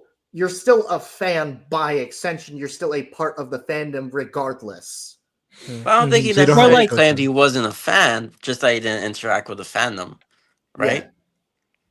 I think that is what he says, but then it's like, it always just comes across as funny when people say that, and then we'll just have these massive collections. Like, I've seen people who say that, and then I've seen like their walls and stuff, and maybe they have like one statue or one figure. Yeah. No, but yeah, I'm still impressed by the MMS Iris and that Kamakura's figure. Jesus fucking Also, Christ. that's the YMSF Kumunga. Yeah. Like right back there. Oh. So like, I don't generally collect soft vinyls, but As well as I know that that's the original Movie Monster series, Mecha King Giddy. And I know that's the King Bandai Giddy? Creations. Yeah, King Giddy. King Diddy? King Giddy. Giddy. Oh, the Giddy. Every time we say Ghidorah's name wrong, it's essentially a Cottom joke in and of itself. Yep. Yeah. did he seriously say gonorrhea? Ghidorah! Say what you will about Khan. That joke is absolutely... I will spread you. Okay. Off topic. Check the main general for the Discord server.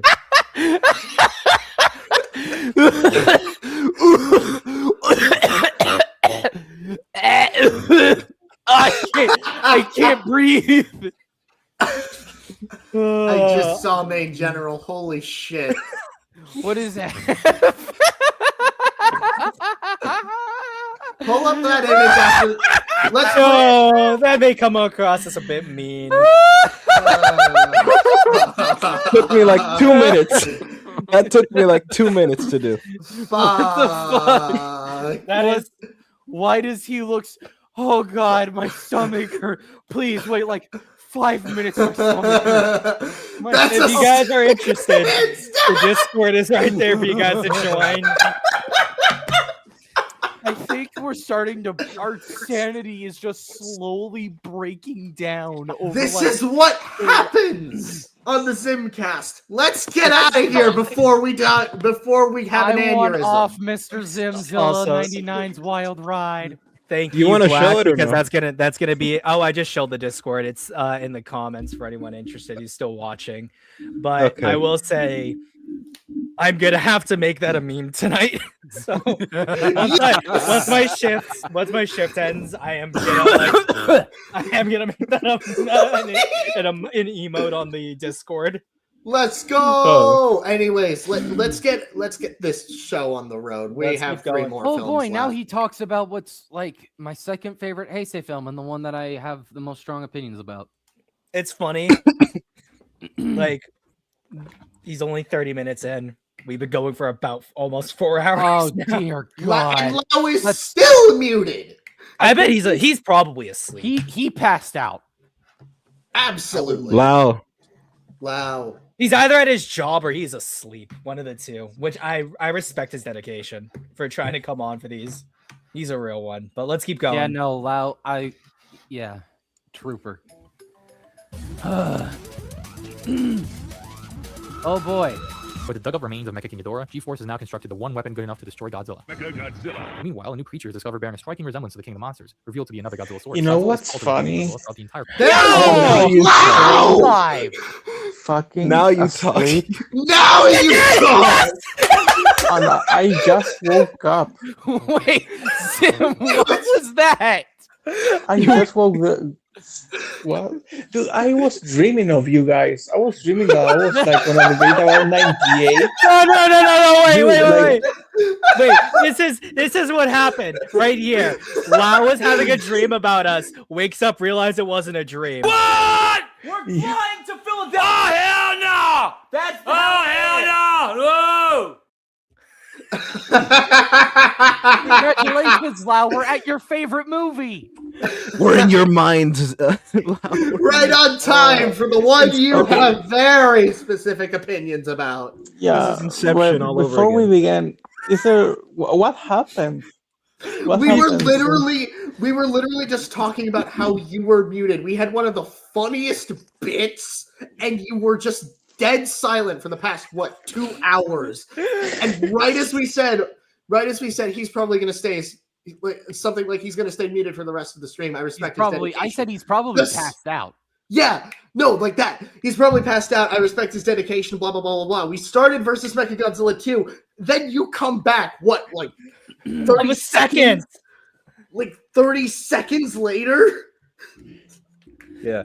That was hilarious. That was beautiful. On the third second, he rose again. Oh my god. No, check the main general. Lau wakes up as literally 30 seconds after we mention him. That's so contrived. God is such a terrible writer. No, actually, in my dream, we were it was almost like a stand-up show. I heard people talking at times, and then someone else came talking, and it was cool. It was same. And then I started talking about 98, and I don't even remember what it was about 98, but I just remember that there was the 98 poster somewhere, right? And there was a van. I don't know. Oh, is that the magazine one? Is it the one where he's covering the top and it's just instead of saying SFX, it just looks like it's saying sex? Oh yeah. I don't know why I thought of that. It was super weird, and there was other stuff like that. I don't remember anything else about that. So real quick, everyone check general. I found a picture of Lau before he came back on.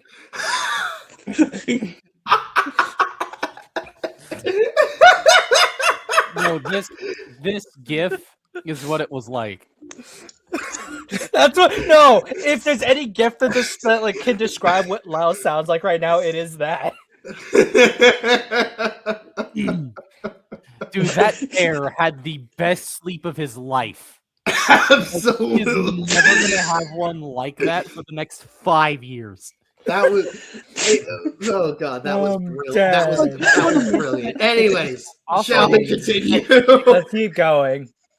Oh god. Film only being stopped by rodent, a mutated pteranodon that thinks baby Godzilla is its sibling, and the humans now harboring the creature within the safety of whatever walls Godzilla narrowly avoids demolishing. Asusa Gojo is the scientist tasked not only studying the creature, but actually taking care of it once it hatches, acting as a surrogate mother Godzilla simply could never be. She's accompanied and somewhat romanced by a dinosaur-obsessed moron like myself named Kazuma Aoki. It's these two character dynamics and everything around them that make Godzilla vs. Mechagodzilla 2 sort of heights Godzilla vs. Mothra only managed to salvage a fraction of. I honestly believe that the relationship between Azusa and Baby is the most well-written and earnest aspect of the film. It's adorable and finally gives the audience a tangible feet-on-the-ground connection to the monster carnage happening everywhere else in the film. You're engaged. Asusa's caring motherly attitude towards Baby, though played straight and undeniably kept simple, anchors the film's conflicts on a human level, making the plot and those who participate in it far more interesting. It's a heartwarming bond, one that reminds me of the book I'm writing at the moment. And Kazuma the Pteranodon nerd is a fun character too, an eccentric that kind of doesn't know how to take his job seriously. Godzilla vs. Mechagodzilla 2 is not concerned with any philosophical exploration. Instead, it focuses on a tightly written story that's merit is rooted in solid and enjoyable characters and the very cut and clear plot. Destroy Godzilla with Mechagodzilla. It's well paced. It's focused on people actually being involved with the monster carnage, and it also indulges in that monster carnage. Yes, I still believe it's shot rather uninterestingly, but the actual sequences are bursting with a sort of childlike regard for pure fantasy that hasn't reached its climax probably until now. This movie isn't afraid to admit that it's just trying to be a fun action flick. Because it's being honest with itself, and by extension the audience, I had no real problem sitting back and enjoying the ride. There weren't any blatant issues that plagued the movie for me. Mechagodzilla and the operation that surrounds him is sound. and pretty Wow. believable, but that's only because there's an effort made to Wow, make the you scenes much more have to be cinematic fucking and simply more kidding useful. me.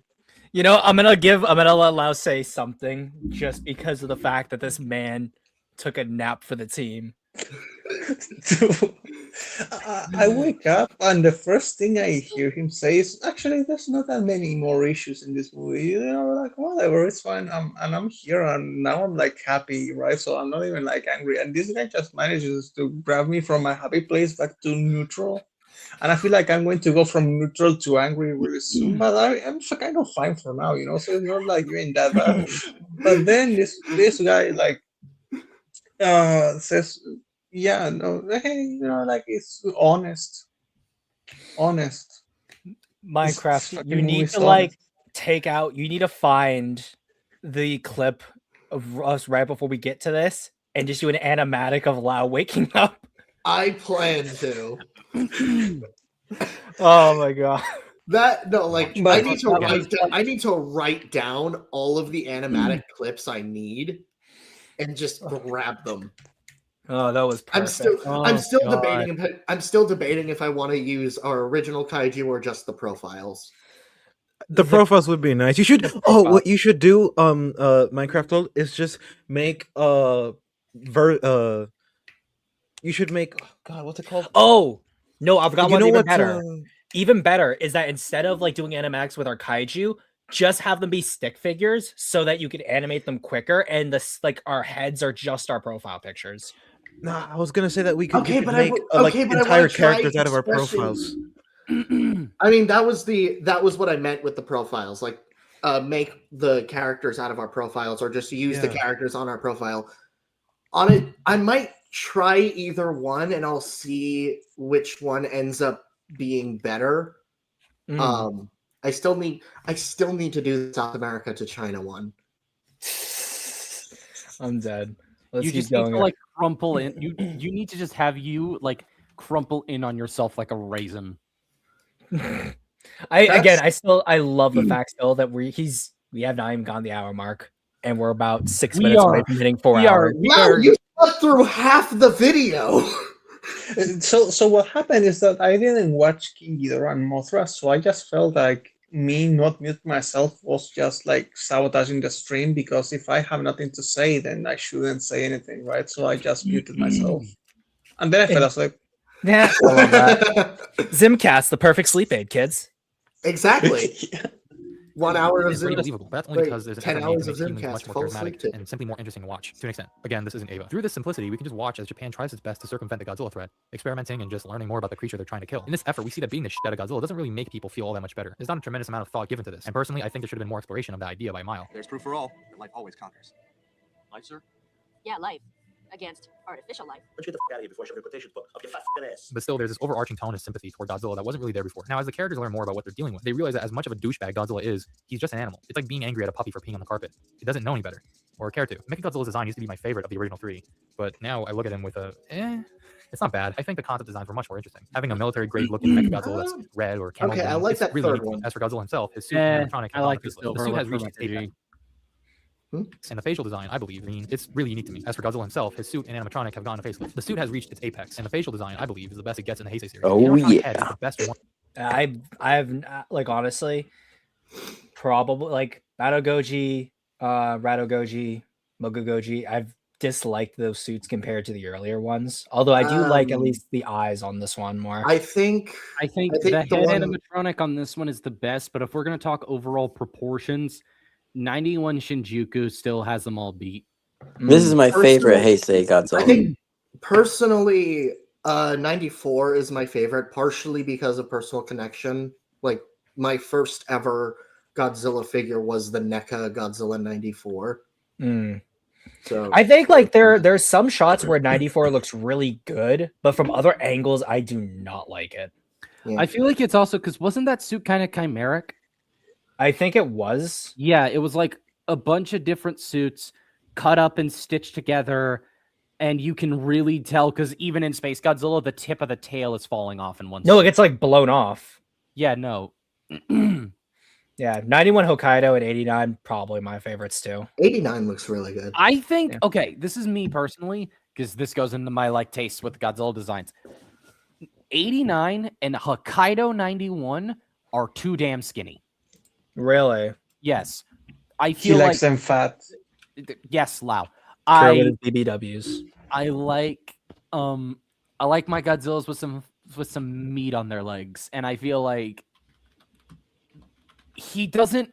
I need to like pull up those designs, which is kind of irrelevant. But one of the things I've always noticed is with like Bio and the 91 Hokkaido is the neck looks way too long and skinny, and the head looks like it's been kind of smushed with the snout going out a little too far.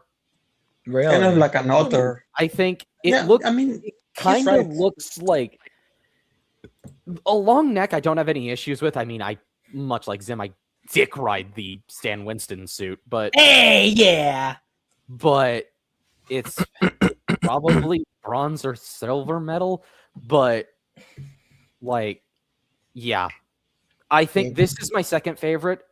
If you were to give me this and also the Kiryu Goji suits are like my favorites in terms of just how expressive they make Godzilla, and I think that's why I like these movies so much because,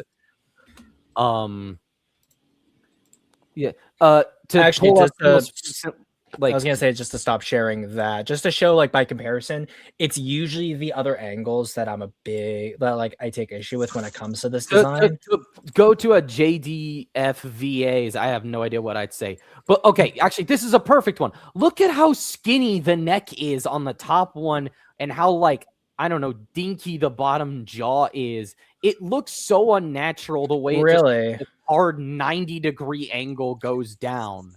Well, I think based on his posture, I'm fine with that. It's like with this is that because he is slimmer, the arms feel longer because of that the depth weird, there. like, yeah, it's true. That's true. But another thing I noticed is the really weird dip at his waist. Like his gut looks concave, which is the biggest thing I have Like with from here? like, evolved. Like it's, Concave. but Shut up, you're black. That's just my You're blacker. This is I still think I get why this is an iconic design, but this is me being like peaktism. Godzilla, put your pants back on.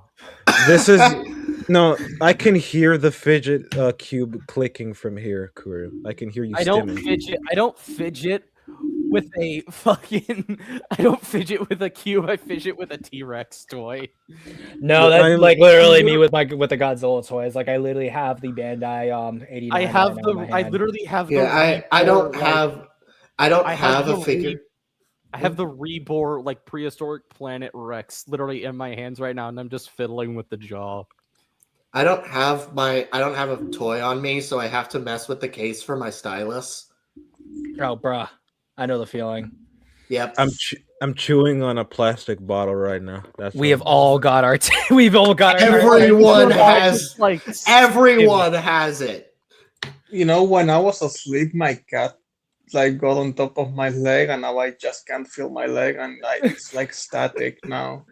and I just don't want to move because if I move, it's going to wake up, and it's just like. I get that. I like that feeling. That must be a really fat cat.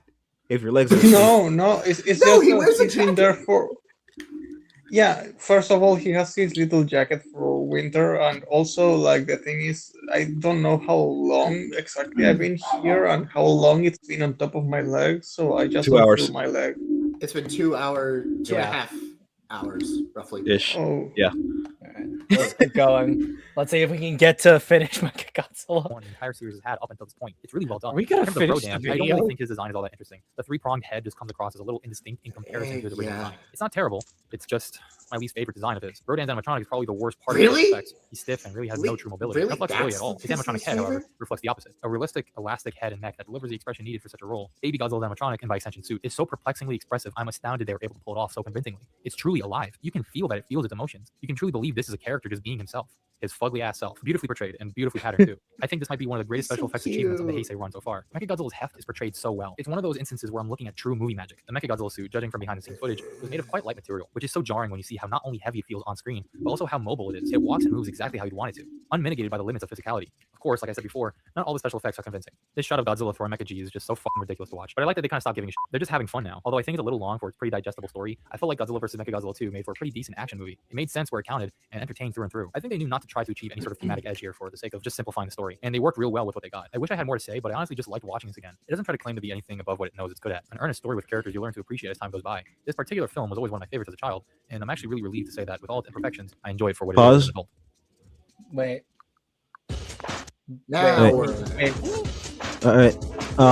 There So you go. before they begin, I just wanted to say that Mickey can eat an entire sandbag full of cock. I hate her. She doesn't deserve it. To be fair, she's a fucking sociopath who doesn't care about any other human being rather than herself. So no cocks. Just Fair enough. nails. Okay, how about this? How about this? Completely circumcised and AIDS ridden. I'm dead. Yes. Yes. What? Yes, that's good. Yeah.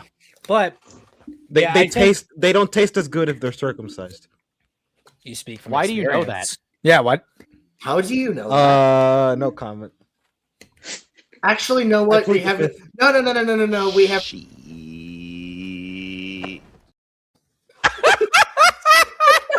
Zim, you cut off Minecraft perfectly. we have He no cir- right to you interrogate. circumcised Minecraft. Listen, we have no right to interrogate Black. Okay? Yes, we do. No, we don't. No, Yes. my only response.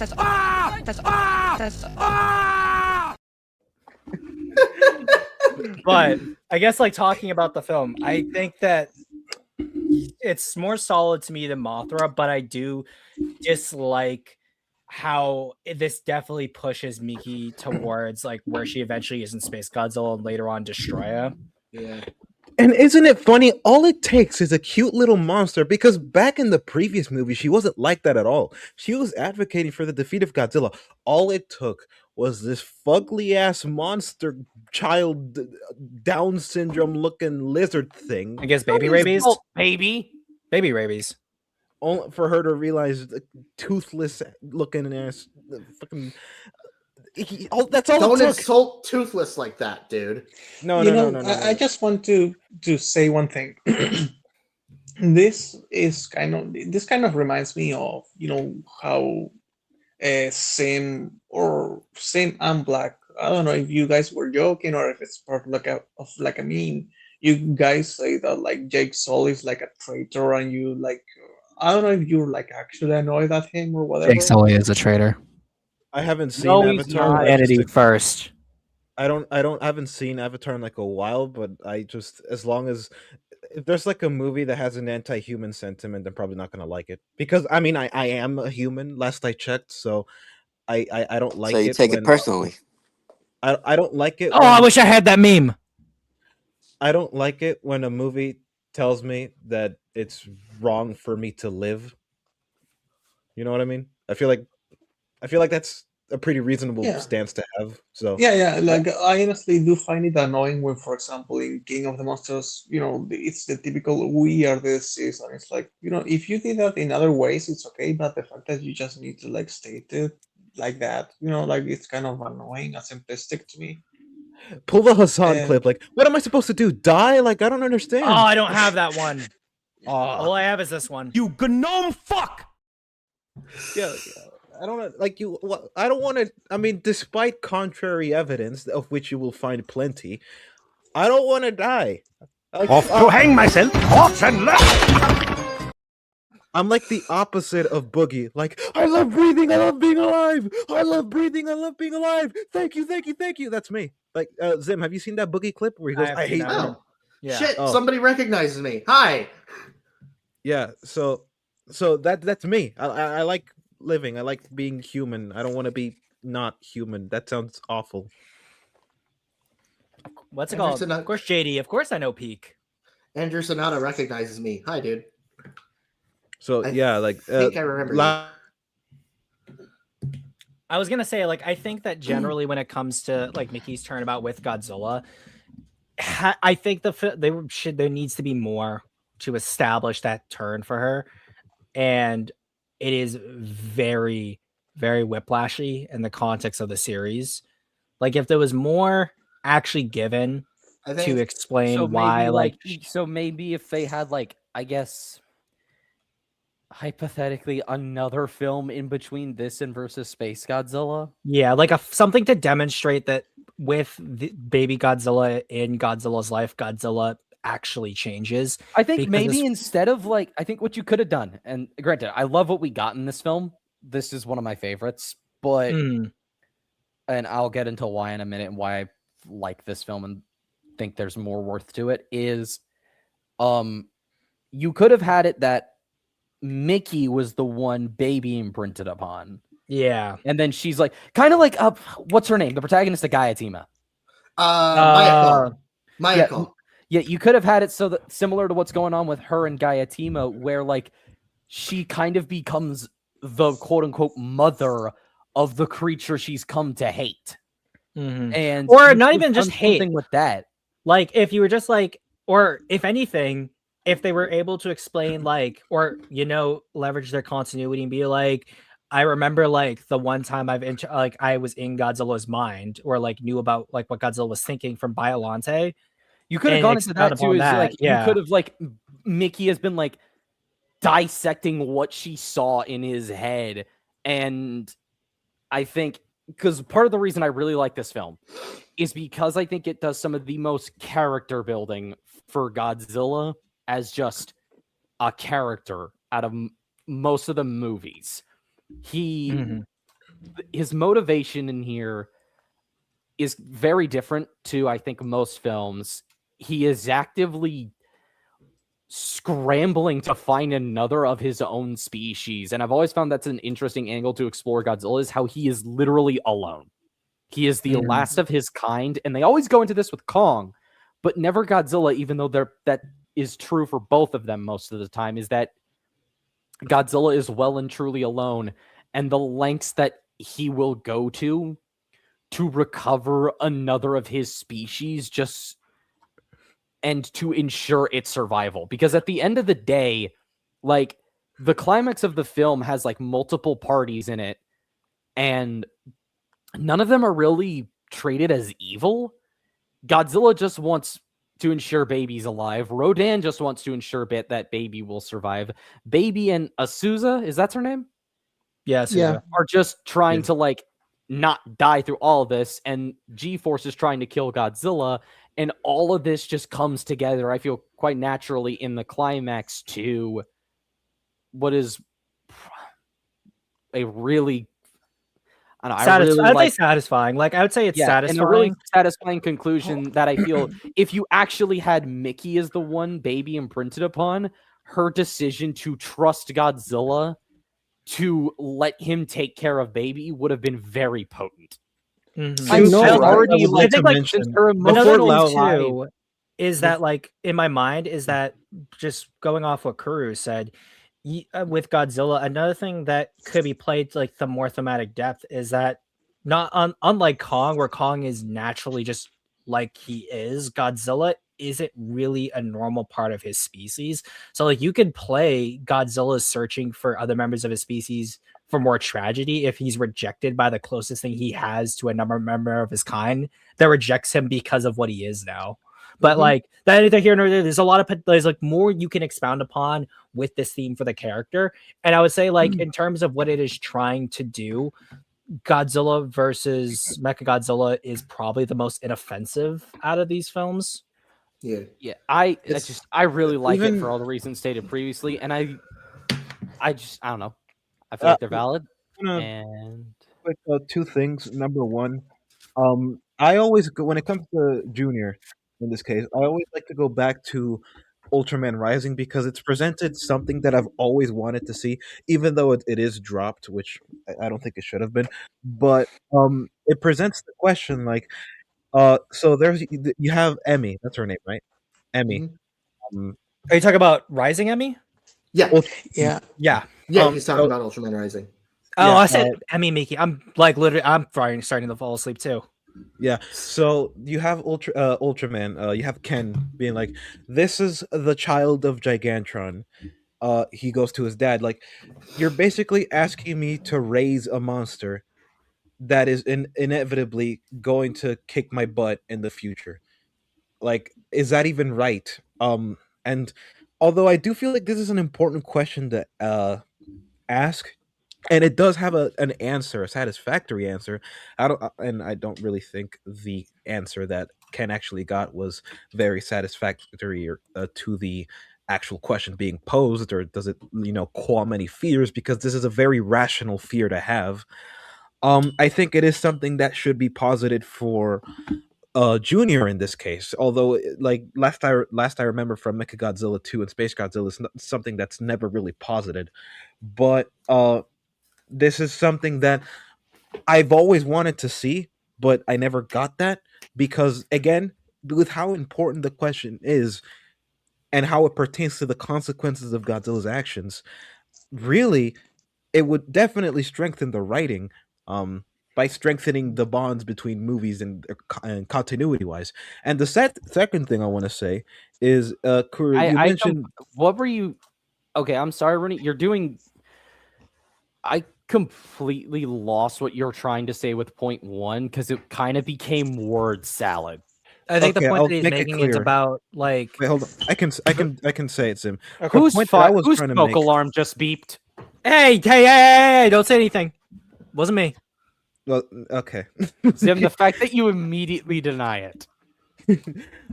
So what I was trying to say is that the question of what happens when Junior grows up, will he immediately grow up to be exactly like Godzilla? If so, would we really want that to be the case?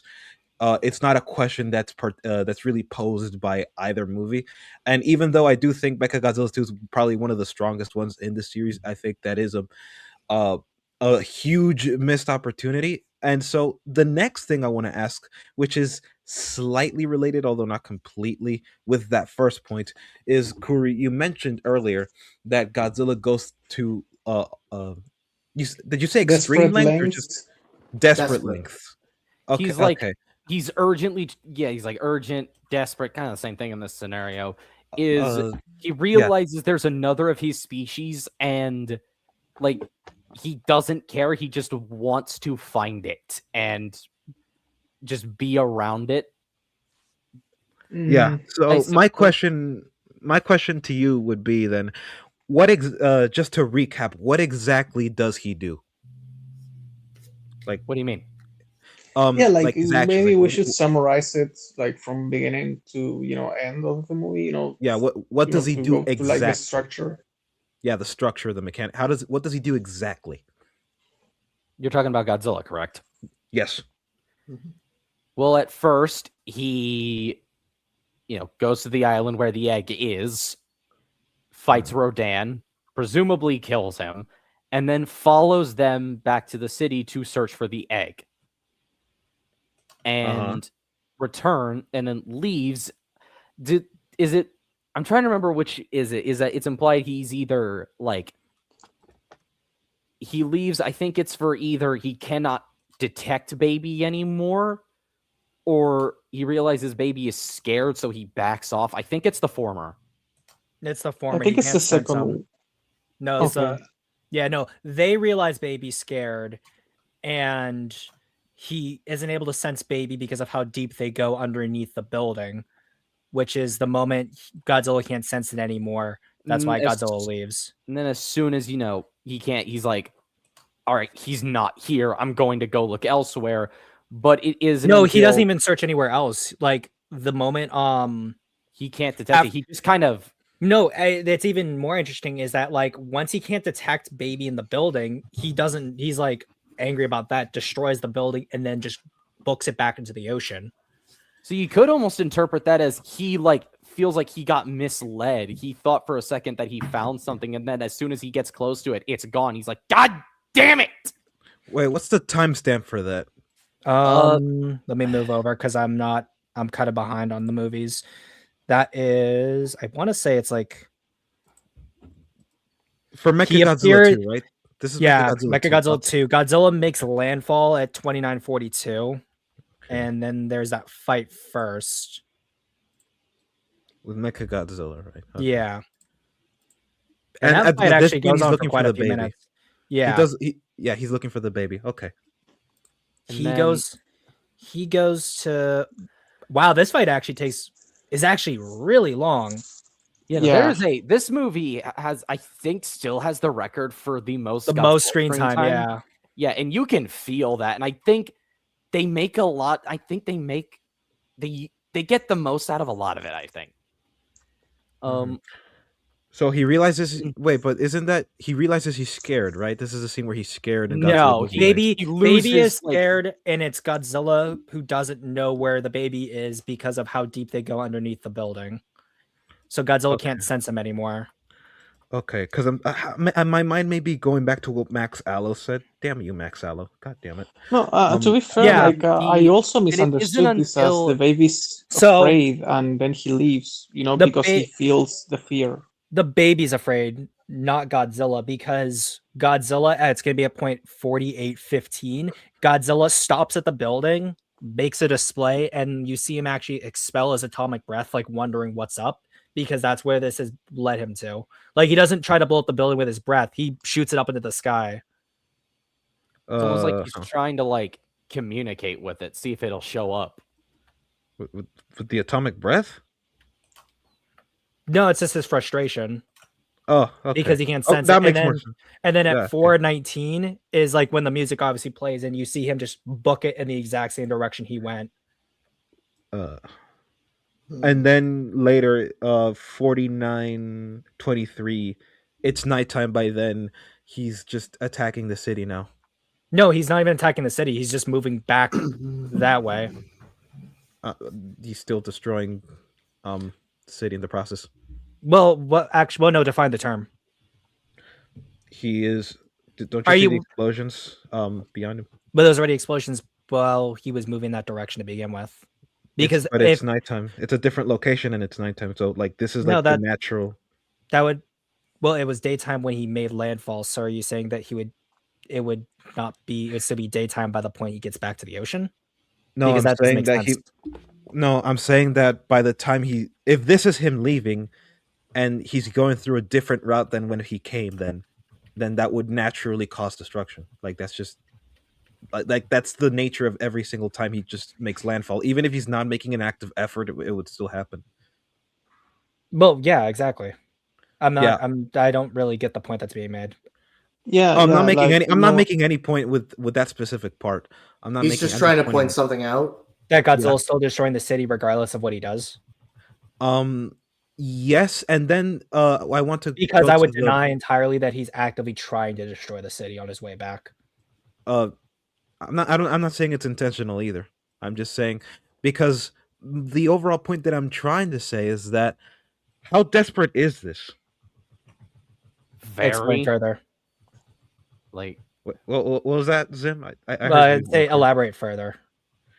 I mean, I've said this before in a previous stream, but a parent caring about its children, especially if it's like an animal, I don't know if this is like, because I know some reptilians are like a little bit harsher, but some reptiles are a bit harsher with their kids. But typically, traditionally, when you're establishing a character, and that character has a child, and you establish a connection between the parent and the child, typically, traditionally, the parent will care for the child. It would be a different thing. It would be a subversion, if you will, if they didn't care for the child. In this case, it did, but a parent caring for its child would be the baseline. So, it wouldn't even be because Godzilla isn't its direct parent either. So it's just a complete different, like And I relationship. think Like, they even mentioned that like Junior isn't even technically the same species. They're just both like the Very same. like I mean, family of isn't Junior just like not irradiated, he's a but Godzilla sword, technically the yeah. same? And Yeah, a vegetarian at that. Wait, but then how does which he is evolve to look bullshit. exactly like? Wait, yeah, I was gonna say like, how does he eventually grow up to look almost? Because after But the Junior after doesn't even in no, his junior stage, he doesn't look exactly like Godzilla either. no, I mean in Godzilla versus Destoroyah when he's all grown up, Well, even then he doesn't look the same. Like he's notably he greener. doesn't have the same dorsal plates. He doesn't have the same skin, but like there's enough of a physical resemblance because they're the there. same family of like animal. Like they're Yeah, but As well as dinosaurs Tyrannosaurus. without being irradiated shouldn't be that big. So I guess that there was some radiation affecting him throughout his childhood as he was growing up. Like there has to be because we Wait, but see isn't that the the point of why he looks the way he does in Space Godzilla? I'll be Yeah, in right Space back. I'm Godzilla, he going to looks the different I'm 'cause going of to that. the bathroom. I'll be right back. I was Yeah. referencing Godzilla versus Destoroyah specifically. Yeah, so Yes. like so from baby becoming little Godzilla, he's exposed to the radiation that Godzilla emits, which is why he looks different between those two. And then Yeah. because of the explosion on Bass Island, that mutates him further into Godzilla Jr. And then it's finally Godzilla's energy that turns him into the fully grown Godzilla by the end of the film. yeah Right. that initially he's just supposed to be like a normal ass Godzillasaurus. Wait, but wait a minute. But hold on. But wait a minute. If they decided to leave him with Godzilla, that would have happened anyway, What do you mean? right? Like if you're saying that it was Godzilla that mutated him because of his radiation, then if they left him with Godzilla, that would have happened anyway. And I mean, isn't that exactly what happens? That's exactly what happened. Not So really, leaving because him- you do have the human dynamic, and he like it's like just by having humans as he's like a newborn, he learns to be a bit more chill than No. Godzilla. So he Well, does like have a even different from a personality. baseline, like if you really think about it, and I think this may just be due to the fact of like Godzilla has to destroy cities, yada yada, and it's a film series.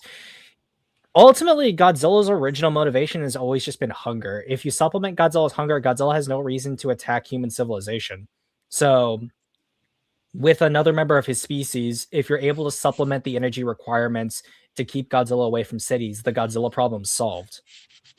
But do they do that? They don't. And I'd say that's just a flaw with the world building.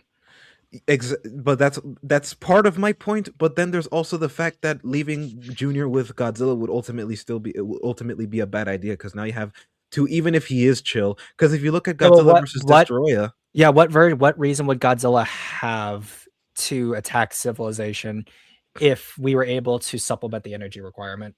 Because the only reason why Godzilla ever gets anywhere near humans is because of the reactors. no, That's I just an agree with opportunity you. for- I agree with you on that. That's what the point I'm making here with Junior in particular is that if he is left with Godzilla and being with Godzilla mutates him to be more like him, to the point of him developing the same exact powers, which he does by the Godzilla versus Destoroyah. They even fight in a. I don't know if the city's evacuated. I don't think the The city's city is fully evacuated, but they also lured him there too. right. Okay, but the city is still being destroyed. So, and this is just compounding with the other cities that were destroyed prior. So that's already, compounding thing. Yeah, but again, even if we're looking at the cities that have been destroyed prior, why was Godzilla in the city in 84? It was food. And then Right. the only reason why Godzilla emerged out of the volcano was because he was making his way towards Biollante. In Ghidorah's case, the only reason why he was moving in that direction was also because Ghidorah just got in his way and then just kept moving once again for food. And then in this case, he's looking for the offspring. That's the only reason why Godzilla ends up in the city there. Like I would say, like again, if the world was if they considered the fact that the only reason why Godzilla ever appears anywhere near people is to supplement his energy requirements, then I would say more logically, the world should be revolving around issues in order to stop Godzilla from appearing. Because that's not like a case where 54 or minus or just show up prior to his heel turn that Godzilla will not randomly will choose to aggressively attack humans.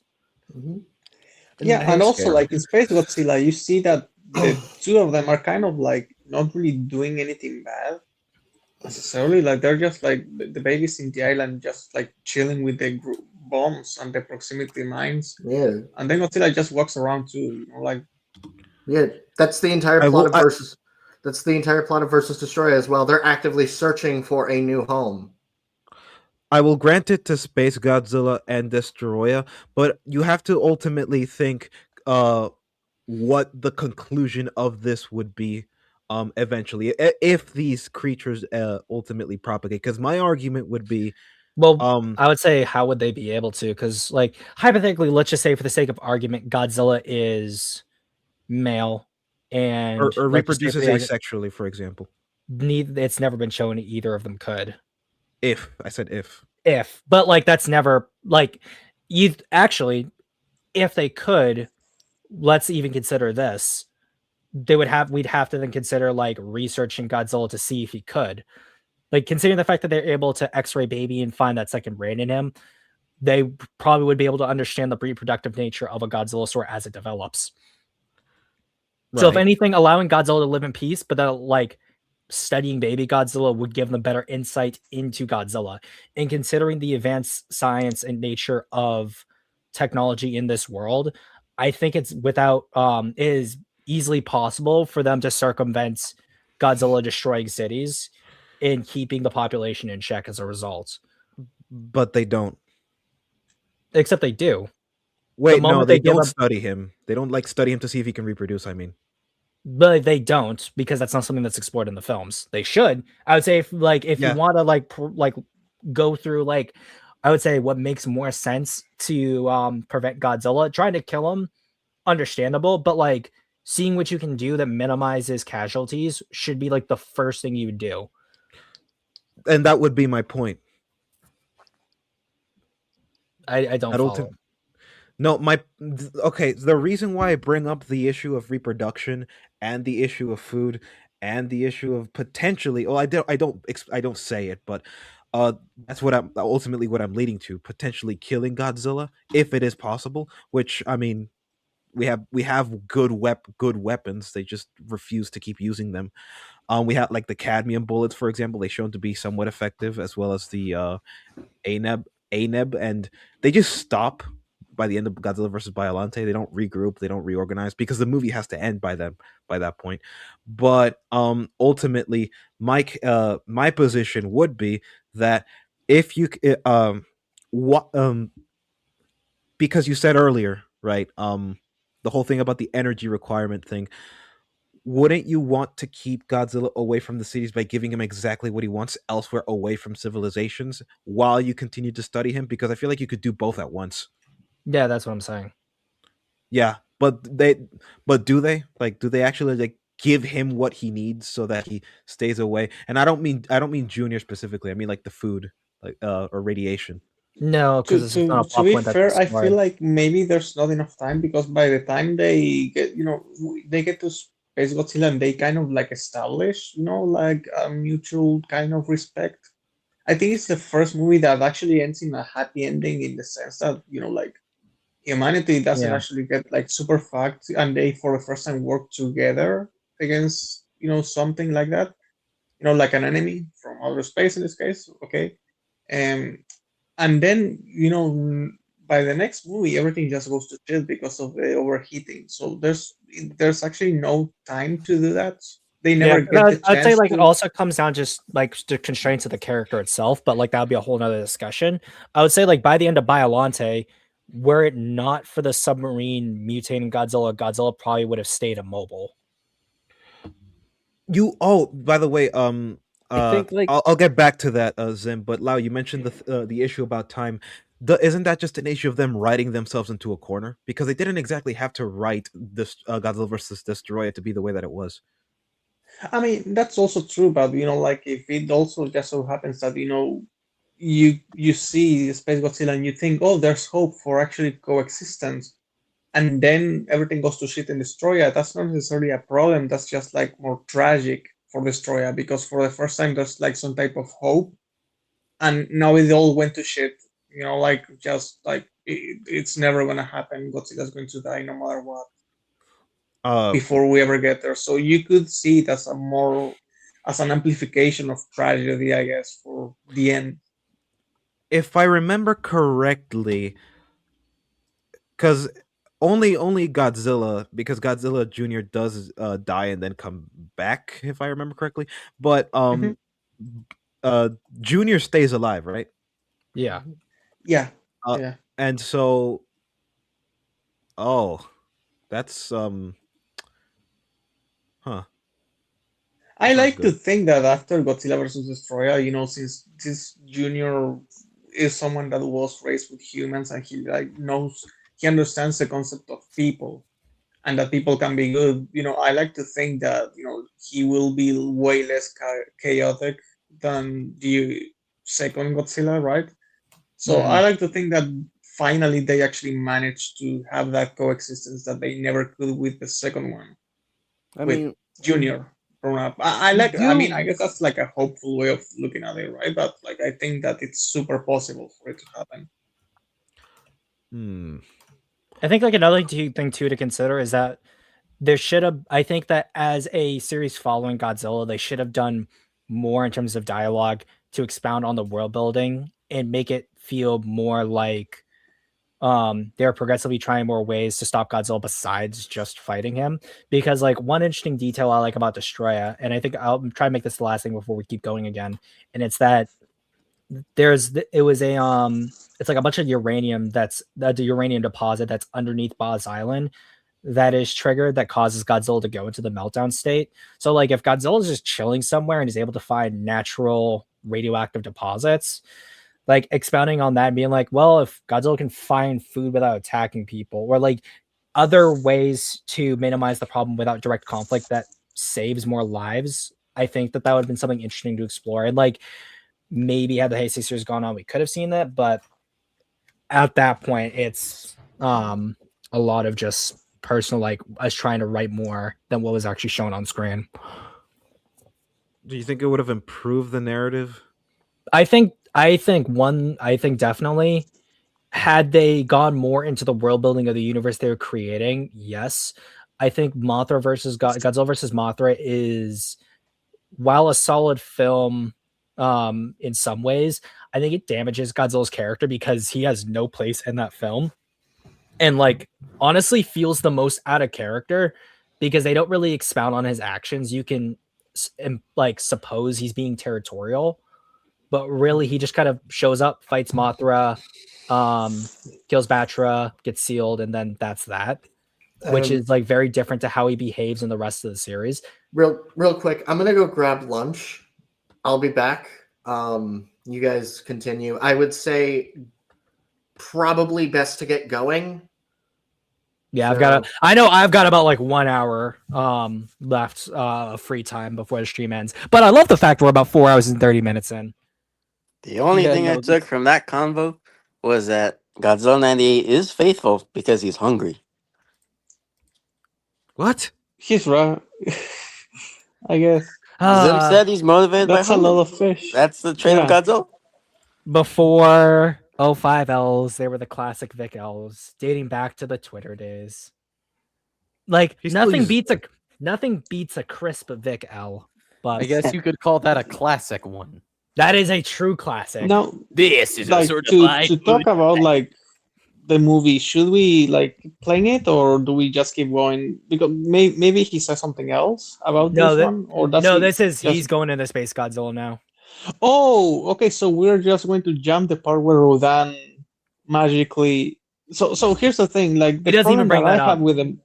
Yeah, exactly. And that's my problem with this guy. It's like, dude, you're talking about like objectivity and all of that, and you trying to see these movies in like a different way, and it's like you just accepting this shit that all the Godzilla fans accept mindlessly. Like, yeah, Rodan can just dissolve into nothingness. Yeah, and give his energy to someone. Like, okay, yeah, sure. Yeah, there's this plant that they find, and like a bunch of fucking psyche little fucking creeps read the plant's energy, and they come up with like a song, and they put it on like a PC, and then they play that shit for the baby to be born. How the fuck did they do that? Even if they can understand that there's like a song in this plant, which by the way is fucking retarded. unless I'm like, am I high? I'd Did say, I just like, get subtitles that explain everything completely wrong, and everyone's just like ignoring this because it never happened in the actual movie, and I just saw like a knockoff copy of the movie, or like You're not high. It's just I know that if in my case, I just completely zoned out. I have no idea what you just said. I was watching a Polish man and a Canadian man fight. So here's the thing. Don't they actually find? So he goes to the thing, the Chad, most autistic Chad Impregnator 2000 character we have ever gotten, who is obsessed with dinosaurs. He goes to this research facility and he finds like the love of his life, right? And he like completely ignores her, and she's like, "You can be here. Do you think the egg is going to hatch soon?" He's just like he doesn't give a flying fuck. He has priorities. He's a man on a fucking mission. So he does this little thing where he steals like a sample of the old plants. dinosaur egg. Yeah, and he steals like a little thing, so then he has to go back, right? And then she calls him and she says, like, you better give it, give us back that plant. And while he's at GeForce with a little souvenir that he stole, Nick is like, "What is that?" And he's like, "Oh, it's a prehistoric plant." And then she's like, "Yes, it is. I can feel it." Shut the. Oh, I hate her so much. And so she can feel something in the plant or whatever. And then they go to this, like, again, these little freaks of nature, like these creepy ass children that like read the plant, and they find out that it has music. Am I wrong about this? Like, it's did not this that they actually find happen? music in the plant, it's that there's a psychic energy in the plant that causes That's like a baby. song. No, they feed the energy into the like they read the energy and then they reproduce the energy via the children's song. Mhm. So it's like only the psychic children can actually replicate the energy, rather than like there is actual music in the plant. Okay, so it's not that stupid, but it's still so fucking dumb. Like, I just like, so this guy is, like, "Oh, I'm going to criticize this and that," and it's like you're okay with all of that. Like, the plant has fucking energy somehow, and this is what you need for the fucking egg to hatch, or at least what causes it to hatch. And it's like, did you need all that? I Like, did think you if actually need anything, that whole like, scene? to Wait, argue was the this is point, Godzilla versus Mothra, right? no, that's Godzilla versus No, Mechagodzilla that's too. Like, yeah. I feel like the psychic portion, I feel, is a holdover from obviously Biollante introducing the psychics. I feel had they emphasized that more, or at least like try to like explain why that works the way it is, that would make more sense. As for Rodan, I don't mind the energy transfer. I think my issue is just him kind of dissolving afterwards. Exactly. No, yeah, that's what I mean. Like him just deciding to go on low opacity mode, and that's it, right? Like, how do you explain that shit? And this guy, the guy who's like studying film and shit like that, you don't have any comments on that? Like, Yeah. really? I think the part and- of film that he studies is just the visuals, maybe not the script. Well, no, he says he's writing. I think he said he's writing a He book says too. he's writing. Oh God, if he's And- and- writing, And he oh, went to man. film The- school the for thing- a little bit. And the thing is, like, when we go back to the energy thing, yeah, like, it's a leftover, but it's still their fucking fault for putting it in this movie. Because here's the thing: you want to save money, all of those fucking children you hire for that useless scene and the singing, fuck them. No, wait, no, not like that. So Wait. fire them. Like, just don't hire them. Like, screw them. No kids here. Like, get them out. The place that you have to pay for to film the scene, you don't pay for that. Nikki, fuck her. No, actually, again, don't actually do that, because she's a fucking weirdo. Like, just like say, "Hey, we don't need you in this movie, so like next one." You save money on that too. All of this stuff you could have saved that money on and just say that the baby was born. And the psychic stuff Well, is actually, no, completely worthless, because you have a baby that literally expresses his emotions through glowing eyes, which is, again, stupid, because Godzilla never did that himself. So why does the baby do it? I would say, you know what? Actually, instead of having the psychic children, have Miki be the main character. Instead of the glowing eyes, just have him have glowing spines, since Godzilla's spines just naturally glow. Instead of the psychic energy being what empowers Rodan into Fire Rodan, make it more explicit that it is just radiation, probably from his fight with Godzilla, that empowers Rodan into Fire Rodan, which would explain why when Rodan transfers his power to Godzilla, the transfer makes sense because the energy is similar in that sense. So he's just giving his like energy back. And I think if anything, they could have done a scene where like Rodan's body is still there, and I feel like his like dispersal is really only done in order to remove the body and the implications of a dead Rodan in Japan, because you could still have like the shots pretty much the same and just have Rodan's body be somewhere. But I think they didn't want to deal with the idea of having Rodan's corpse be left somewhere. Yeah. Honestly, they would have just used him to make a Mecha Rodan. Like, I don't think that they even care about, like, you know. Oh no, because they didn't do that with like they didn't like take Ghidorah's fleshy bits to make Mecha Godzilla. It's just the Mecha bits. Slightly I off guess. topic, but completely related. In the comments, in the chat, Andrew says it's a monster movie because it's going to be weird and out of context at times. That's not an excuse. Genre is not an excuse for bad writing. I mean, Get here's that out the of your thing. head. This is something that I wanted to comment on, which is like the fucking price of having to be a kaiju fan. Like, the admission price is, you want to be a kaiju fan, you need to sign the terms of service, right? What are the terms of service? Radiation doesn't give you cancer, it gives you superpowers. Basically the same as Spider-Man back in the day, right? You need to be willing to accept that. And if you cannot do that, then you're never going to enjoy these movies. But you need to like chill a little bit about that specific thing. I would say if you can do like I get punished for using my brain. That's what I want to know. I don't think it's like that. I think generally with certain aspects of I'm not saying it's that either, world, right? there are certain things that will differ from the real world, as long as you accept those things from happening and they logically follow through throughout the film, then there isn't a problem with that. Yeah. No, I'm not saying that it's a bad thing. I'm not saying you're saying that. I'm just saying that in general as a response to what Andrew said. Oh, okay. With the Heisei era in particular, I know that for a fact because this is something that I talked about with Lau before. A lot of the things that they introduce in these movies makes it feel like a complete non sequitur kind of plot. Suddenly these things are real. Suddenly these things are happening. It's also sudden. It's also blunt. And it doesn't just extend to things like premises such as such as the psychics, for example. Suddenly we have X thing. Suddenly we have Y thing. We've been suddenly Rodan is a thing, and people apparently know his name, even though we never heard of him before. And the dialogue too. This is something that I wanted to talk about earlier. The dialogue in these movies is terrible. Like sometimes they will talk as though they'll say, "Let me actually pull it up because I actually wrote it down, but I didn't actually write it down in my notes." Y'all are still on this movie? Yes. Oh yeah.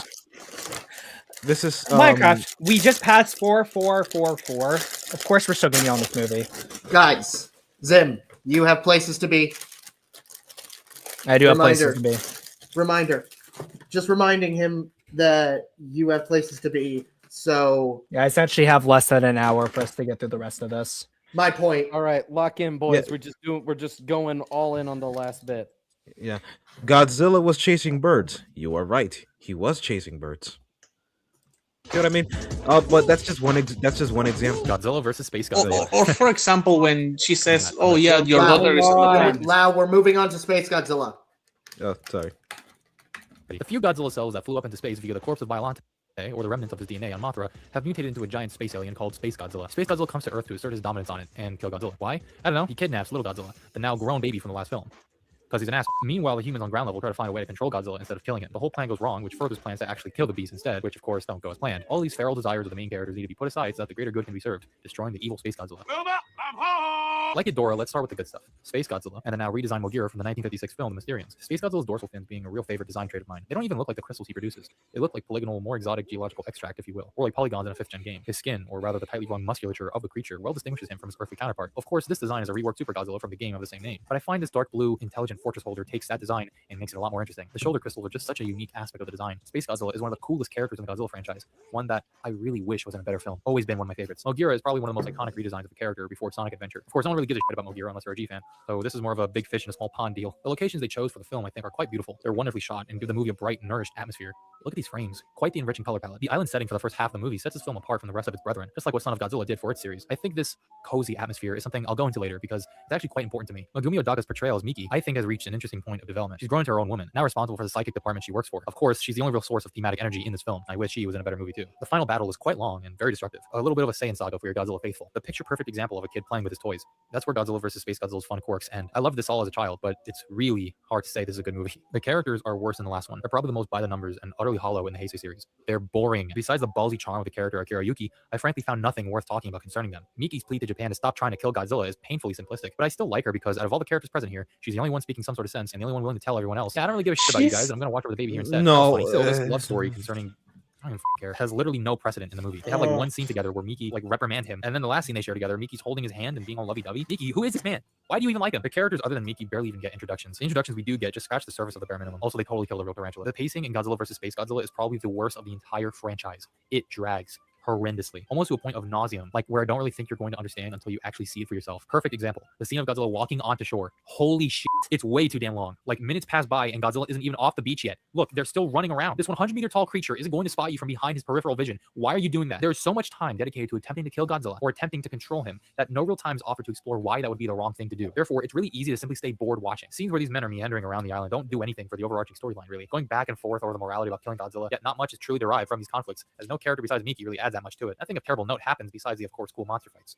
An hour and 47 minutes is a lot to gargle down when nothing is truly warranting an audience member to appreciate that hour and 47 minutes of screen time. If they cut like 25 minutes from the story, I truly believe nothing would have changed. Hell, you could probably cut more than that. The special effects have been getting worse. It's rushed, and the sets don't even look convincing anymore. They're shot like, oh, you can tell something was happening behind the scenes. The island fight is shot in a very lackluster fashion that reminds me of how well made the fights of Son of Godzilla were, despite the horrible Godzilla suit. The island was shot with size and respect, not like here where there's way too many wide shots of the entire set as it is with no polish, imperfections and all. Concerning the main emotional conflict in Space Godzilla, if we're supposed to focus on how Godzilla has feelings, then let's really focus on it. Like seriously, I don't just want a scene where Godzilla feels a little miffed that his son is kidnapped. Let's really shift the perspective and actively portray Godzilla as a truly sentient character than was previously thought. In the last movie, it was more understated how ultimately killing Godzilla was either almost impossible or morally tone deaf, but it wasn't really explored. It was just something that the characters came to conclude by the end off their own experiences. But in Space Godzilla, the theme wants to be explored more, but simply doesn't have the writing to support that desire. In all of this, there isn't a real link between the threat of Space Godzilla and the sudden desire to control Godzilla. So we have two plot lines. One concerning Akira, who desperately wants to destroy Godzilla, not to mention the extra plot line of Project T that just ends halfway through the movie, and the other plot line being Space Godzilla just wanting to come to Earth to be a jerk. Both don't really have any true effect on the other, save for Akira suddenly deciding to help Godzilla a little bit at the end. Just because it functions, I suppose, doesn't mean it's well written or gives the audience any sort of satisfaction. It creates an overly long and disjointed experience. For Akira, all this hubbub for his arc, the entire film talks about it, and once it's finally resolved, he's like, oh yeah, Godzilla's pretty great actually. Like, okay, that was as climactic of a realization as a wet fart. The only arc that's consistent is Godzilla setting off to save his son, proving he's capable of caring intimately for another life form other than himself. This analogy I'm about to present to you is essentially the structure of Godzilla vs. Space Godzilla. There's two buildings being built at the same time, and one is a pretty simple skyscraper, fairly easy to build, not too tall. This building represents the monster plotline, and the other building, representing everything else in this movie, is trying to be this really cool piece of modern architecture, but the construction company behind it is losing money, time, and barely has enough funds to pay their workers. So much that the building stays under construction as a hollowed out skeletal mess for 6 years straight, only being completed after the first building's already finished and after anyone on ground level stopped giving a f. That analogy describes the utter shallowness of Godzilla vs. Space Godzilla as a film. This made me feel good that I'm saying this about a film I've loved for so long. Now, ironically, this is a somewhat common opinion throughout the Godzilla fanbase, but my thing is that Godzilla vs. Space Godzilla kind of reeks with the stench of all that came before. The Heisei era started off very promising, then over time degraded to a point where it's hard to say that it's much better than the Showa era it tried so hard to differentiate itself from. But I do have something positive to say regarding how I feel even amidst all this criticism. There will never come a point where I disparage the sheer amount of memories and cozy comfort Godzilla vs. Space Godzilla provided me with in my youth. I watched this movie more times than probably any other Heisei film, simply because what I was watching for, which was the monsters, was so adequately portrayed that I was willing to disregard everything else the movie had to offer. I loved it. I would get dropped off often at my grandma's place because Bronx, New York, I believe you, for trustworthy babysitters, and watch this film over and over again in the dim, dusty, air-conditioned guest room. Squeaky wooden floors, the CRT tucked into the corner, the shades closed, isolated from the rest of the apartment. It was my personal heaven. This epic was gawked at time and time again, and I didn't care about that other crap. You know, I can't just separate my past from this film. This time, it's literally impossible. Am I really going to rip apart a 30-year-old tokusatsu movie that no one really cares about besides Godzilla fans? One that brought me so much legitimate joy for the sake of a YouTube critique that I also surmise won't be watched by anyone not already invested in this series of movies? This one is personal, more so than the other Heisei films, which is strange as I've had a deep-rooted history with nearly all of them. Godzilla vs. Space Godzilla is a jumbled-up mess of cinema. It has its beauty, like all Godzilla films do. I believe that, but it fails as a narrative, and only works when you go out of your way to look for monster scenes. But like every other Godzilla film, let alone every other Heisei movie, in my heart, I don't have it in me to hate it. Like a disabled chihuahua, it may be a mangled mess, but it's still capable of love, of showing love, and it scores where it counts. Similar to Godzilla vs. Gigan for me, this movie reminds me of memories that are long gone by now. I used to drive with my family down to Florida for vacation every so often, and this film was with me 100% of the way. The film's locations and lived-in environments really fit with the tropical, joyful air around the vacations I took it on, and because of that, because of how integral it was to my childhood, it's irreversibly attached to my life. It's all true. The vintage 90s vehicles, the UFO catchers, the beautiful island aesthetic with human characters kind of just vibing in the corner. There's a very slice of life aspect to the atmospheric elements of Godzilla vs. Space Godzilla. The kind of atmosphere that makes you just want to chill on the beach with your family or significant I other. don't Maybe go walk care. around town in your bathing suits and buy yourself some keepsakes for the trip back.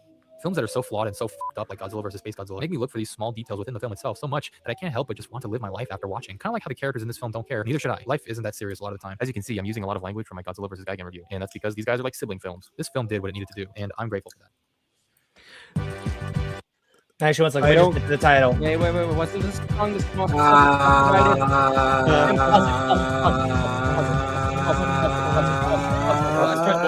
song?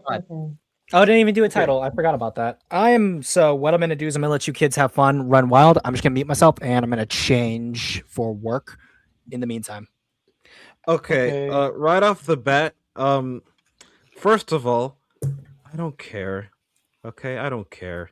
Secondly, he makes a lot of assertions, and although I do think that Godzilla vs. Space Godzilla is a complete and utter narrative failure, he just asserts it. He doesn't elaborate. He doesn't sure, he does mention the pacing, and yeah, the pacing is definitely an issue, but that's it.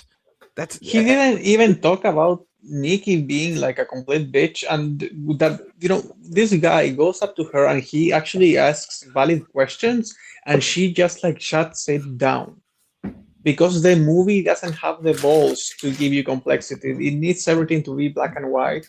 And okay, no, in this one, if you kill Godzilla, you're condemning the entire planet. And it's like, yeah, you know what? In this movie, yeah, and specifically in this one, that does make sense because Space Godzilla is right there. So if you kill him, that's like a really dumb thing to do right now. But it doesn't mean that you have to be like a fucking hippie Godzilla-loving loser that just says, okay, yeah, no, I guess I want to be stepped on and killed. Because that will still happen. And this is, with even what Zim said earlier regarding the whole, the food thing, the energy that he needs to survive, the whole nuclear. Right now, you said earlier that because of the way the narrative was structured, they're not going to have time for that. And again, I still think that this is, what's it called? Them writing themselves into a corner, because they didn't have to do that. But they ultimately ended up being the choice that made the most sense to keep Godzilla alive, because Space Godzilla was the current pertaining threat. And this is something that I had trouble reconciling when I watched this movie, because Godzilla destroying cities is a bad thing, and everybody is ignoring the many solutions that they present, and they just stop, they just completely abandon it, completely. And I still don't agree. Like the cadmium bullets, they worked for as little as an effect as they had. They helped slow Godzilla down just enough. Then there was the bacteria, right? That was working. If you kept Godzilla heated up, which if you had the imagination to keep doing that, then you could have continued to try and kill him that way. Oh, that didn't work. Okay, well, why not re-upgrade the Super X again? Because apparently what you were already doing was also doing a lot of damage. The Super X alone, the first one, was strong enough to blow chunks out of Godzilla's skin, enough to collect G cells. You don't think a laser that's stronger than that would do significantly more damage? Like, I don't know, the mirror laser that melted off? Black, you know what describes the humans in Heisei the best? It's that meme of the guy mining, and right as he's about to hit diamonds, he just gives the fuck up. And then he also makes another tunnel, and again he's about to hit the diamonds, and then he gives up. And then he does it again and again and again. That's basically the humans in these movies. They always have something it's almost like about to work, and then they just forget about it the next movie. Yeah, it's so frustrating. Like you couldn't even like have a throwaway line where it says, "Oh, we tried it off screen, but it didn't work," and so that would be like the best possible option, like the best outcome But no, like, well, not the best outcome, but like But even more even forgivable. in this I would movie, say. I do think that the idea of okay, let's try to control him with telepathy is something that will have happened eventually, and it's like a pacific solution. So I do think that could have worked, but even this movie itself ignores that. Like the first half of the movie is like it's just like a fever dream, honestly. But And it's like not even like Minecraft, you counting. guys were like, what do you think about this one? Yeah. I really don't have anything to say on Space Godzilla because honestly, I just like a lot of its writing faults. Granted, again, I need to do a proper full rewatch of the Heisei era in its entirety, since I'd imagine a lot of its problems are because of prior films, are compounded by prior films. But a lot of my problems, really, my biggest ones off the top of my head were the inconsistency in Yuki's arc. I felt like Yuki went back and forth a lot, and it came across like, okay, dude, pick a side. And then the whole Yakuza thing really didn't need to be here. Oof. Yeah. No, that really, was like straight up there terrible. were better methods. I think there were better methods to bring Miki and everyone else home that didn't involve the Yakuza. That really didn't need to be here. them Alright, I'm literally back. just getting on the fucking chopper. This film has like them Yakuza in it? Yeah, it does. It's I've completely never watched it that worthless. far to. I don't remember it, and I've never rewatched it that far enough. It's literally the entire set remember that. piece before the finale. Yeah, and you know what's funny? Minecraft, all they had to do to avoid it is just get on the fucking helicopter. And you have skipped like 25 minutes of the movie. And also, like, at least you wouldn't have. Like, you could have flipped. Like, I actually agree with Lau here. What you could have done is flip the scenes where, like, they're talking with Mickey and put that all before the helicopters arrive. Just so you have that character building while they're, waiting to get their ride back home. Yeah. But again, then the problem is that she just diffuses every single attempt to actually. It's funny. This guy actually like meets her immediately and asks her, "So why do you like Godzilla so much?" And she immediately goes on the defensive instead of like realizing that like this guy is actually trying to know her. And here's the thing that really bothers me about this fucking character. Everyone is like, "Oh, Nick is like the best character in Godzilla." I heard a lot of people say that, and it's like, really. I heard some people say that she, like I feel like this is the most fans say that. Oh yeah, yeah. Since I just came back and they're wrong. I'm curious. Yeah. Has anyone realized that there's one big thing that's like wrong with the film, especially when it gets to that latter half, is why the two guys aren't killed? Because reasons. Yeah. Don't think about it. It's a monster they movie. Killed them and they took Mickey. Then, without a doubt, probably Mickey dies. Space Godzilla only has to really fight Godzilla unless they can find suitable pilots to fight with Mogera. And given the fact that as pilots are just way more capable than the first team, more than likely Mogera gets taken out quicker and destroyed faster. Therefore, Godzilla's by himself. Therefore, Godzilla probably dies. Yeah. Therefore, the Earth is destroyed. There's like no reason really for those guys to have been left alive when Mickey was captured. Honestly, they shouldn't have even been in the island. She should have been captured in secret and no one should have noticed until it was too late. Because why did he stay? For the power of pussy, of course. But like, it's not even like a good one. Like, dude, she's a complete bitch. And I wanted to go back to Mechagodzilla really fast because there's a problem that starts in Mechagodzilla. Mm-hmm. You know when they lose the fight and Godzilla is like burning the mech alive, like she's just like cooking it and everything's on fire? Did you guys notice that when that happens, you see reaction shots of the general, of the pilots, and all of that, but you never see a reaction shot of Nikki? Oh, no, that's not surprising. That's yeah. Why do you think that is? That's because if you had Nikki fearing for her life because Godzilla's about to destroy Mechagodzilla and blow her up with it, then you will have complexity. Suddenly, it's not black and white anymore. It's not Godzilla good. Suddenly, the audience will feel like, oof, she's but you cannot have that, right? So you need to keep it simple, you need to keep it stupid, and then that brings us to this. Nikki, like again, the first thing they ask her is, "Why do you like it so much?" And she immediately goes on the defense and she's like, "You will never understand." And it's like, bitch, maybe if you tell them, they would understand, right? But no, Nikki Like a has no Snyder fan. family. Yeah, she what? Here's the thing: what does she even have in life? Where are her parents? Like, At 7 this point, movies, dude. she's definitely a grown. Se- Like at this point, she just has her own life with like. Yeah, but here's the thing: we With her started 10 with her cats? being a minor. On Violante, she has like a school uniform, doesn't she? Like she starts as a kid. We don't even know who her parents are. We don't know what her passion is outside of having been a psychic. We don't know how she got her powers. Do we know how she got her powers? Do they even No. explain that? They never I explain think- how psychics get their powers. I think it's just sort of they just develop. Yeah, okay, but They they just also have the are. institution. Like exactly, they just are. You just have to accept it, like everything else. So it's like this bitch she's privileged. She can be driven everywhere in a helicopter because she's important. She will always be surrounded by the military. She's sheltered because like she has always been like a little freak that just goes around. Like she's probably not even gone to fucking school.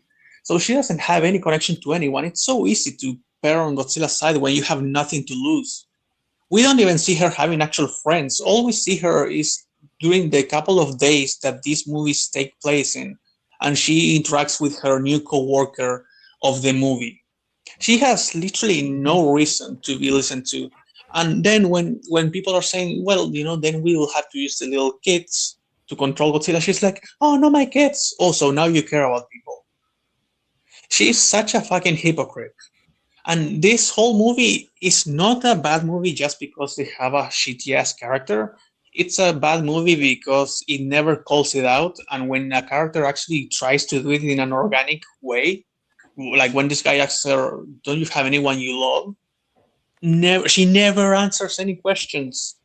This is just like, hey, we know we have like a bunch of autistic kids watching our movies, and we know that you love Godzilla, so we're going to put this character here. This is literally Twilight for men.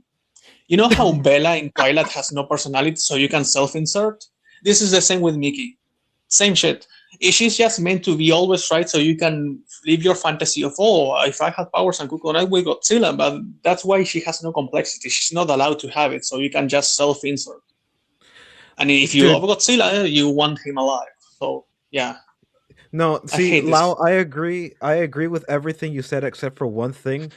The Batman is Twilight for men. Get it right. But No, but this is on that- before Batman. Yeah. Oh, okay. No, yeah, that makes more sense. But no, see, I agree with you, and I think you put it very eloquently in that you basically just put into words everything that I've been feeling about Mickey for a while, because not only is this film like absolutely horrendous, but it's also infuriatingly horrendous precisely because Mickey has a very narrow-minded worldview that never gets challenged. So she's a toxic Karen. Yeah, dude. And they even give her a Karen haircut. She looks like a fucking lesbian. It's kind of homophobic that they make her the most annoying when they make her look like a lesbian Karen.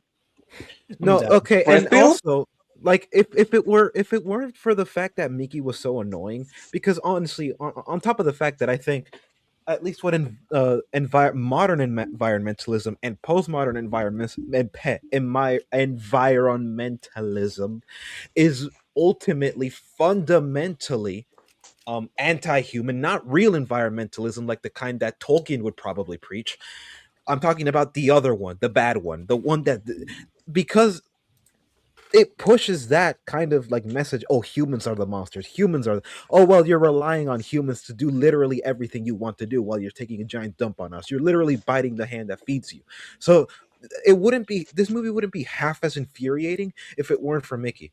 And like, and Space Godzilla on his own, like, is a terrible character. He's a terrible villain. I talked about it in the Discord. I have a whole Zim has a full thread about it.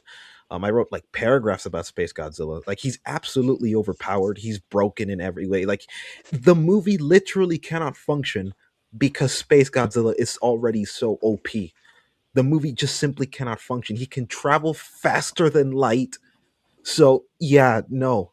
like that just fundamentally does not work. Yeah, and also even the fact that he could find Earth despite being so far away is like, dude, like really Godzilla can feel stuff from that far away that you feel like his signal and you can pinpoint exactly where Earth is and go right there. Like, yeah, it's like a huge, really without big even ass. taking into account how planets and the solar system and the galaxy move between the point at which he emerged from the white hole and the point at which he gets there. Like he would have to take all of that into account while moving at that speed. How do we win against that? And then he has like a bunch of powers, and that's what I meant when I said that I think that the choreography of this fight is the best of all of Heisei, because he shows a shot of Godzilla, like Space Godzilla in specific, like levitating and rotating as all the missiles like go up. And whether you think that it looks a little bit too fantastical or whatever, I just think that they managed to pull off so many powers with Space Godzilla successfully. Honestly, I don't think it looks bad. And then with Mogra, that I really think that this is one of the best action scenes in. This is the best action scene in all of Heisei. I think from beginning to end, right? Like it's just a lot of stuff going on, and it's all really well planned. Like here's the thing: you have to plan. Okay, so the vehicle is going to be here, and it's going to roll in this direction, and the camera is going to be here, and we're going to spin it all. There's a shot in this fight where everything is like spinning behind them, and it makes no fucking sense. But they did it just because it looks cool, and it's one of the most chaotic fights that I've seen. And sorry, Moger, I didn't know your fucking game. The guy has that drill on his nose. He fucking uses to put a hole on Space Godzilla. Like that's really badass. I think that Mogera, I think he is definitely the most efficient part of this movie. Like I'm giving it one more personally minute only because of the time I still have left to do this. Yeah, no, I was just about to say we should probably move on. Okay, yeah, but Space Godzilla not as bad as some people say. I think when it comes to the action. Because this guy was shitting on the set design. I don't think so. I think this is the best one. The story, there's no story, and the characters are horrible. And this is like a movie that literally preaches on, hating humanity basically at this point. Like I cannot even justify it. Like I normally don't like it when Blackaruni talks about that kind of stuff, but in this one it applies 100%. Do you think that Mickey got character assassinated from Biolante? Let's move on before we start another tangent. Yeah, we can do that on Destroyer, if anything, All if right. it still applies. That's not even a tangent, but fine. All right. Destroyer is a monster movie.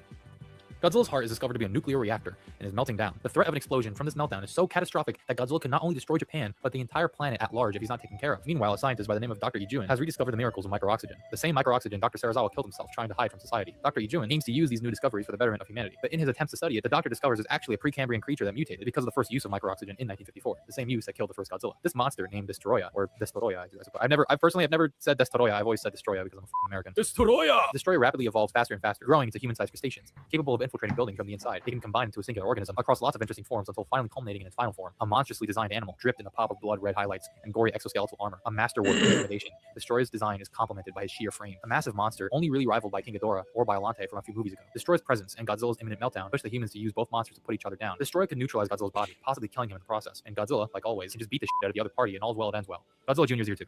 Dies. And so does Godzilla.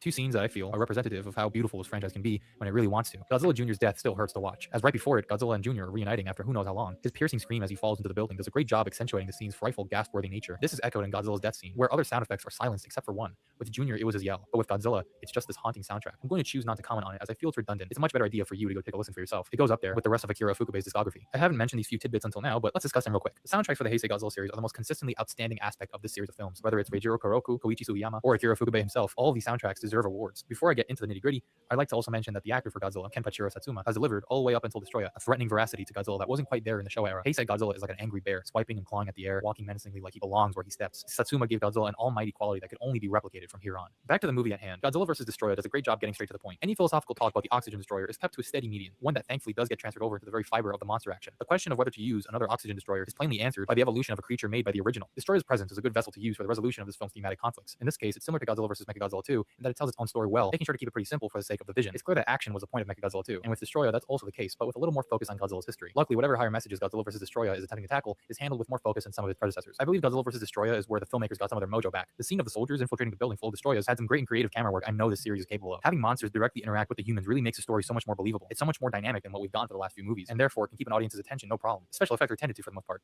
You know, you guys can run. However, I'd be dishonest if I said these characters really mean a damn. They're lucky they're at the service of the monster plot entirely, so they're regulated to expository dialogue most of the time. It does hurt to see Miki witness Junior die though. Agumi Odaka deserved to be the main lead of the series. It's too bad we focus on so many other bullshit protagonists throughout the era. Now, while I really dislike that so much of the human scenes yet again take place in this godforsaken military bunker with this guy's dry as dust stare just glaring into the camera all the goddamn time, I'm willing to let it slide because I think its pacing improved so much from the last one, and the script knows what the audience wants. Like Godzilla vs. King Ghidorah, this film has only a few goals. 1. Give Godzilla a climactic finale. 2. Connect it with the original 1954 film. 3. Kick ass. I think as a monster movie whose goal is to entertain and thrill, Godzilla vs. Destroya succeeds more than it fumbles. It does accomplish those goals quite well, even though there's a lot of bullshit that I've spoken about permeating in the last entries of the series. Do I wish some of the themes were pushed harder? Yes. Do I wish the characters were interesting past the first act? Yeah, this has been a problem and a half for so much of this series of movies that I'm frankly tired talking about it. But because it succeeds at the goals it sets out to achieve, I ultimately can't give it too much crap. Godzilla vs. Destroya feels like it's so disheveled from the years of bad writing from these movies that it says it and tries its hardest to pull through and be as entertaining as possible, while still under its afflictions. Like it knows how rough it's been for a while and is trying to make up for it. Given this fairly simple story, I never cared that much for Destroya when I was little. It wasn't really as cool as Monster X was, for instance, another monster made for a Godzilla finale.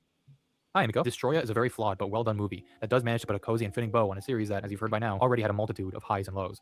Luckily, we've left off with a high. I know that pretty much the rest of it is more preamble. We'll give about like maybe 5 or 6 minutes if anyone's got some thoughts. I think that like my issue with like a lot of what he said is just culminated here. Where, like, he'll say a film does what it set out to do by making up this criteria, and because he like generally likes it, therefore it fits. Yeah, right? it just consistent standard. It comes across less like actual objective criticism and more so subjectively objective criticism.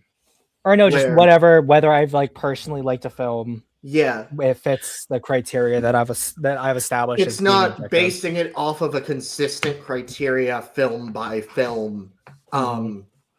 Like if he's stuck with that criteria for every single one of them, then okay, I would probably give this video a few more props. That does, but he really doesn't, or at least I can't really tell if he does. And then when he actually has that criteria, which I think that the 3 points were good in the first movie he used it on. I think it was versus Ghidorah. Yeah, and then he never really applied it in the same way with all of them, right? Yeah. Like so. Yeah, but I feel like they're so arbitrary, and he doesn't really go into as much detail as you'd expect from a video that's like over an hour long, that it feels arbitrary. Yeah, that's what I was gonna say. I don't think these 3 points fully suffice to explain why a film would be good. Yeah. Yeah, no, like, it's like honestly, we they're could do not the same thing sufficient. for Biolante, which he disliked. It's like, what was the goals of Biolante?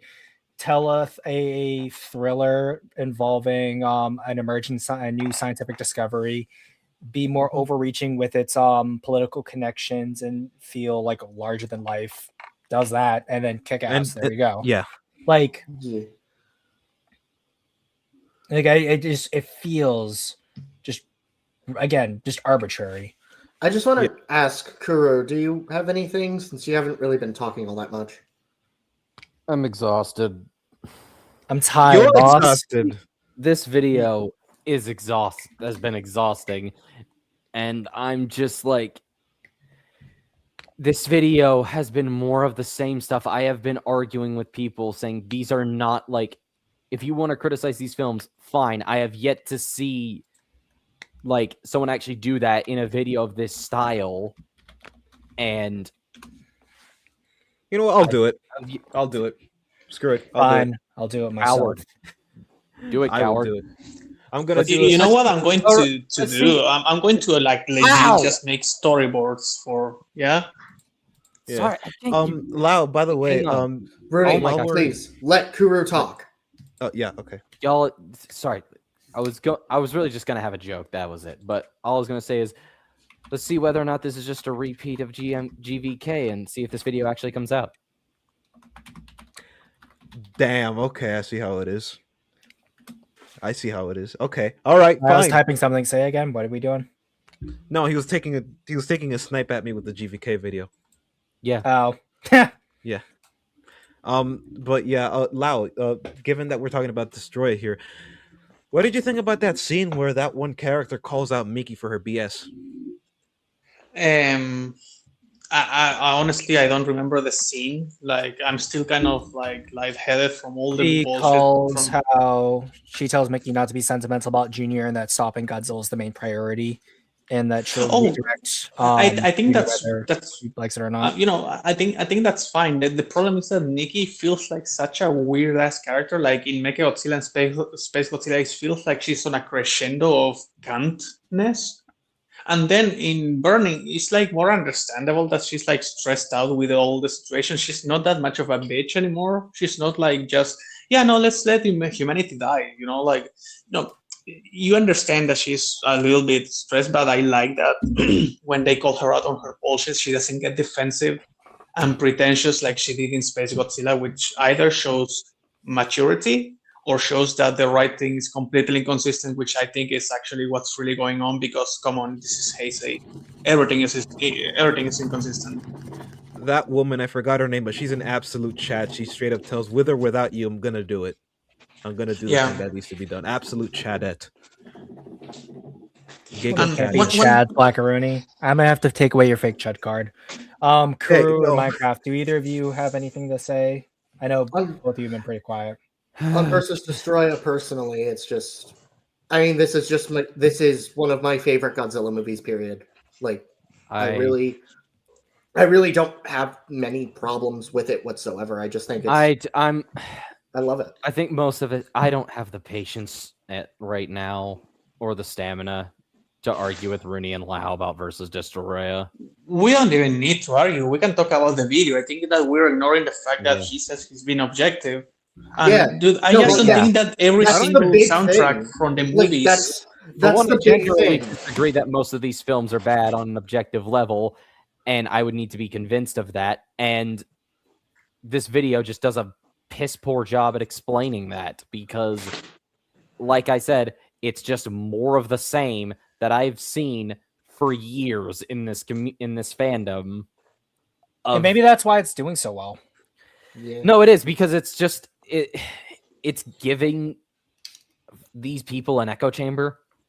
Like it's like something that they can, and this goes into what I said very early on in the video, why I hate the Longman video, because I feel as though this is a type of video that is very difficult to actually get criticized due to the sheer length. You need to have just about as much time as the person who made it, if not more. Yeah. And like, and I would say on more. Top of that, you also have just the reasons people generally criticize Heisei are generally incoherent, as shown in this, or I'm losing my. I mean, you can't. I mean, you can definitely say that, but you would need to prove that. What do you mean? Yeah, because I feel like, for example, throughout this video, we have been giving better critiques than he has. Like, we just literally explained the whole problem with Space Godzilla and Mecha Godzilla. And if I had time, I would have done a little bit more. But like, no one ever talks about how go into Mecha Godzilla 2 versus Space Godzilla. I agree with that film is a bit of a mess, and excuse me, but like the reason why I dislike this type of video format, because I just finally remembered what I was gonna say, is that if you're not concise, these videos will always feel like they are just unnaturally bloated if you are not concise in what you have to say. And this just says a profound amount of nothing in like 70 minutes. Probably why people online like this video so much. Yeah, I was expecting it to be good, but this was so much. Yeah, like it has some points that I'm like, okay, like finally I hear some people saying, because you say that, you know, these are the same points a lot of people repeat, but like I actually haven't seen many people like give some of the criticisms that he gives. Actually, I've seen a lot of people denying it completely, which is different. I think it's But depending on like where you find yourself in the fandom. exactly, yeah, it's everyone's algorithm that gives you different takes and stuff like that. There's some people that were like super harsh with GXK hate, and they were like sending death threats. And Kuru, I think you experienced that with Shin, which I never did, and Black, you experienced that with GXK, which I never did, right? But it still happens. So one thing that I wanted to mention about this guy's video is that, you know, it's hard to take it. It's hard to take it serious when he says stuff like every single OST here deserves awards, because it's like, so like they don't all deserve awards. Yeah, You know, but I would say like the- even with that, it's like it feels like it's something that he doesn't have a whole lot of like experience critiquing. So because of that, he's just saying it's good because that's the general opinion. I would argue that a lot of these OSTs are very good, but like actually me too. why. But I don't want to cut you off entirely. But the thing is, I just want to get through the rest of the video, which I've just upgraded to 2x speed, because I feel like where he goes with the end of it just kind of surmises my general thoughts about like what his thoughts were when making the film, like this, not the film, making literally his film length. The video. I'm gonna keep an eye out to see if he does one on the Millennium Era. Yeah, well, no, I will too, because we might do the show one as well. But let's just wrap it up. The Showa Godzilla series is one that, flaws and all, has only really enriched my palette for storytelling, simply because almost each movie attempted to be its own creative vision. Each entry had its own set of problems, but the team on each film, I felt, did a fantastic job at keeping things simple, being resourceful, and retaining their audience's attention as the blockbusters they were all supposed to be. If you go back to my Showa Godzilla analyses, you can tell that the style and rigor of the filmmaking of those films greatly inspired me to follow my own creative journey, and that this sentiment was shared with every era of Godzilla. And now that I've gone over one of the most important periods of Godzilla's history, one that you can still hear the echoes of 30 years later, I can really dissect what I truly meant by that. The 7 films in the Heisei era, maybe not consecutively, but overall, were the most consistently financially successful films the Godzilla series had seen on the Japanese side of things. These movies made money, so as you can imagine, its influence was almost just as palpable as the era that came before, especially when it came to merchandise. There was a lot of merchandise. Would you be interested in a Godzilla CD rack, or maybe some Godzilla beanbags? Perhaps you'd enjoy Godzilla lamp. Oh, look here, maybe a Godzilla and Mothra pull string cord will quench your kaiju thirst. What about some vinyl figures? We have this 1984 rendition of the character from the Godzilla collection, of course. Or would you prefer the Toho Kaiju series? They're essentially the same. You sure you don't want your space Godzilla plushie? I do. What about the Godzilla and Erasers? No Kaiju Daikasen? No Lake Godzilla Banks? No Gashapons? Look how cute they are. You want a Yutaka Godzilla versus Bachelor 2-pack? You want a 1983 Dojinshi that has more to do with the show era, but I still want to show it off anyway? Lighters? An ashtray to go with your smoke and a pancake? Keshi? You want a Mothra with a soundbox in it? Well, here it is. I bought these 1993 Godzilla plushies and put them in my car so I won't get lonely when I ride by myself. I got Mothra, Ghidorah, Godzilla, Mothra. I'm in love with this era of merchandise. It just makes me so joyful, but we're not talking about the cavalcade of things around these films. We're talking about the films themselves. I truly wish I could appreciate the filmmaking in them like I did the Showa era, but I simply can't. I can't look past it. The Heisei era strived to elevate Godzilla into a serious, more adult-oriented intellectual property, which is what it originally was from the beginning. They had 30 years worth of Godzilla movies to work off of. They weren't pioneers this time. They knew what worked and what didn't. But I don't believe Toho and its directors truly took advantage of that. When I said I saw infinity within the simplicity of Showa, I meant it. But Heisei isn't simple because it attempted to be. It wanted to be complex, interesting, riddled with historical and social commentary, and it reached for that excellence, that layered three-dimensional storytelling we all desire from sci-fi fantasy, but got cold feet and chose to corrode itself almost to a point where it's laughable to pretend it's any better than the 15 movies that came before it. Its simplicity is because of horribly inconsistent, lazy writing. All the resources possible, much more sophisticated Tokusatsu filmmaking, and they still couldn't manage to make a totally consistent, thematically rich, and emotionally resonant story with most of these projects. Now, I've said I liked some of these movies, like unironically, but not without almost an equal list of grievances attributed to each. Godzilla 1984 is a very well-made introduction to a wider world of political conflict. Godzilla vs. Bylante wants to be philosophically complex, but doesn't know how to actualize its potential. Versus King Ghidorah's plot and writing is so insanely fucked up that its sheer entertainment value is what saves it. And Godzilla vs. Mothra to Godzilla vs. Destroyer feels like the same fucking movie 4 times in a row, with the exception of Mega G2. I'm as surprised as you are. Mothra vs. Space Godzilla and Destroyer are unfortunately so painfully average and downright fucking boring that it's insane to me that these were revered for so long. If you've ever handled a large-scale creative project before, Heisei can be described as being super passionate when you first start, and realize you don't have the balls to give your all by the halfway point, so you just half-ass it until the final steps are afoot, where you're able to muster up a little bit of whatever energy you had left and decide to end it all off with a half-sedated hip hooray on the last day of principal photography. That's the entire Heisei Godzilla series in a nutshell. You two sons of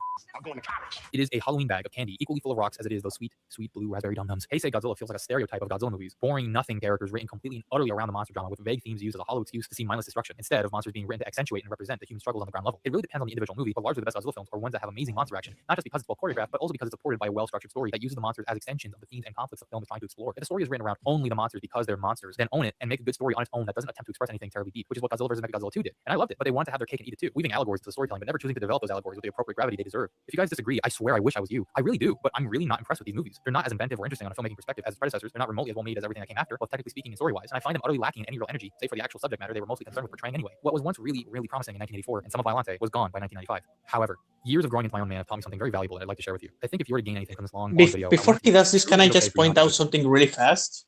It's not like a huge thing. It's just he mentions these allegories that never get the gravity they deserve, and I just don't feel like he really represented that throughout the video. So when he says that, I'm like, why didn't you talk about that, right? Like, that's just something that I'm noticing, like which movies in specific is he talking about, which allegories, what will he have done, or what does he think? You know, that to me will have been a better video than what we got, which is almost it's empty.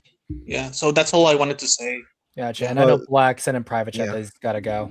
I gotta go. A small bit of shilling. Yeah, small chilling. Tomorrow, another black screen episode. Hopefully tomorrow. If not, then on Sunday. And if not, then I might have to push it to next Friday. Moon Knight video. My 3 videos, the 2 Dune ones, the Zack Snyder one. And if I get a big enough incentive, I will do the Heisei era thingamajig. Upcoming Friday, I think this Friday. Oh no, next week Friday. I will be doing a stream with Brayden covering Monarch season 2, so that'll be fun. And yeah, that's it. Bye. Bye. Peace. War. All right, let's just finish this off right Go here. read guy team Rennie. You don't have to have malice or hatred towards what ultimately was meant to spread joy to its viewers. None of these movies were made for you to hate them. None of these movies were made with the intention of you feeling angry after watching them. They were made so children could sit in awe at their hero save the world time and time again. They were made so the parents of those children could have a nice nostalgia trip full of reminders of how great those monsters they grew up with truly were. Look at what Heisei Godzilla has done. It introduced an entire generation of people to the King of the Monsters. It was countless beautifully designed kaiju, both new and old, and by extension introduced tons of iconic characters through those designs. It spread so much joy, so much happiness with its intended audience. And why was that? Because the scenes that were focused on were brimming with pulp, thrills, excitement, and a childlike sense of wonder that even the show series didn't have sometimes. This willingness to just go crazy, just go all out, explode and destroy as many detailed skyscraper models as possible, dash your props together without a care in the world, blow up your puppets, throw them across the stage, make them walk, make them talk, make them breathe. I love it. The animatronics are alive despite their shortcomings. These characters are alive. Godzilla is alive in these movies. His enemies are. His allies are too. When Heisei commits to doing what it does best, delivering the largest fights the King of the Monsters has ever faced, it does it with the energy and excitement for its subject matter only captured elsewhere by a child. Not an Oscar-winning filmmaker, not a friggin' committee of screenwriters. No. A child. A child who doesn't care about the wins of a dumbass critic, only that it brings joy to him or her. While Heisei is simplistic, derivative, and bloated with monster scenes devoid of human drama, it's also simplistic, derivative, and bloated with monster scenes devoid of human drama. It delivers something old, something new, something borrowed, and something blue. How could a child not find that entertaining? And how could I say that with such confidence? Because I was one of them. There comes a point in everyone's life when they have to realize that there's a place for art that doesn't really want to be art. At a certain point, seeing these films for what they may have originally intended to be at first, and not for what they ultimately chose to be, doesn't get you anywhere, but makes you see how much of a sourpuss you are. It's okay to find joy in something that's a little messy, a little unpolished. I love Sonic Adventure. That's where comfort comes in.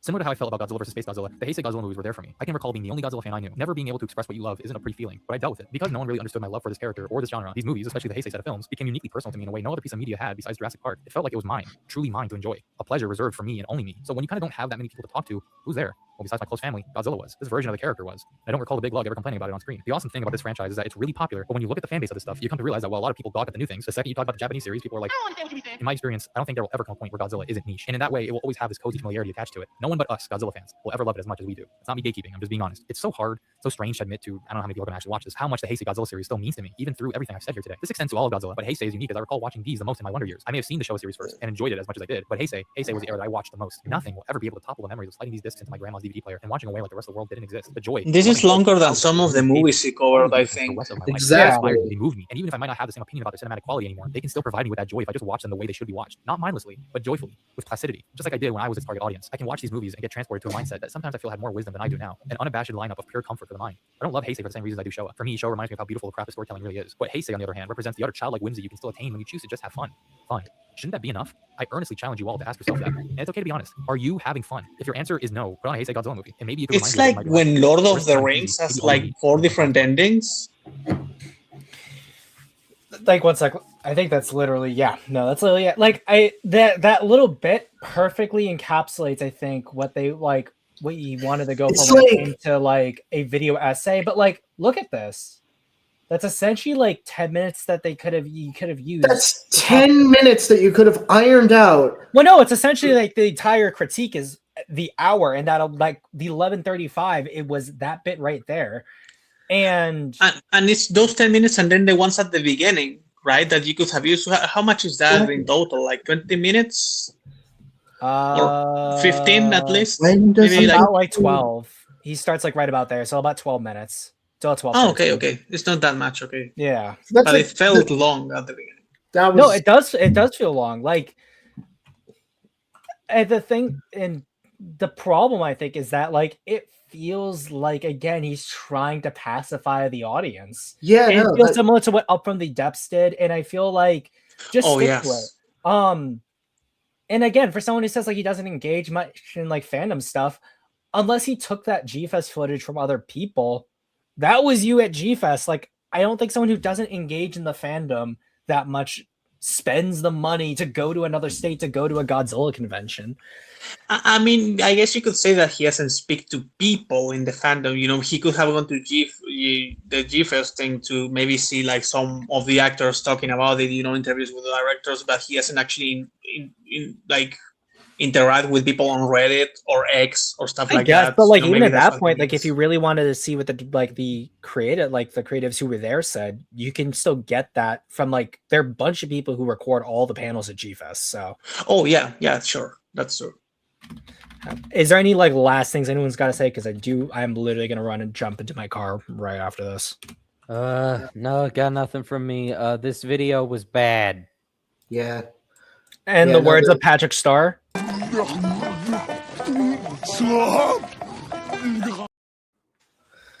Yeah. No, that was not a great video. I wouldn't say the worst one we've covered, but oof. Yeah, not the worst, but like for one that is now This at is like far almost from the worst. 10K like views and like over 503 likes, it's like very disappointing. Yeah.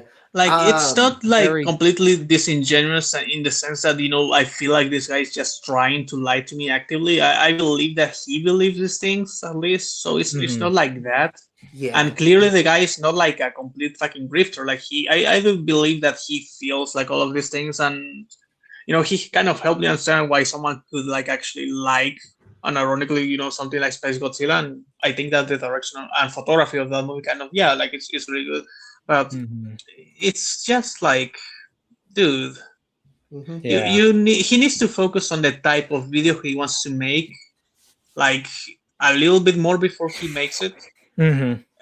I'm not against like watching his other stuff, but for context, if you want to watch the Showa video, that's actually like a couple of movies, because all of the other movies that he makes are like individual videos up to Gaigan, I think, or something like that. So just so you know, like it's not just that 55 minutes, it's actually longer probably. Yeah. Okay, gotcha. I would say, yeah. No, it definitely either shorten the video or use the runtime to further elaborate on the movies as best as possible. Because, like, I get the personal sentiment, and I'm okay including aspects of that, but really, you didn't need to have it go on for that long. Exactly, yeah. But I think without further ado, only because I literally have to like run now or I will be late. I thank Lau, Karu, Vic, Black, Minecraft for joining us, talking about it. Another shout out again to JDFVA for the $5. Go watch Iron Lung, everybody, and stay tuned for tomorrow. I have a GMK discussion stream tomorrow, so feel free to join. I'm going outside. Yeah, I appreciate everyone who has stayed for as long as they did. Yeah, I got another stream coming out next week. As always, peace, guys. See you, dude.